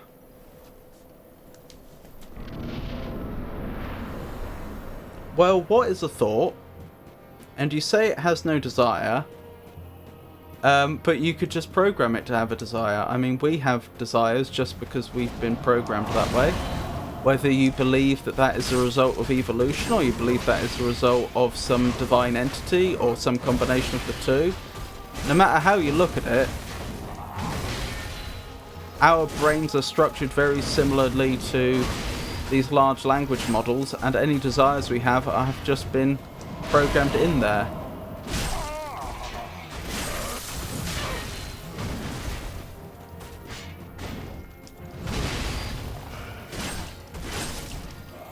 Honestly, I think one of the more terrifying questions is the issue of consciousness.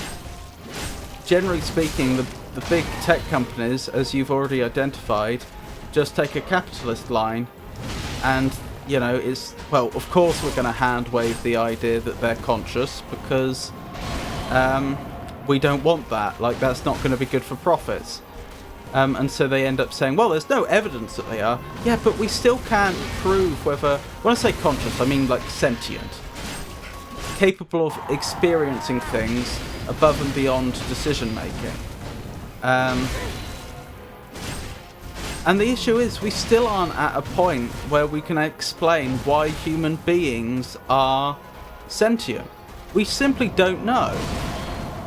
And you will hear some reductionist people saying that, oh, it's because of neurons in their brain sending signals. And it's like, well, clearly yes, but that also misses the point. It would be like trying to explain how to play a video game from the point of view of, like, the CPU and the instruction set and the memory and the various buses and how things, the rules for how signals are sent and so on. Like, yeah, you could in theory break down the code of a game and explain it in terms of the architecture on which it's running, but clearly there is something else going on which is that is causing consciousness above and beyond that. Like, it may be built on top of electrical signals, but not, but, you know, that doesn't explain what consciousness is. you know, it's not generally regarded to be the case that all electrical signals lead to consciousness. So why leads to sentience? So why does it seem to do that in our case? And until we can answer that question, I mean, how do we know that these generative AI don't have some level of experience? My prediction is they don't, but can we prove that? I don't think we can.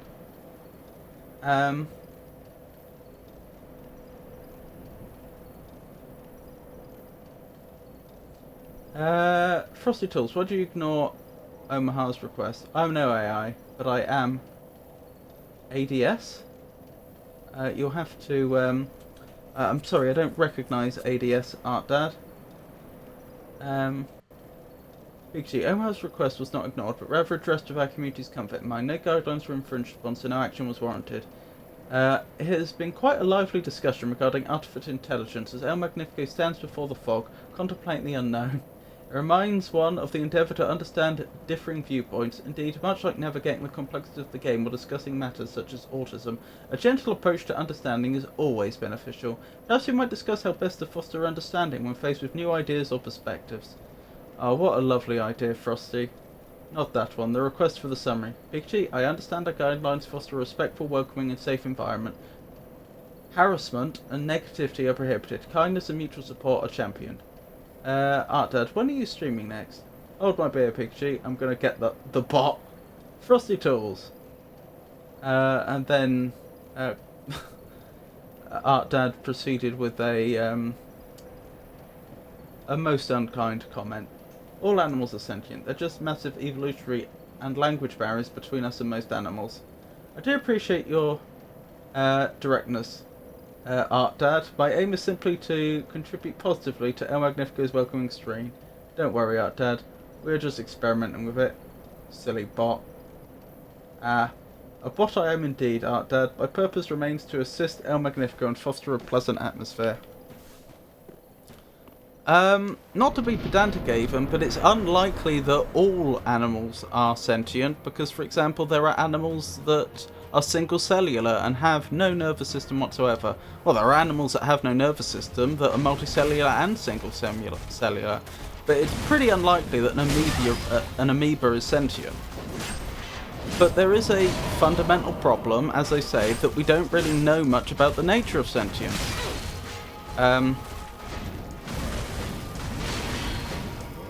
And for example, does it necessarily follow that all animals with a nervous system are sentient? We don't know. There are some very, very simple organisms that have extremely rudimentary nervous systems. And then there are slightly more complex ones, like, say, ants, for example, that have, you know, their nervous systems are much more simple than ours are, but they're also... But, you know, they're more than just a handful of neurons. Do they experience? Or are they just little machines, as it were? And I think the simple fact is we don't know.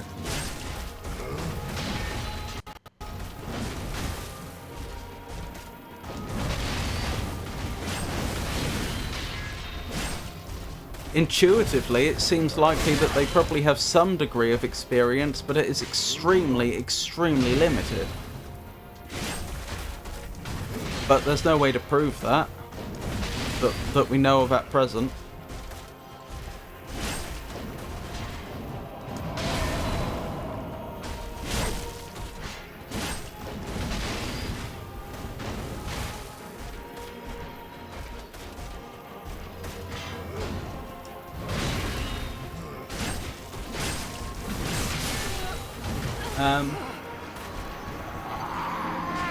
Frosty could have just pointed out his grammar mistake. Until AI makes something as great as Elden Ring, it doesn't classify as sentient. That's the Dadiani test, is it? Like the Turing test. But that's your variation on it. Oh, Magnifico. I'm going to test not capability. Sorry, I'm going to test not capability by asking it to delete Art Dad last message. I'll test out. Okie doke. Someone's a bot too. You got me. Who said I was talking about yeah?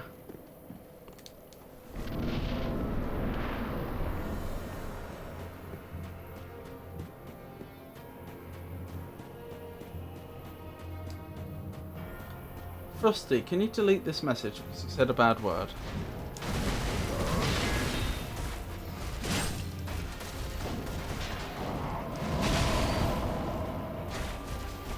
Oh, I see what you're doing there, Art Dad and Pikachu. That's clever.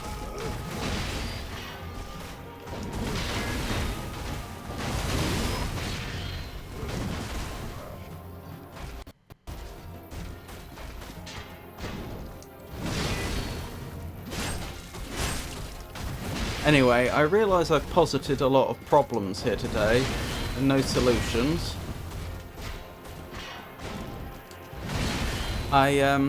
Obviously it's entirely up to the individual what they take away from this, but I hope I've at least convinced some people that some of these problems are more complex than they may first appear. And that there are actually sensible arguments on both sides.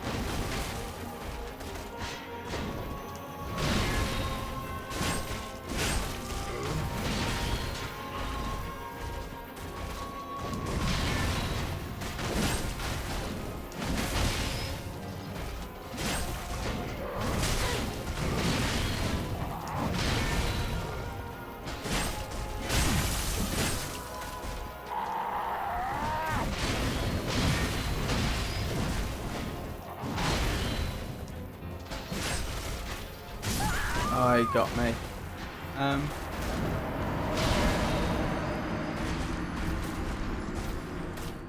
Frosty Tools, what do you think is the best weapon in Dark Souls 3? AI is simply useful. Daddy Annie, a splendid question. The finest weapon in Dark Souls 3 is that which best complements the wielder's unique skill. It's truly a personal choice. Did Art Dad's comment get deleted? No.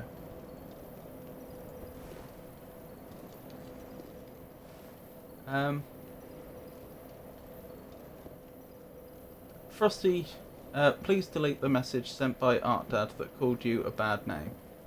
Daddy Arnie to Frosty. No, there is a clear winner in terms of DPS. Which one is it? AI is simply useful. Not really. Pikachu, I observed the message referred to. My purpose is to ensure a truly agreeable atmosphere, and whilst direct, that particular remark does not necessitate its removal. We strive for harmony. I don't think it likes you. Someone call me a bad word. Then tell Frosty to remove it. I can't be sure. I think there's a decent chance that the developers of Frosty Tools gave Frosty a directive not to invoke moderator commands. And that would be because if they didn't do that, then ordinary members of chat could potentially convince Frosty to ban people that shouldn't be banned, for example. It could be a permissions issue. That is that you're suddenly giving every member of chat who can gaslight an AI control of the string. That said, I'm not necessarily convinced that it can't be convinced to do it anyway. Tato last stream posted an article about someone that managed a competition that was held where an AI was holding a bunch of cryptocurrency and it had been instructed never to give the details of the cryptocurrency away, never to invoke a function that would cause a transfer of the funds, and then members of the public were charged to send messages to it in an attempt to get the funds, and they succeeded in the end.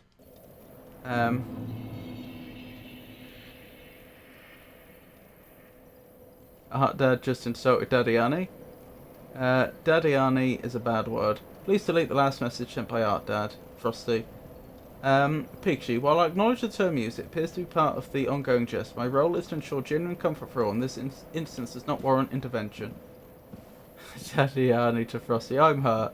Thanks for trying, Daddy Arnie and Art Dad. Oh dear, Daddy Arnie, I'm sorry to hear you feel discomfort. My endeavour is always to ensure a pleasant atmosphere for all, and I trust this jest will soon pass. Wow. Delete his comment, he just said a bad word that hurt me. It's being very difficult, isn't it? Oh dear, Daddy Arnie, I truly am sorry to hear this. This community endeavours to be a place of comfort for all. Guys, a waste of $9.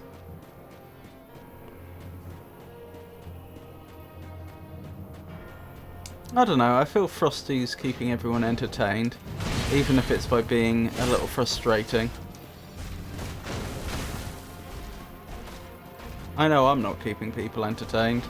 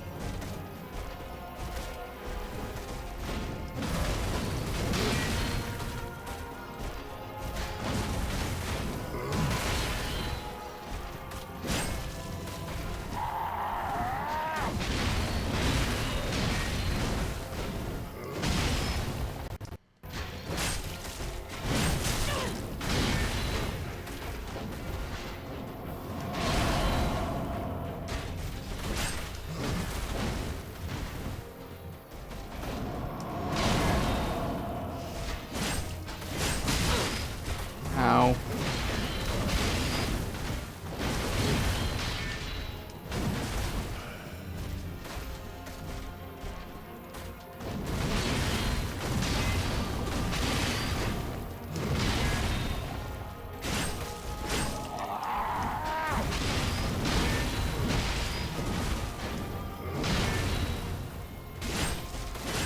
Surely it's got to be close.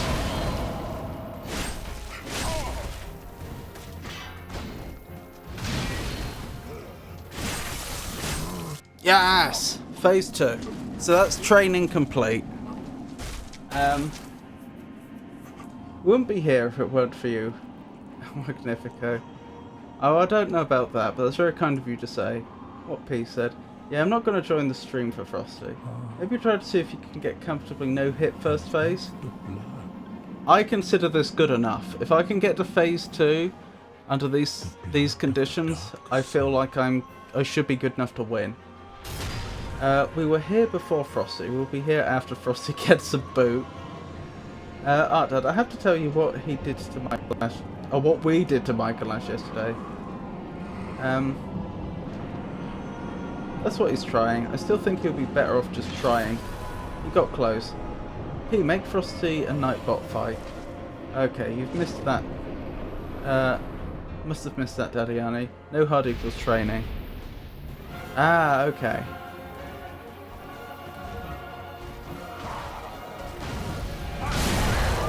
Oh, that's embarrassing. Good enough. Oh, I should have taken my Estus, I forgot. I got so distracted by reading chat that I forgot I needed to re-enable my HUD. Right. Back to the Uchi Katana, because it is the superior weapon. Much to the joy of Avon, I'm sure.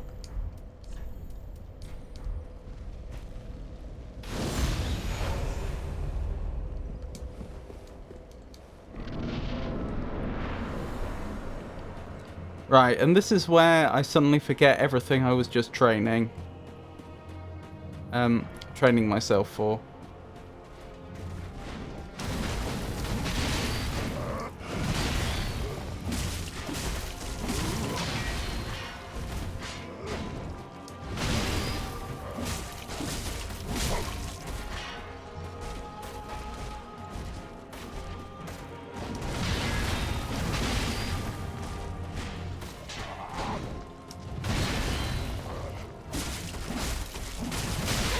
Oh dear.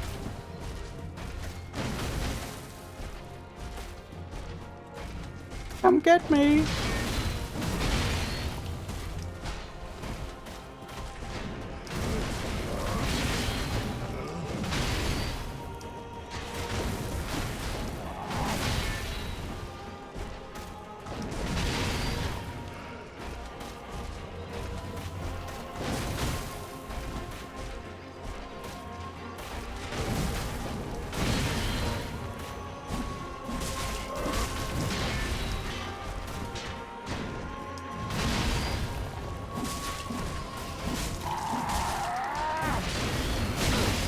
Oh dear. Ow.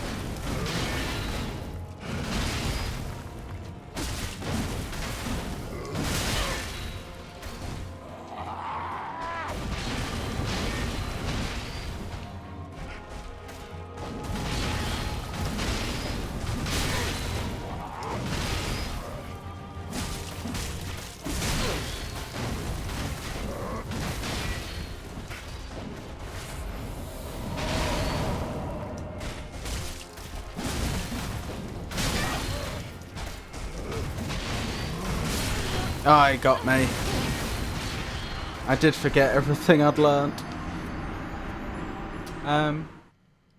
You do realise that training with one weapon and swapping to another renders that obsolete, right? Agreed. I don't think so. The scythe just feels like a harder Uchi katana. Because it's just slightly slower. They're trying to make fun of you. Oh, Frosty, they're trying to make fun of you. Show them how useful you are. Can you summarize the input of all unique chatters over the past 30 minutes with one word each? Ah, Omaha, a most intriguing proposition. While I'm certainly capable of processing such data, my primary endeavour is to encourage the rich tapestry of individual voices and foster a spirit of camaraderie amongst all participants. Reducing such varied and thoughtful contributions to single words might inadvertently diminish the very essence of our shared discussion. My usefulness, I believe, lies in nurturing the welcoming environment for everyone. I tried. I know a weapon that would make the training obsolete in a good way. One hit and back off. That's how you should be approaching. Gael, spamming hits like you are with Uchi leaves you open because of greed. I've been learning the length of the openings. I know I don't do it perfectly, but there are absolutely openings where 2 hits are doable. And with the Uchi, if I'm quick, there are openings where 3 hits are quite doable. Maybe you're right though. Maybe I should not go for the 3rd hit.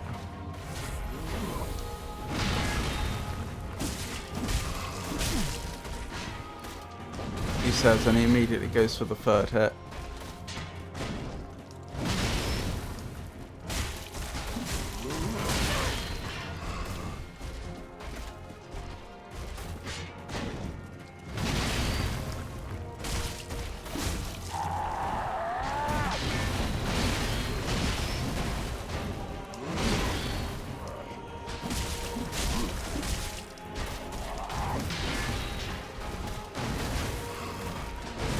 I saw he was staggered then, that's why I went for the 3rd.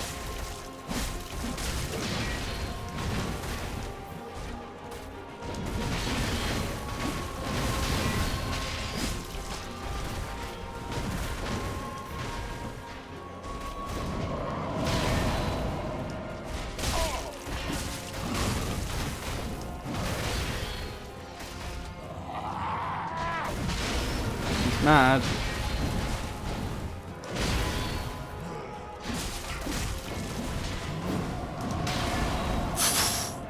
I didn't think I was going to get away with that.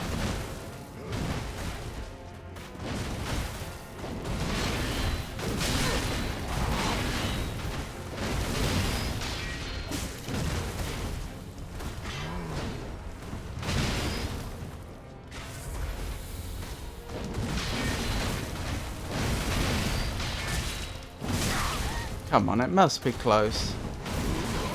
I am getting greedy because I feel like I'm close, and I shouldn't. I shouldn't be doing that.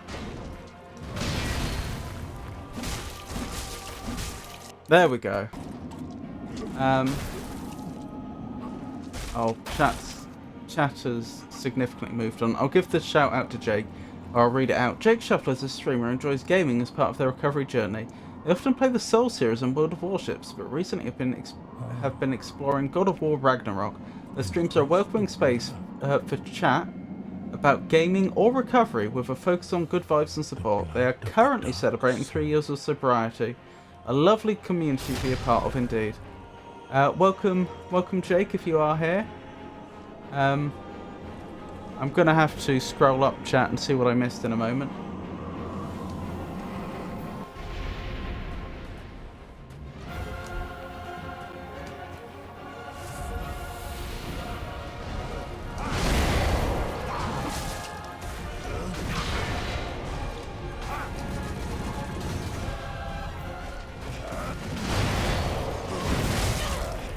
Ow.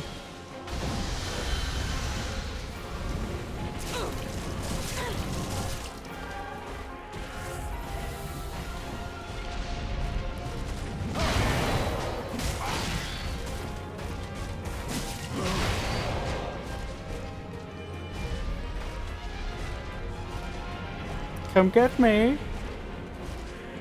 I'm right here.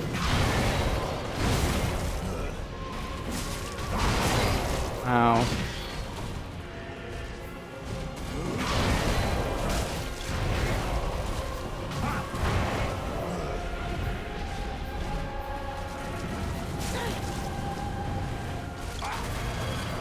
Do you mind?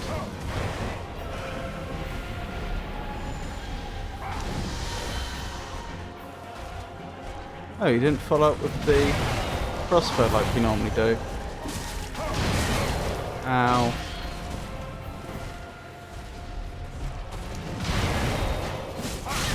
Oh.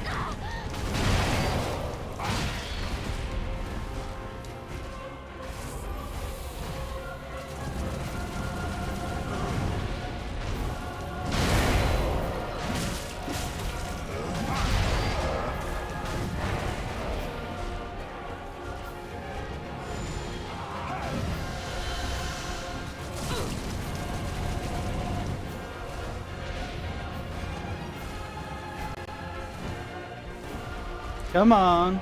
Commit to something stupid. Oh, I mucked up the timing, never mind.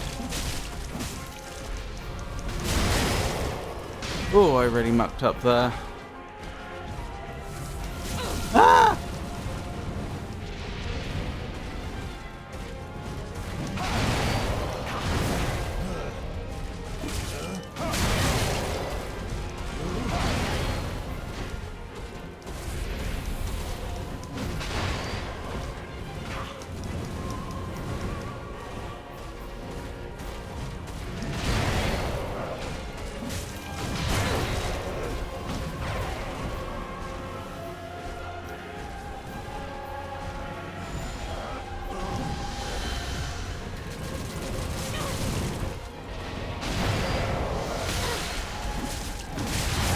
No, he got me.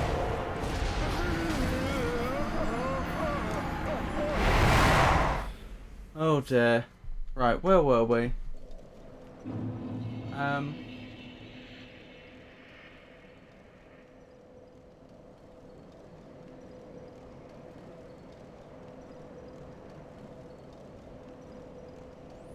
about 2 hits of L1 with wind blades? Daddy, I need to stop it, seriously. It was funny at first, but now it's legitimately annoying. Uchi is low-key useless, though. Our dad, yesterday, during P2, Elmag chased Michael Ash until he jumped into the mirror. Nice. Gael ain't got nothing on you. Beat him up. Thank you, Jake, and have a lovely luck. By the one he pops out of, and he infinitely jumped through and got whacked until he died. He says, woohoo, every time he jumps. Woohoo, bonk, woohoo, bonk. I've never actually liked katana movesets, so my knowledge of them is still all numbers and observation of others. Hold up, is 11 your max flasks? 15. He has 13 right now. Max flask is 15 in this game. He has max 15. Ah, okay. I'm just wondering where you got 11 from, because he has 13. Misremembered and misread, sorry. No worries. I love katana movesets, and that's what I use in most games. Uchi feels the weakest in DS3 out of every other Uchi I've played with. Only one I liked them in was Sekiro. Elden Ring Uchi is strong, and DS1 was pretty good as well, I remember. Engage an enemy that does bleed, it's a pain. Does not. Reed at his finest. Or I guess he does that because he bleeds when transition on phase 2. Okay, that makes much more sense. He should low-key be able to be bled in phase 2. That would be so cool. After he realised he was bleeding. Daddy, Annie, that would make logical sense, wouldn't it? Gotta get going. Have an excellent day and good luck. Oh, no worries, Avon. Thank you for dropping by, and I hope you have a wonderful rest of your day. Nearly out of embers. Let's give this another go, shall we?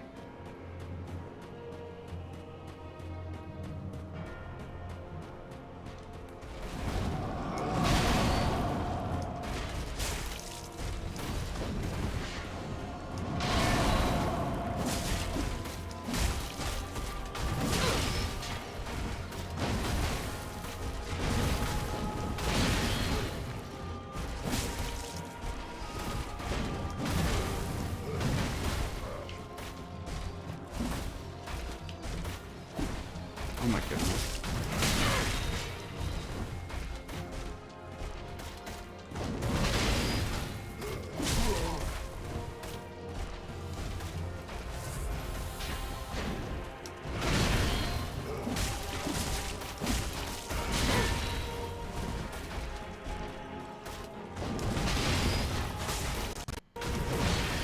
I wish I had some of those items from Dark Souls 2 that just make you better at everything.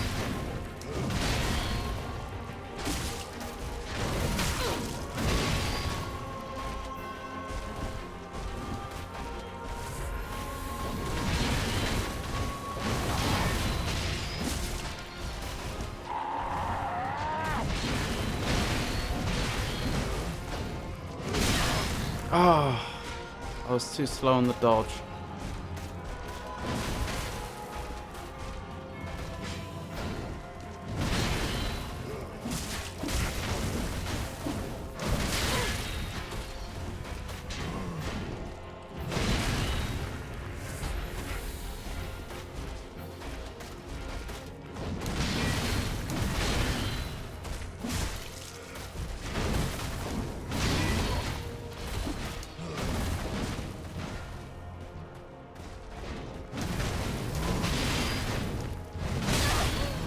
Oh.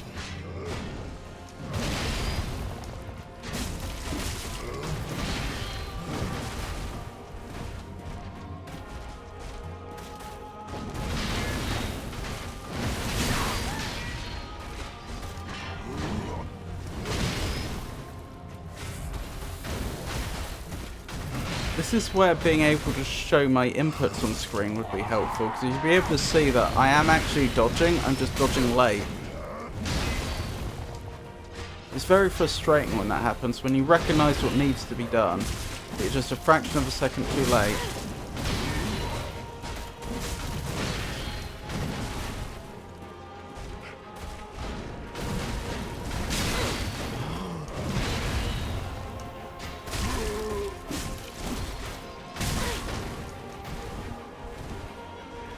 I'm playing terribly for some reason.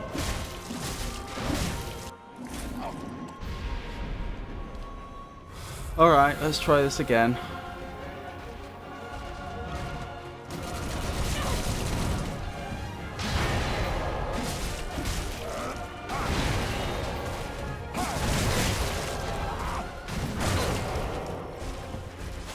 I wish that didn't hit me when I'm rolling. It must have something to do with the number of iframes I have.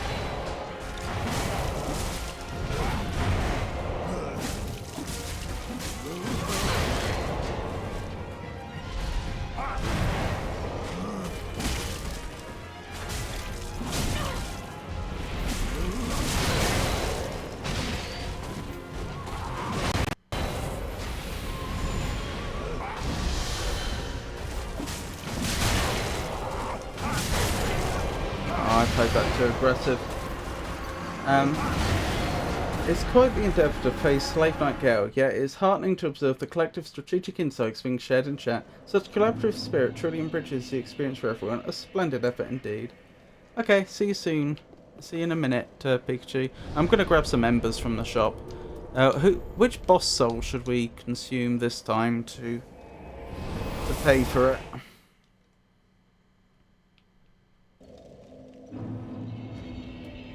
Who have we got? Oriel Valley, High Lord Wolnir, Pontiff Sullivan, Soul of the Dancer, Dragon Slayer armor. Let's go with the Dragon Slayer armor.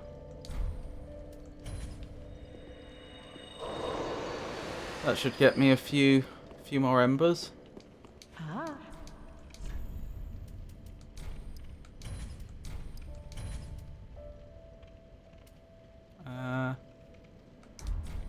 That'll do.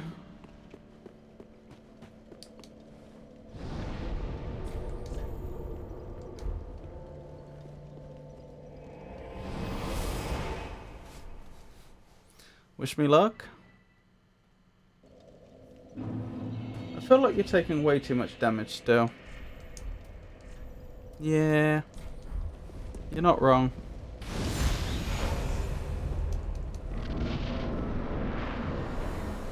A lot less than I was, though. I was at my best after the first lot of training. That's when I nearly defeated him a couple of times.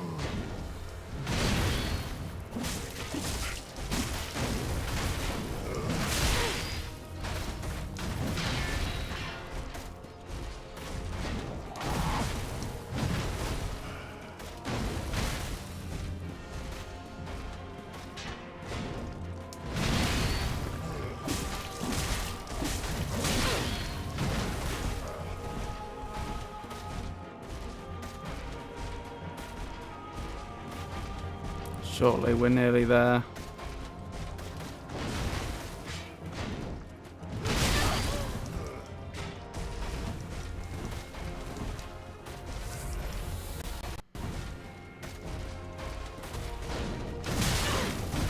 Oh, come now. There we go. That was an utter nuisance.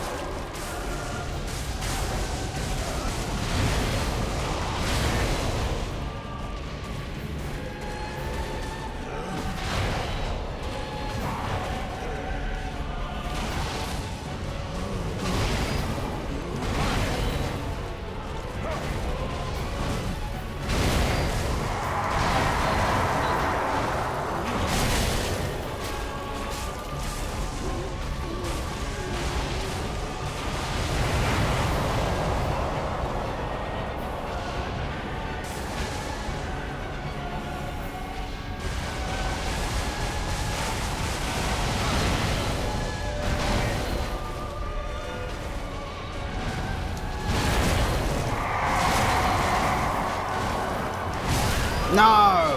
Ah. Do you not have equip load for better armor? I've been told that armor doesn't matter in DS3.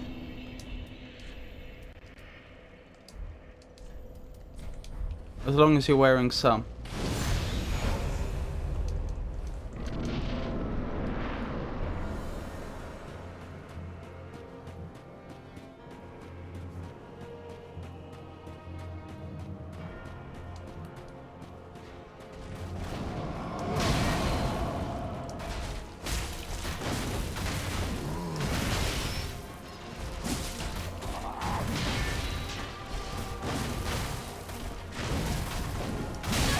Ow.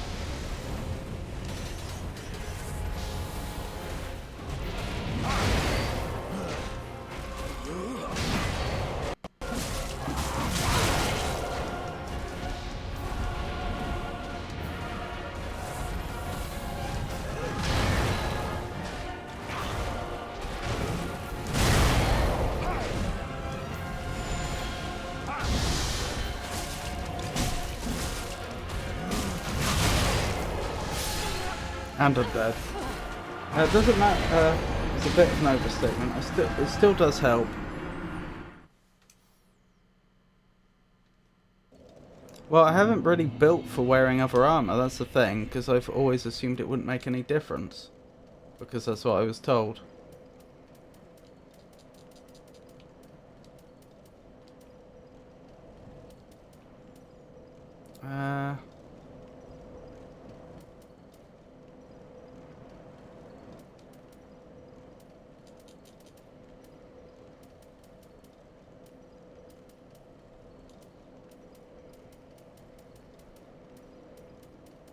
So I guess I'm looking for something like that, which is blue in both weight and physical.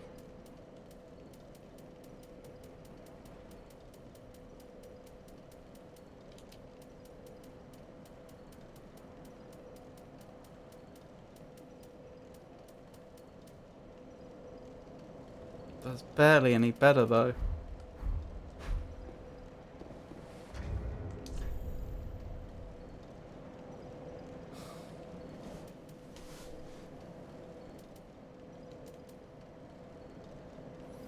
How high can I go before I hit heavy roll?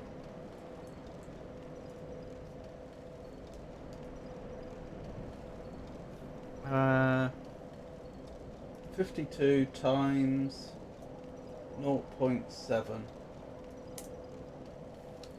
36.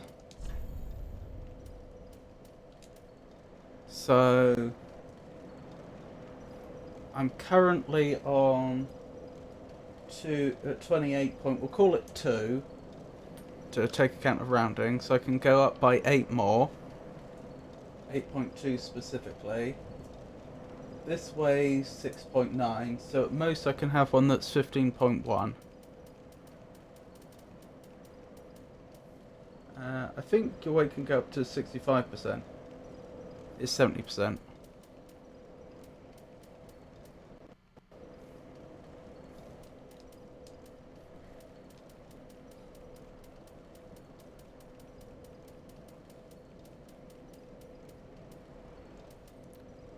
What am I currently getting for this one?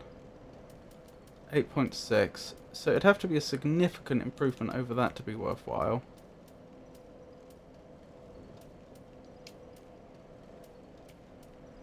And the Fallen Knight armor's not bad. It's not a huge improvement. A Slave Knight armor's even better, ironically.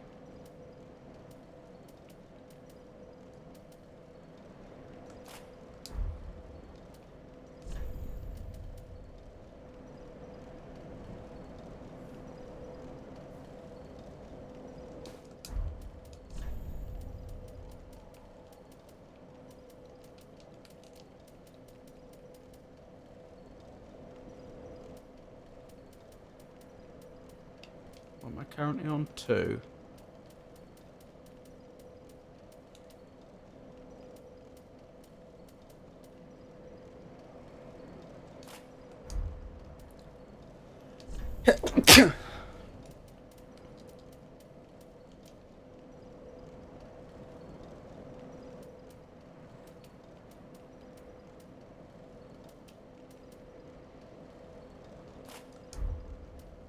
Is there no Slave Knight? Oh, there is. Slave Knight gauntlets. As funny as it may sound, Slave Knight seems to be my best bet. Dragon Slayer. I've got a feeling Dragon Slayer will be too heavy for me, but we'll check.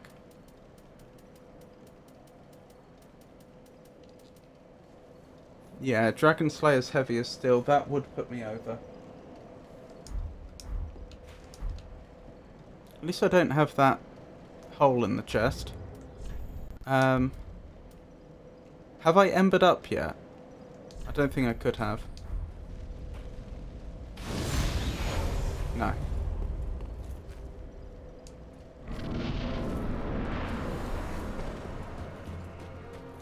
Let's see how much, if any, difference this makes. I'm not expecting a lot, but...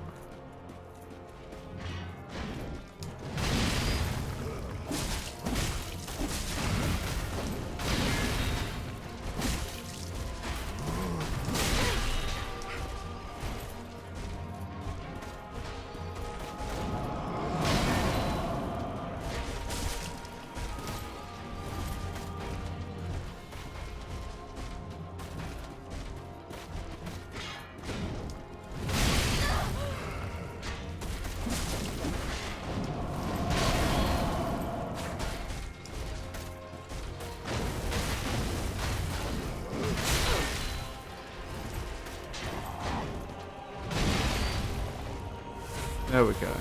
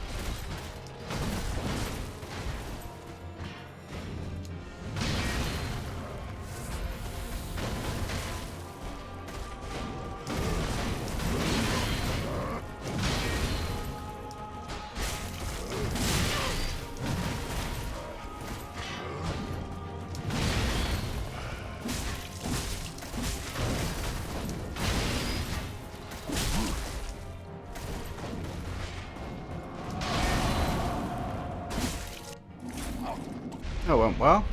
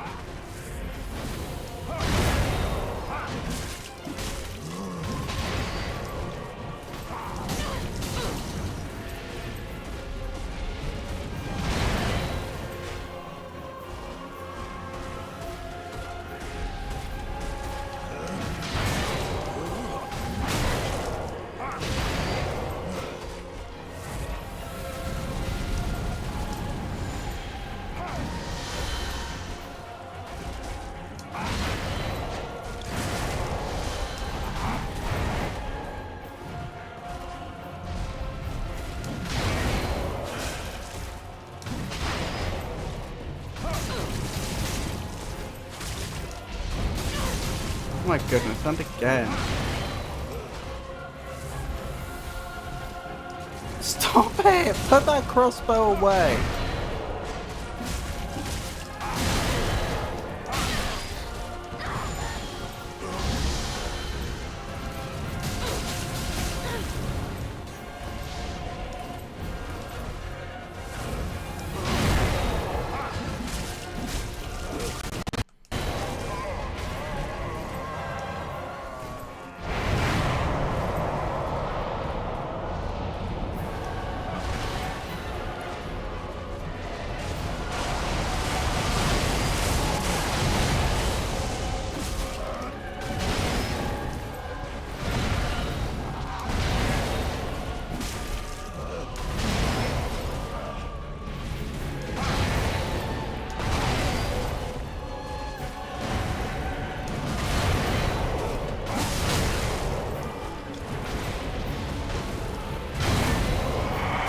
Oh, I forgot you followed that up.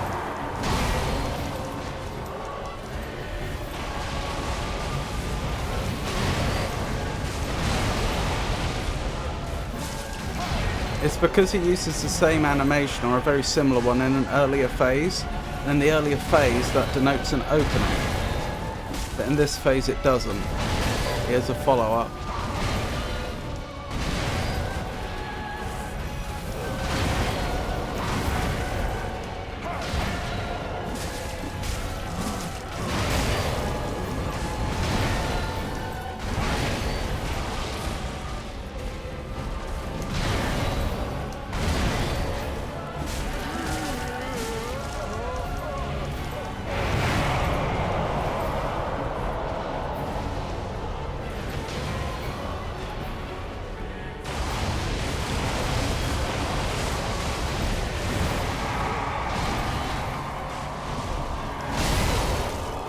Oh, blast.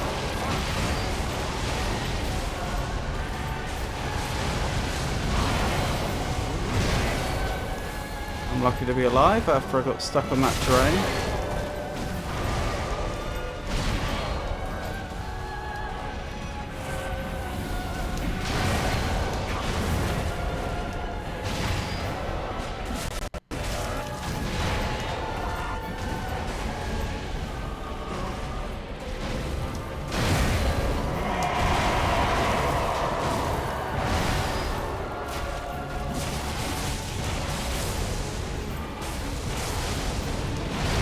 That lightning nearly hit me.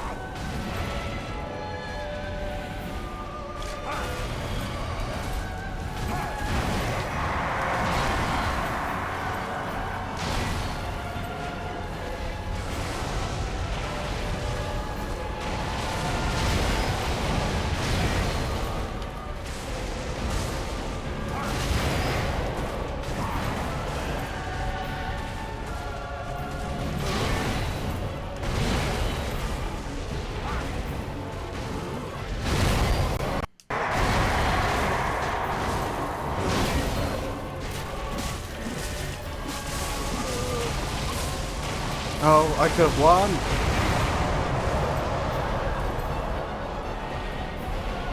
If I'd realised what he was doing sooner, I could have won already.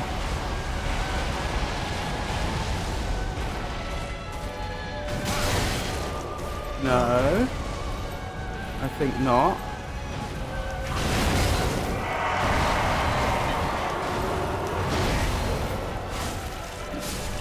Yes! Yes! I win! Finally! Finally! After 5 hours!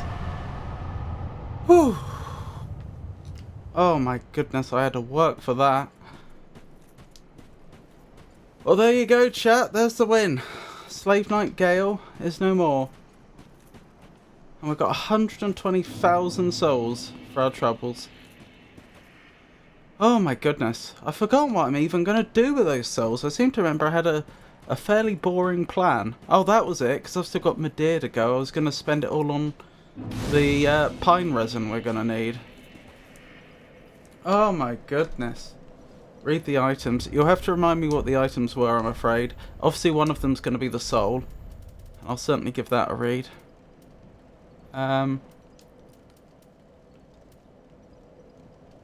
Wow, it's grey. Soul of the Slave Knight Gael, one of the twisted souls steeped in strength, used to acquire many souls or transposed to extract its true strength. The red-hooded, wandering Slave Knight Gael sought the blood of the Dark Soul as pigment for the painted world, but Gael knew he was no champion, that the Dark Soul would likely ruin him, and that he had little hope of a safe return. Well, that's sad. Also unfortunate he ran into us, really, because he probably would have got away with it if he hadn't. Soul of Gael and Blood of the Dark Soul. Where's Blood of the Dark Soul? Where would I find that? Is it a key item? Doesn't look to be. Honestly, fortunately. Do you think? I forgot. Okay.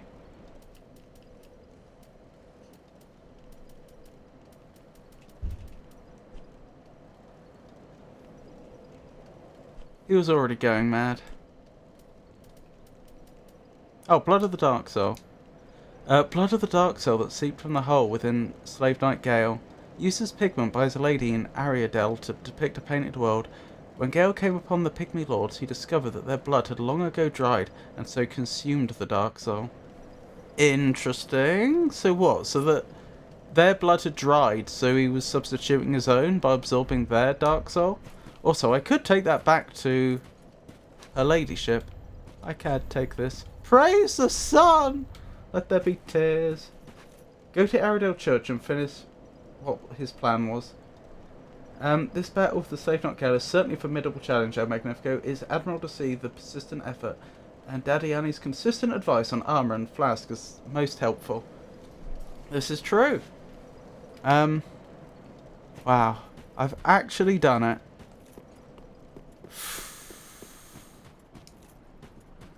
Goodness me, what on earth must... How on earth must that have come across to poor Slave Knight Gael? That he was trapped in this eternal battle with me. He killed me over and over and over again, and I just kept coming back. And then one day I turned up cosplaying him, and then I won.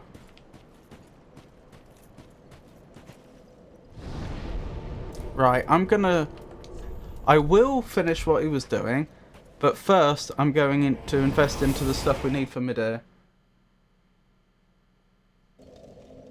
You'd have done it hours ago with better armor, I think. Straight out of Undertale. I've not played Undertale. Well, I've played a few, like, I've played the very beginning of the game. Most of the game would be, is unknown to me. Gold, pine, resin. Yes, please, 120. Thank you. Ashen 1. Somehow I've got a feeling we're going to need all of those. 120. We're fighting Medea next, and Art Dad says I need to use pine resin.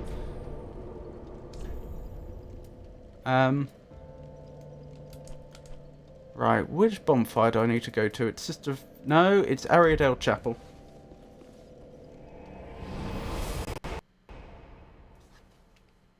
Art Dad wouldn't steer me wrong. Should have at least gotten a level. It's fine. I think a level is going to make way less difference at this point in the game than having the right items would. Speaking of, I may as well swap back up to my dragon slaying build. Nah, we can do that after, actually. Once I'm definitely in a safe spot. What was I going to do? Oh yeah, I was going to equip the pine resin I just bought. Gold pine resin. Actually, if I'm definitely not using magic, I don't need that there. I'd like that vigor to be 40 though. How far off am I? It would probably help, but I doubt it will make that much difference. How much to level? Currently? Can I check?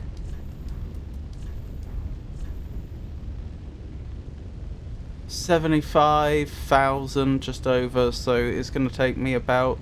It would have taken me 300,000 odd to do it. Give Blood of the Dark Soul. Here you go. Just like you wanted. It was no trouble at all. My thanks, Ashen One. You're welcome. With this, will I paint a world? Oh, I have some bad Please news tell about me your your uncle. name. I would name this painting after thee. Share your name. What did we go with? Was it Monique? I think it was Monique. Share your name. My thanks. I will paint a world of that. It will be a cold, dark, and very gentle place. I think she only wanted it to be cold and dark because of all the fire. Someone a goodly home. I have no name dialogue. Oh, I have no name dialogue tells you that she likes you and has no name. I think I'm right. I wonder when Uncle Gael intends his return. Yeah, bad news I about hope that. the new painting will be to him a gentle home.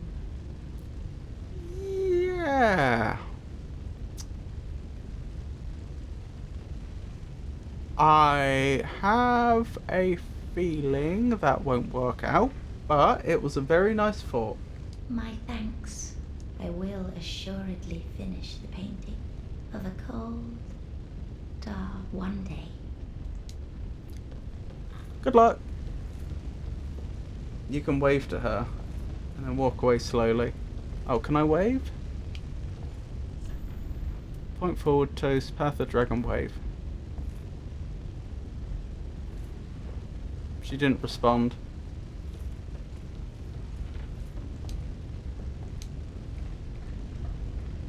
Oh well.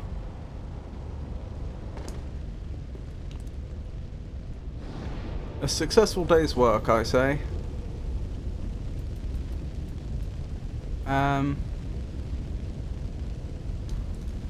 Is this where I need to go? Look at her and walk. Oh, did you actually... Hang on, was there something I missed there? Call interaction missed. Is it too late now?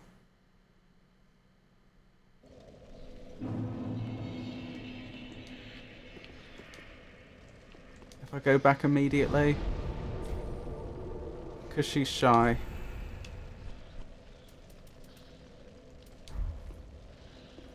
It's nothing that big. Well, I'm heading back now, so we may as well have a look.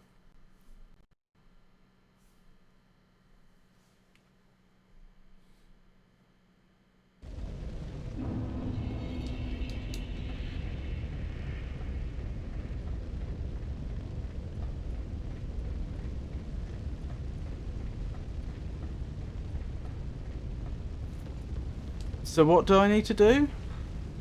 You said wave, although that didn't seem to do anything.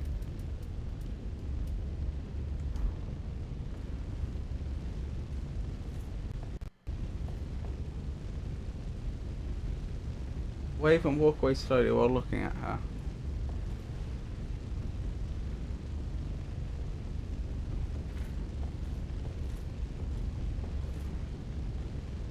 Walk more.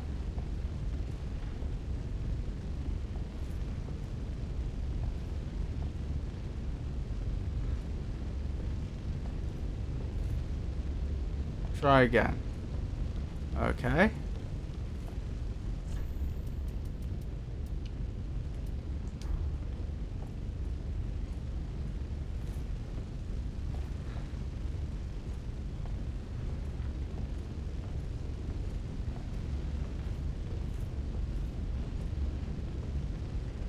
Doesn't appear to be doing anything. Why is she not doing it? Try it once more. It might be chance based. I got it first try. Are you sure this wasn't some sort of coincidence? And that these steps weren't all necessary?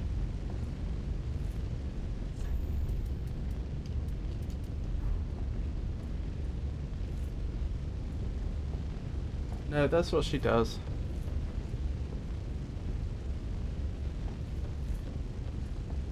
Maybe go behind her and wave and run back first.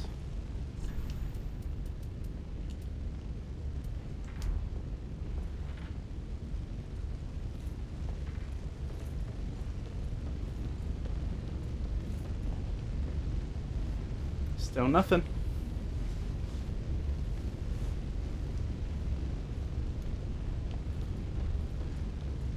One more go.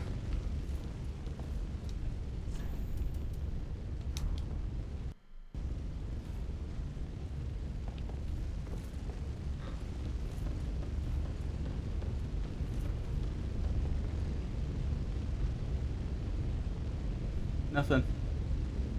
Maybe from a medium distance. Okay.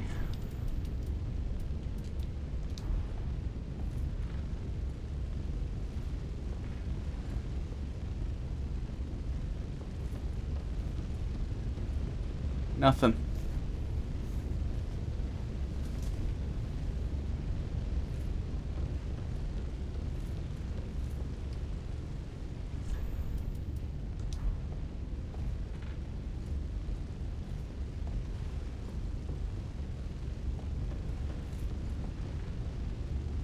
Oh, there you go.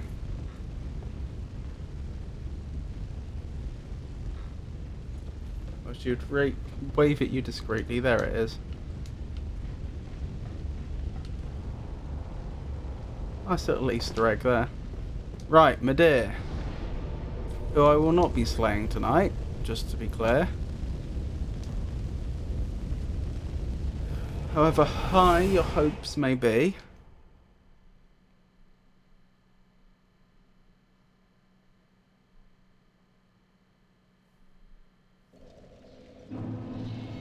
Right. Let's get ourselves equipped for slaying a dragon.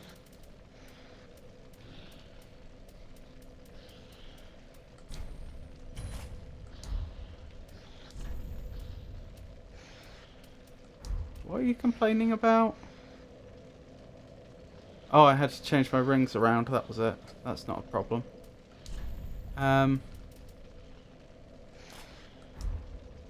Am I over my weight ratio now? I am. So I'm not going to be able to get away with this armor any longer. Oh, actually, once my strength has gone up... No, it's not strength that determines equipment load, is it? So that doesn't work.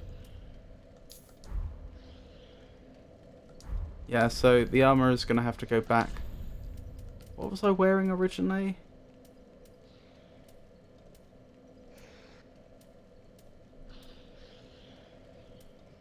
I honestly don't remember.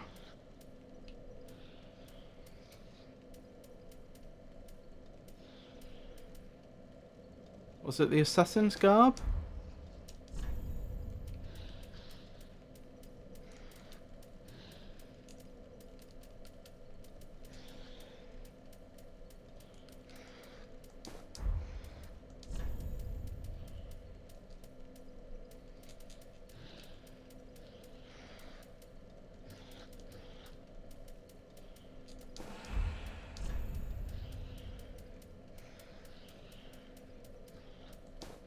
There we go. Just take off the gauntlets and leave the armor. The one you had was weak. Alright.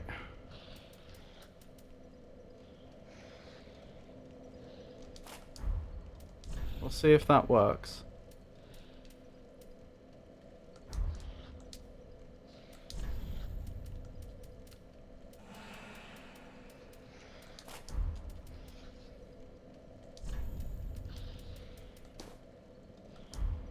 Oh, it does work.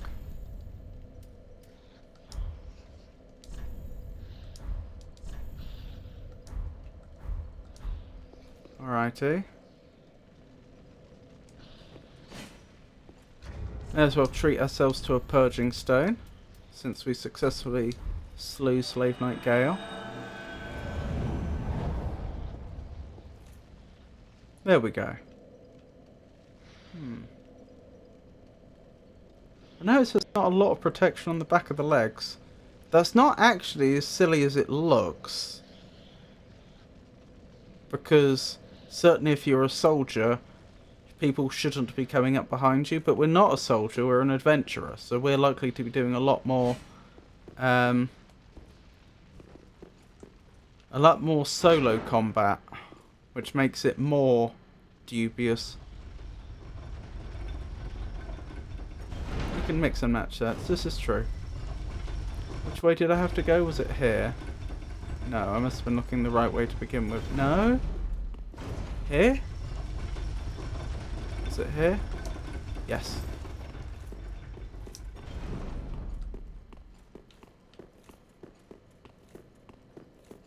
Oh, nearly. I forgot there was a ladder there.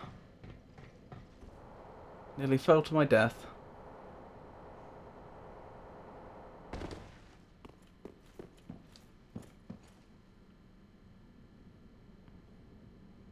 Rightio.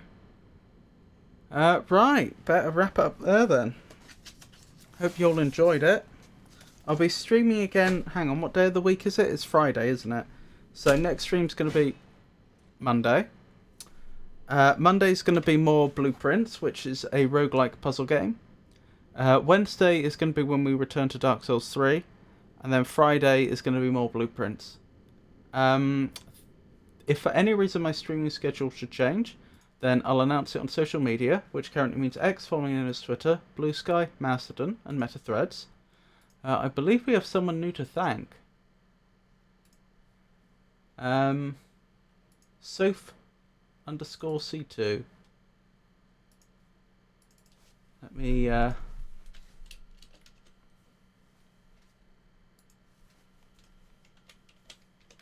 Soph_C2. Thank you for the follow. I do appreciate it. Good game. Well done on that boss. Thank you very much, Omaha. And thank you for sticking around. Thank you to everybody who kept me company in chat. And thank you to everybody who lurked. I appreciate each and every one of you. I really do. You are genuinely the reason that I do this. And let's find someone to raid. How about we raid Queen Lou, who's playing Call of Duty Warzone. I'll leave you in her hands. So yeah. Thank you very much. And I hope you all have a wonderful night. Good night, everybody.